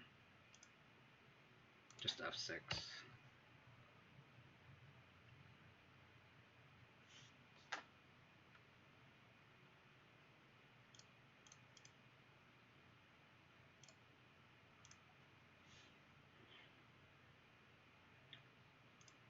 Play the Tarmogoyf.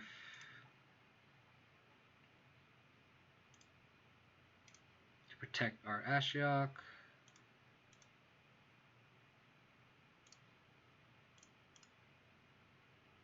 We're actually in a pretty decent spot here.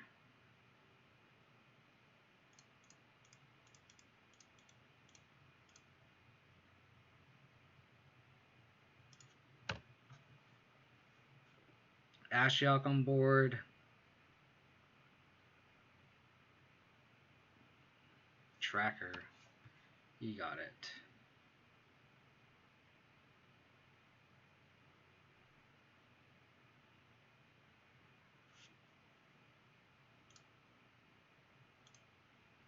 This is kind of a cool trick here. We can bubble them, see what they have, and if they have something good, we can just mill it with Ashiok.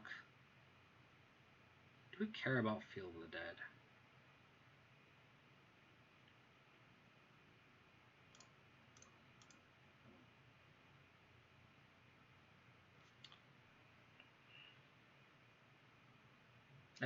I actually don't think we care about Field of the Dead here. I think we equip both swords on this Tarmogoyf.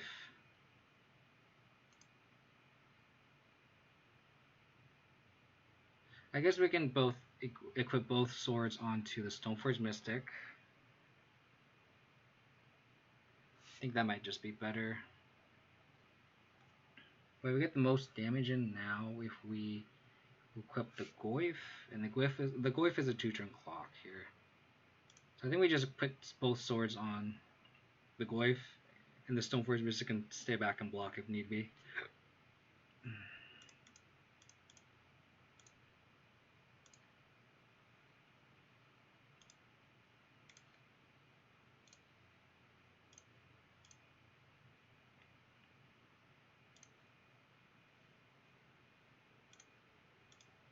Do that.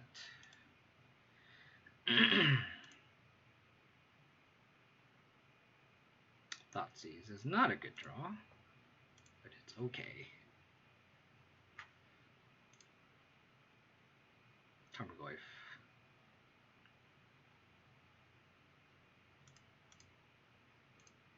Sweet. Stole a game versus Amulet.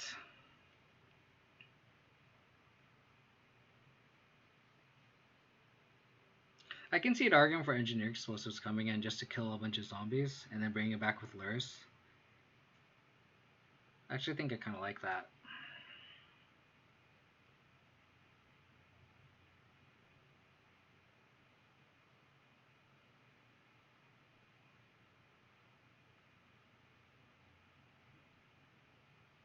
There's nothing to cut though, that's the problem. I think you just have to roll with this.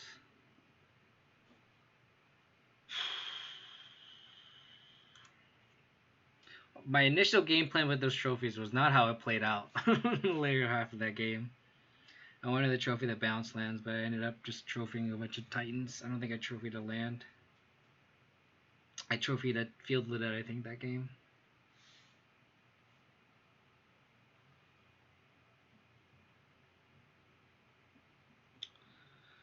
Ugh.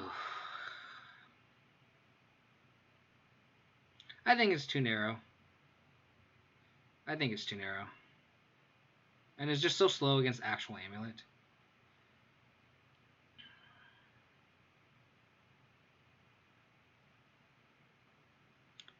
Can we do better than this?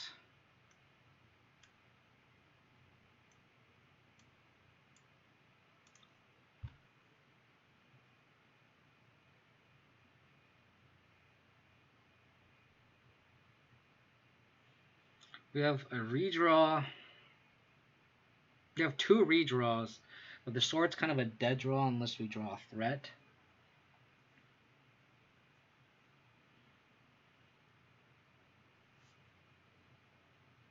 I think I might just keep it.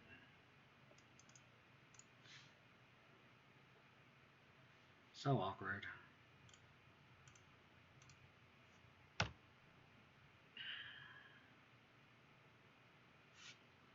Yep.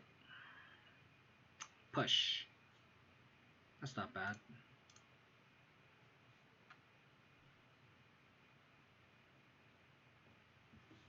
Not bad at all.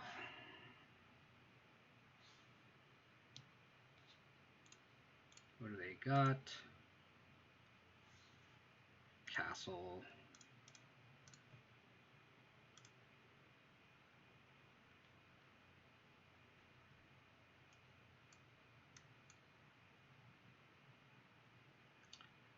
Well, guess we can't Liliana them.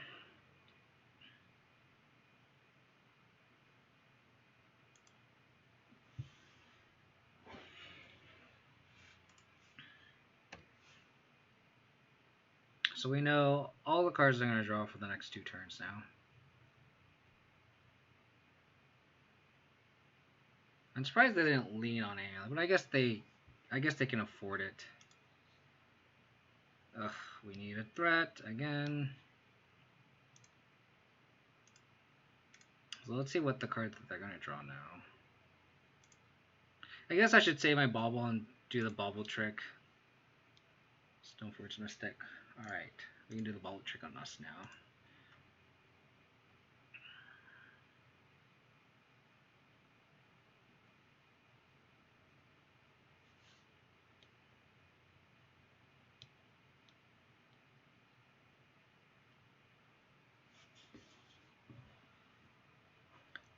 Lurrus would be a great draw, I think. A bauble. I don't think we want to waste time with baubles, though.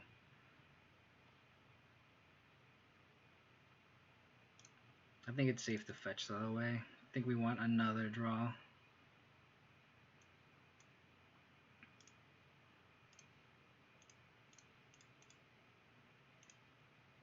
I guess I could have played the planes and then shuffle it away.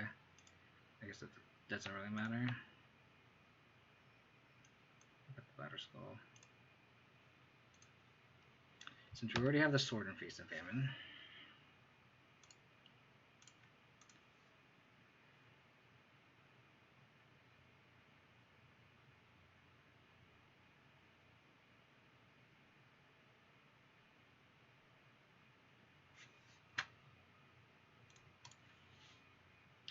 So they're going to play Bailoff. They wanted to.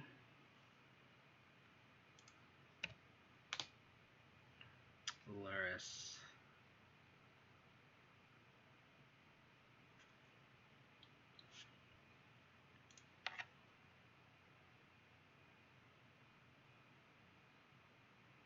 As long as they don't have literal Titan, we're like, okay.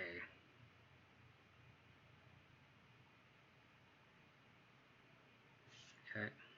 So we know the contents of their hand. Return Forest.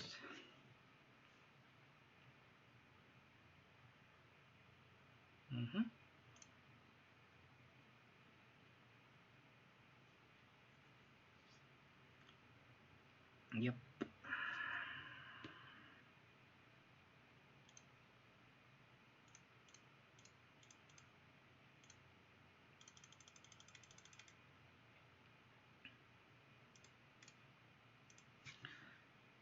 So Forest Castle, we just need them to not draw anything relevant here, and we can kind of take over the game.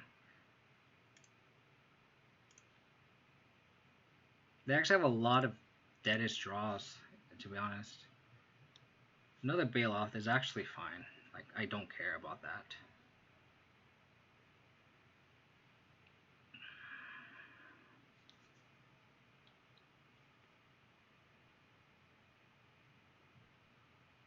Because we can easily race the Bailoff. Like, that's not even an issue here.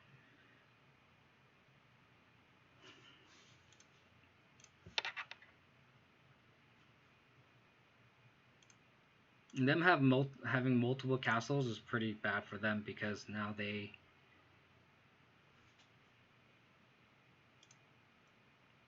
are kind of far from Field of the Dead. Sure. So they have Forest as their only card in their hand.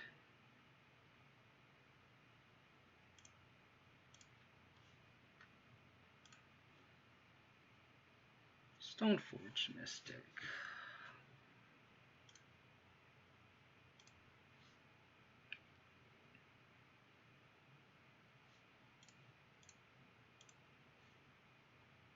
Radiant Fountain. These bubbles have been very, very good because now we can kind of get the most information that we can. We can get a lot of information from just knowing what's on top of their deck.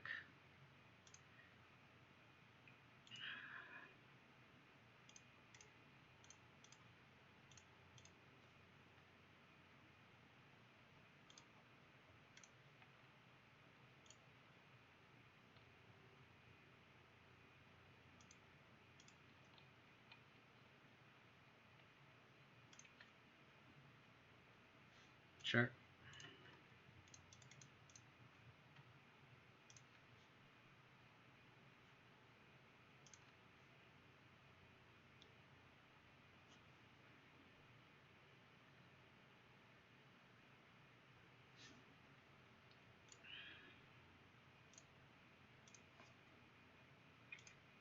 Trying to figure out if I want to push one of these Bailoffs.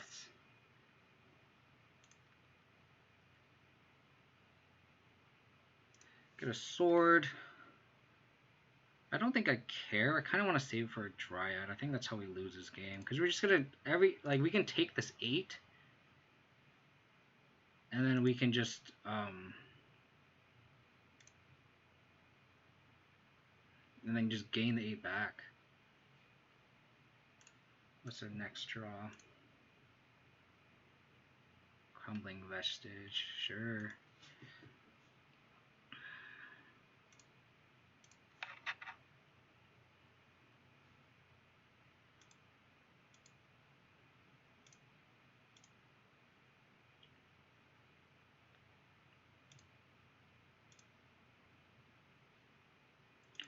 This Lurrus is taking over the game. My goodness gracious.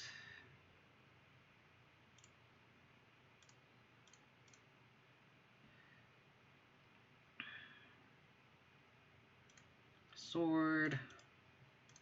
Equip this. Play this. We know they're going to have a Crumbling Vestige in play in hand.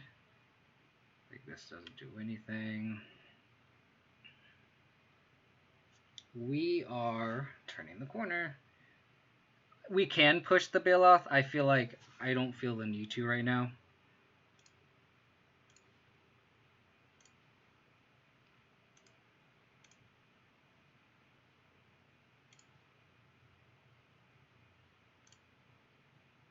Shoot that.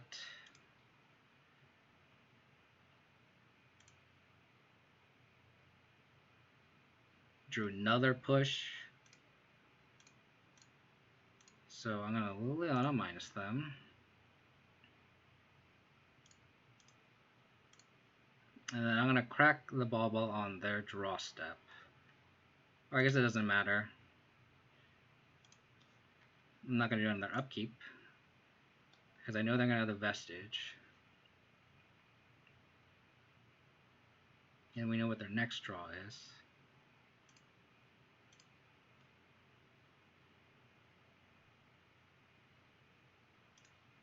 Bubble them, see what the next draw is after this. Tracker, don't care. Push this.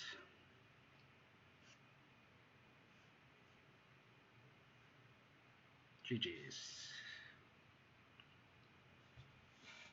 Sweet.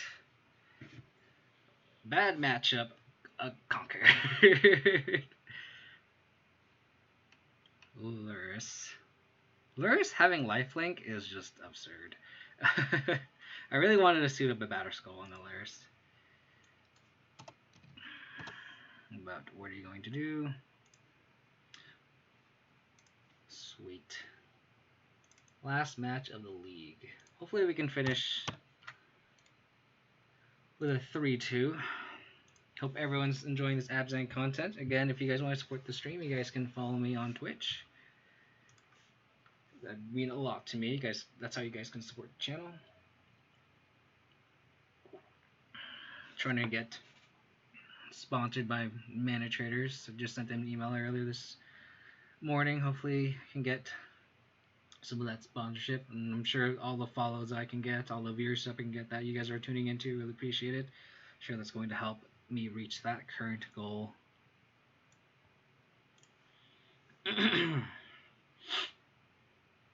Good hand. GH hash. Wish I was on the play though, because if it was against some sort of red deck, I want to lead on Inquisition and then push. And play Hex Drinker at the same time. Gemstone Mine is interesting. It's like Neoform. It could be Neoform.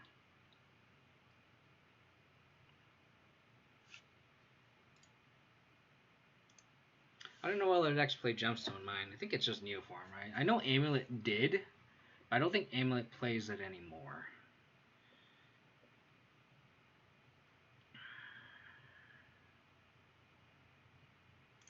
I think Silent Clearing gives the least amount of information.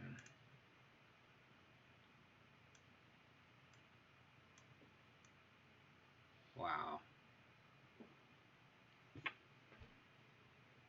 So they can gain 15 here, but they need a writer. So I think we take Pact, play Goyf, and then hopefully Liliana gets there.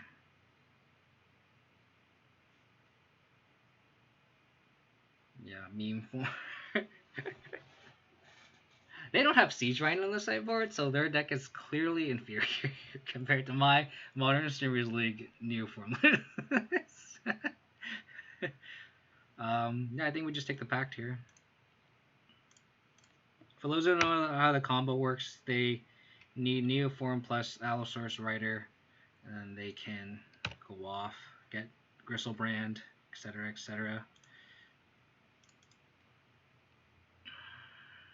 We could die. We could die here. We need a fade.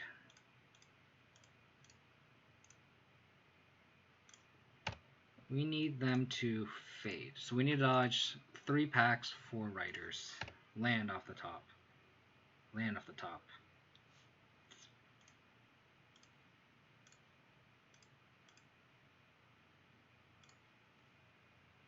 I'm not going to play a Stoneforge Mystic because we already have the sword that we actually want. So I think it's just best to level up this X-Trigger and get under them as best we could. Don't draw a pact. Okay, we're in business. Thank you.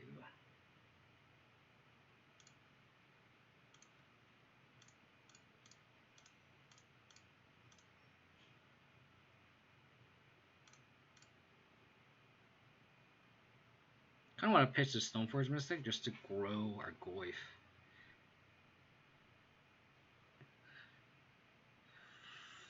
Six.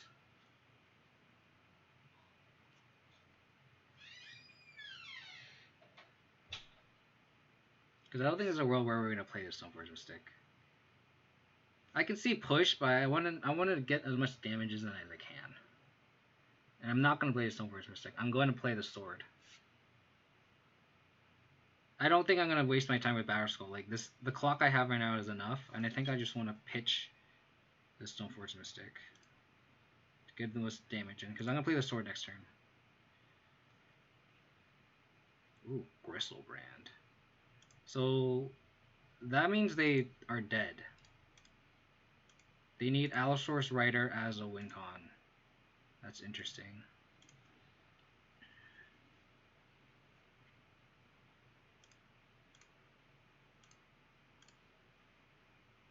And now I just pitch the push.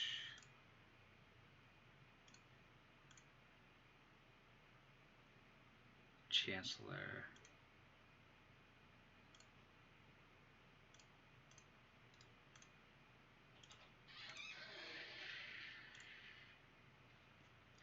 Five. So I think I just play the sword. Pass.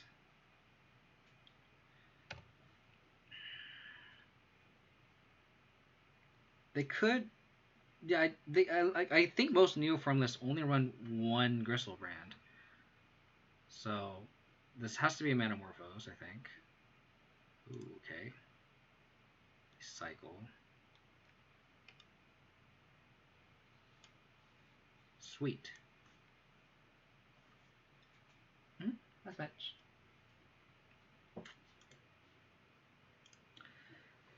Sweet. Okay. Ashiok. I think this is the matchup where Damping Sphere actually does work here. Because their mana, the deck is actually taxed a lot with their mana. So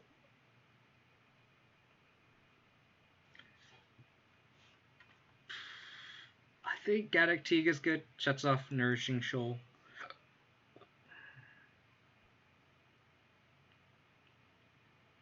And then cuts.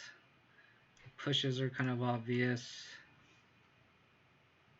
The Scavenging Oozes don't do much.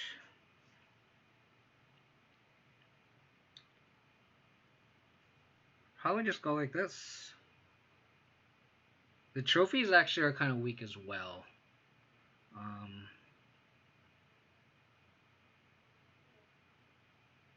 So being able to snag a Gristlebrand is pretty decent.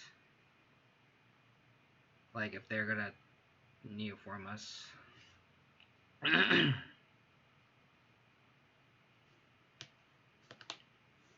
think we just go like this. Them naturally drawing that Gristlebrand is just super bad luck. I think most lists only run one, and if that's true, then they're just not. They're in a world of hurt. 8/8 fly lifeline, yep. Which is why you want to keep the trophy, because they can just Neoform into it, and then we just lose to it. I'm gonna mulligan a discard.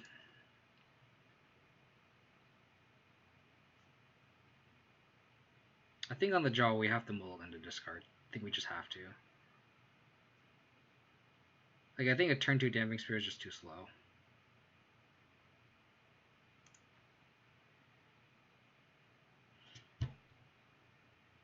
No black source for discard. That's awkward. Okay. So I want the discard spell.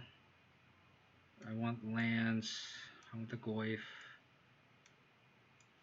So probably just bottom these 3 cards.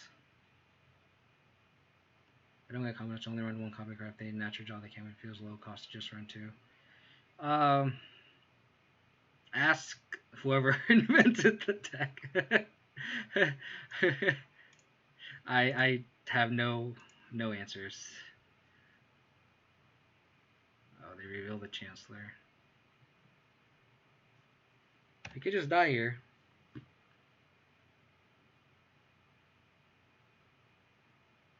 Manamorphose.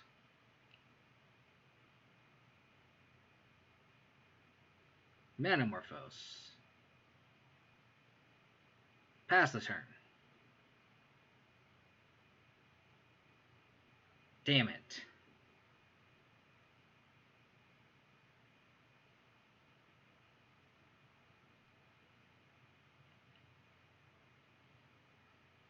So they could whiff. They Summoner's Pact, so they actually could whiff here. No Nourishing Souls here, I mean we win the game. I need all 4 Nourishing Souls. Okay, never mind. So I need 3 Nourishing Souls to be in the bottom 28 cards of their deck. No Nourishing Souls. Okay, so they're Manamorphosing here. Or not. 3 red. It's not necessarily GG. They do need more Nourishing Souls.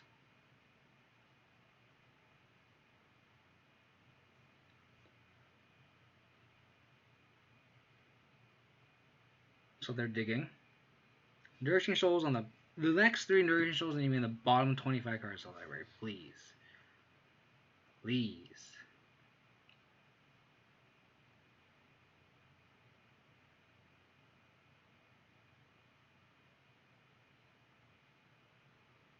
Another pact. Okay, so they have Nourishing Soul. They're also. Oh no, they have another Manamorphose, so they have enough mana to stop Historical too. Yeah.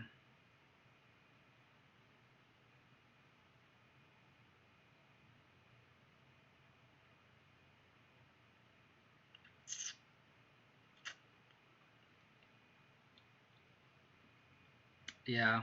I don't know.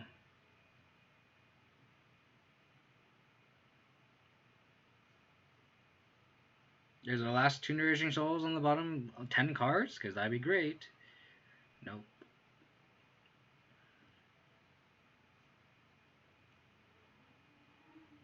Yeah. I think that's the argument against Neoland, right? Is like, these games just feel so bad. Like, I'm literally not doing anything. Like, I had some pretty interesting mulligan decisions, and then it just doesn't matter.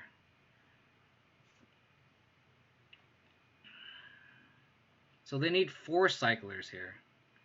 Or not. I did the math wrong. If we had this hand on the play, it'd be a lot better. So...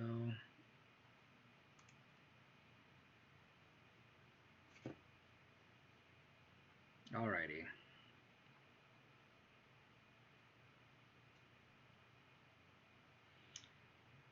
This game is a lot more different on the play.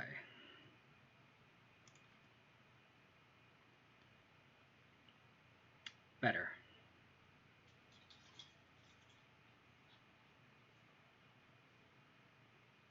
Mulligan is 6.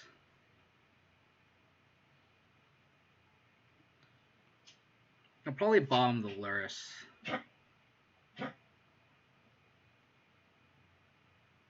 Just because Damping Shooter is just kind of awkward with it. So I'll probably bottom the Lurrus here.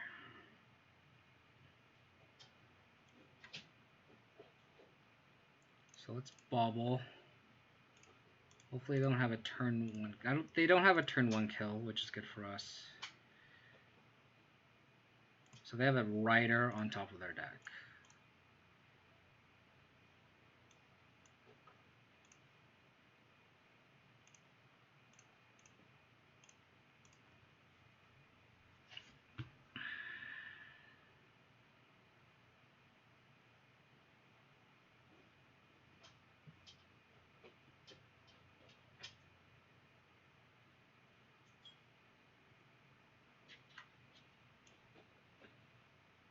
We can just hope they don't have a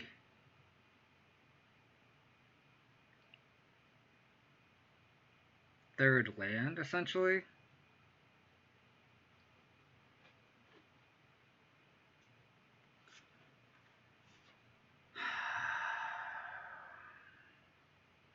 I think we just have to take this Neoform.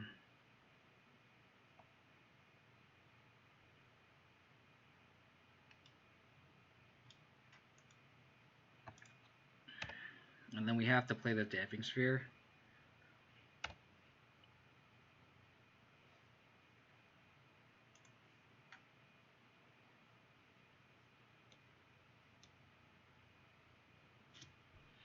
Let's we bobble them again. Simian Spirit Guide, okay. So they have the kill, so we have to play the Damping Sphere.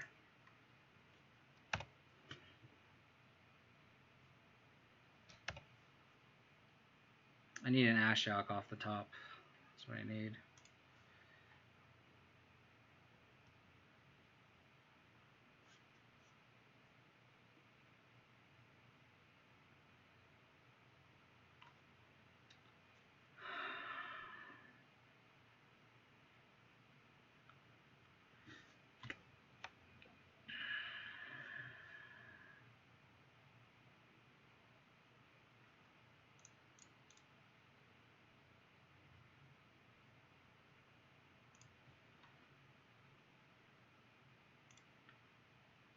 Ashiok off the top would be so good right now.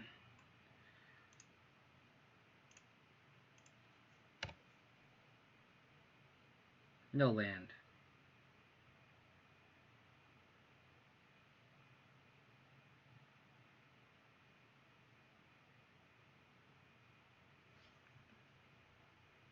Okay. You got it. Exiling 2 Summoners packs.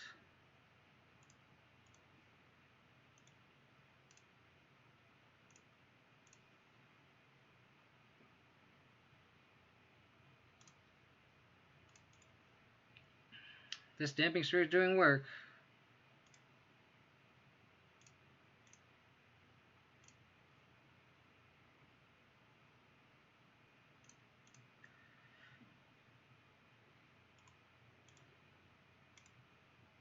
We needed a Liliana or a trophy there.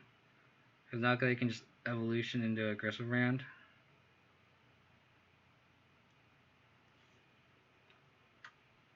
Yep. We need a top deck.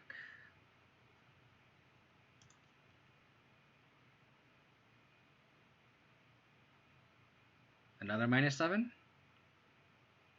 Sure.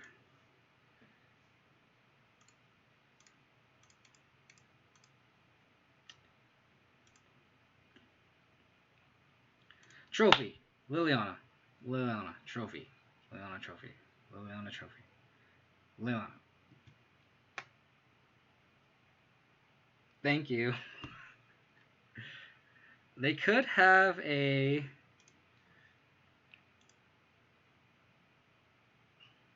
pact negation. No, but they can't even play it either. So this is GG. GG.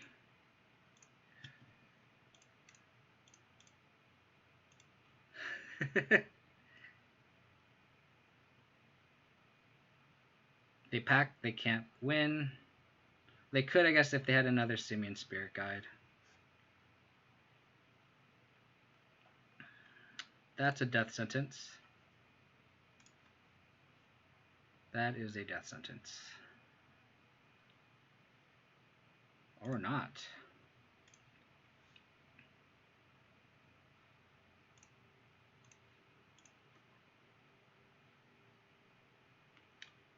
No packs. No packs.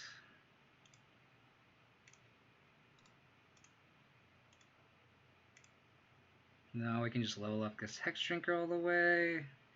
Gonna be pretty decent.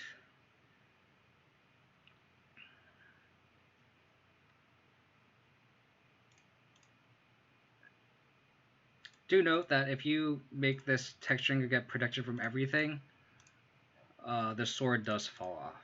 That is something to note.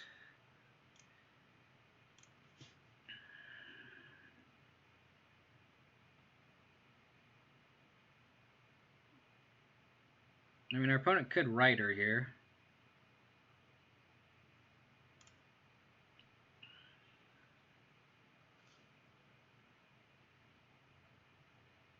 Which is fine. Again, like, I don't know if they have another Gristlebrand. I don't think that's the case. Exiles Edge Evolution and Manamorphose.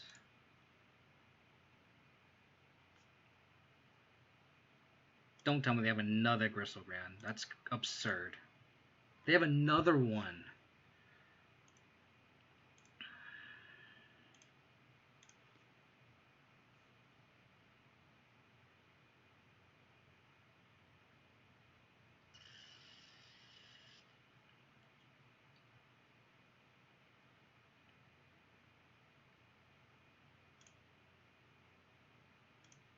I need a trophy. Let's discard here.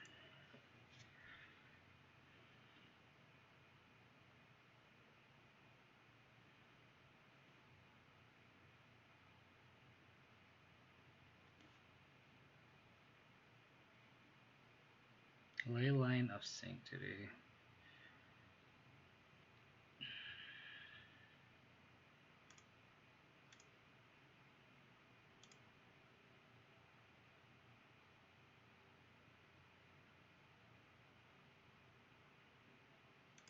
Equip here. Level this up. Actually, I kind of want to see if I want to bobble myself too. Do we have a path? Blooming Marsh. So nope. Worthless draw.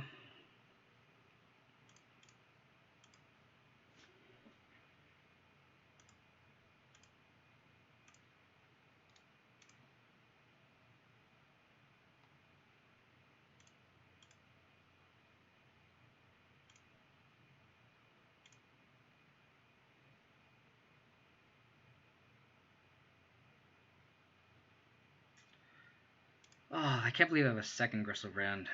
I thought most lists don't run.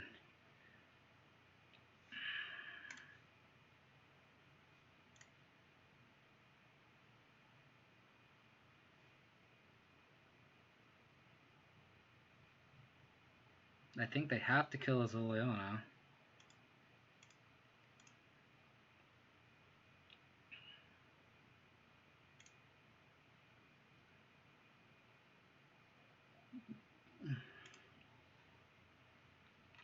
Okay.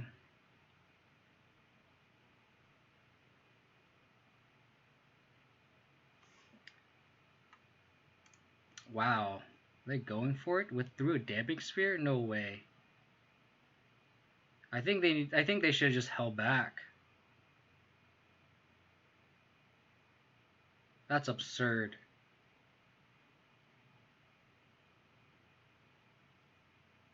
I think they needed a raise with an 8/8, right?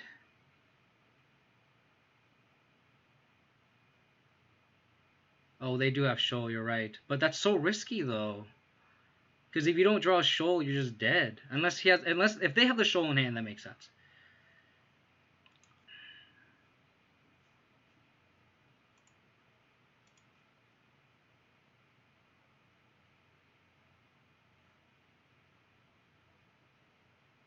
That was a great draw.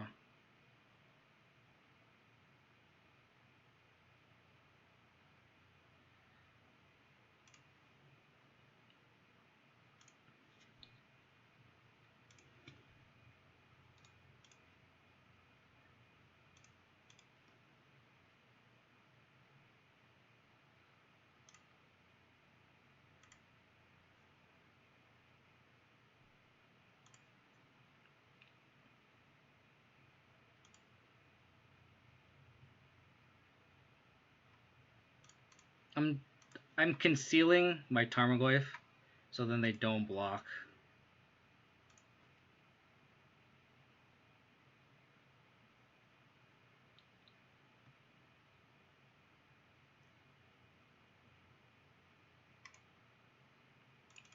Come on, trophy.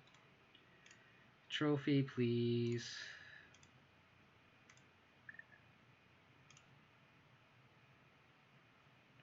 This is so close.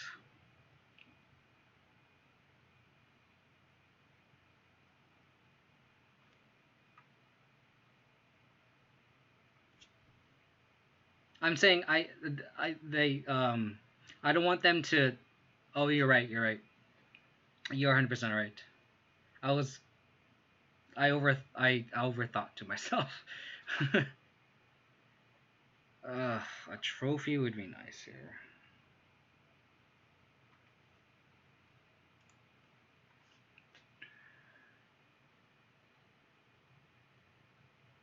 Seven plus 13.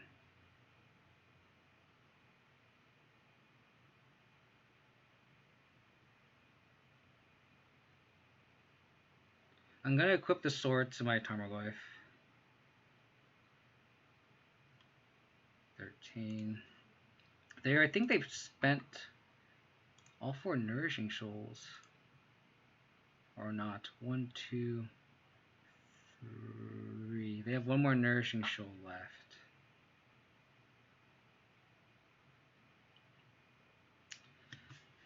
Oh boy.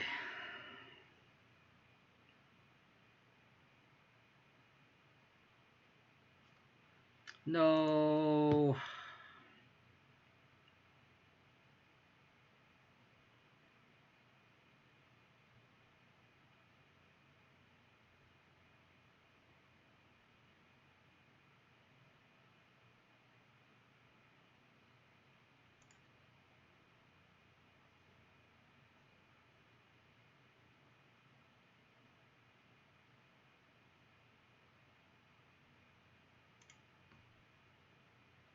GG.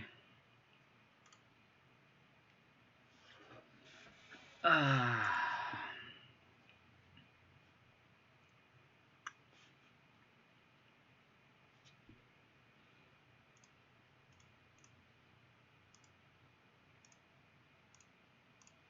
Darn. So close.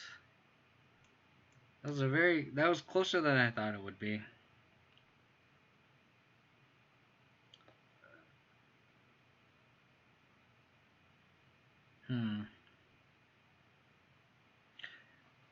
I mean, at least the Demi Sphere showed to be pretty good. That's just unfortunate. I didn't know they had 2 Gristlebrand's. Oh well. I think that's going to be the stream today. I appreciate everyone for tuning in. A couple 2-3s kind of sucks, but it is what it is. Appreciate everyone for tuning in. If you guys want to support the channel, you guys can follow me on Twitch, twitch.tv/KODiamonds. You guys can follow me on Twitter. That's when I post more up-to-date tweets on when I'm going to be streaming, because my schedule's kind of inconsistent. It's generally on the weekends, and then either like a Tuesday night or Wednesday evening, one of those. But you guys can follow me on Twitter. It's twitter.com/KODiamonds22 at the end of it. And if you guys want Abzan content, you guys can go to my YouTube channel. It's youtube.com/KODiamonds. Unfortunate showing today, even though I had a big crowd. I can vouch that I've been doing pretty well with the deck. I've been going at least 3-2 and 4-3 with the deck. So this is actually the first day I went 2-3, and I did it twice, which is kind of unfortunate. Because I kind of want to show off the deck to a big group of people, but as is the case, that's just magic. Just you win some, lose some, and you can only get so frustrated. I think you just have to go back to the drawing board a little bit. I think the deck still feels great. I think, as you saw, like there's just draws that are just kind of awkward. Like I just didn't draw out their land a lot of the time, or one of the games was flooded. Games are like the Triumph, which is kind of unfortunate, where I drew it naturally, like in my opener, and it kind of had to choose between going discard turn 1 or like being able to cast a Tarmogoyf on turn 2. And I think it's always correct to just lead on the discard spell, just because you want to interact early and often, and you might draw the second untapped source, right, to play a Tarmogoyf. But that's just how it goes. I mean, again, I wish I had a better showing of the deck, but I still think the deck is great. I think the Damping Sphere showed how useful they were, how versatile they are. So I'm going to go try to raid someone. Hang tight. I'm just browsing on through. If anyone has any suggestions on who to raid, feel free to shout out anyone that you guys want to give the love. I appreciate Chris Giglio MTG for the raid. I really appreciate it. Oh, Evros is streaming with Spider Space. I'm gonna give him some love because Spider and I are buds that talk a lot of shit online, but he's a good guy. I really, really like him. Known Taxes player. It looks like he is streaming some taxes, I think. Let me go back. The thing isn't loading. Where did it go? I'm sorry. Please hang tight. Here we go. Yeah, he's playing mono white taxes, so give him some love. Other than that, probably gonna stream probably on Tuesday evening, probably maybe Wednesday. Follow me on Twitter for when you guys want me to stream. Other than that, I appreciate everyone for tuning in. It was one of the best streams I've ever had. Even though the record didn't show it, it's always fun hanging out with everyone. But yeah, enjoy this mono 8 taxes list, and I will catch you guys next time. Take it easy. Bye.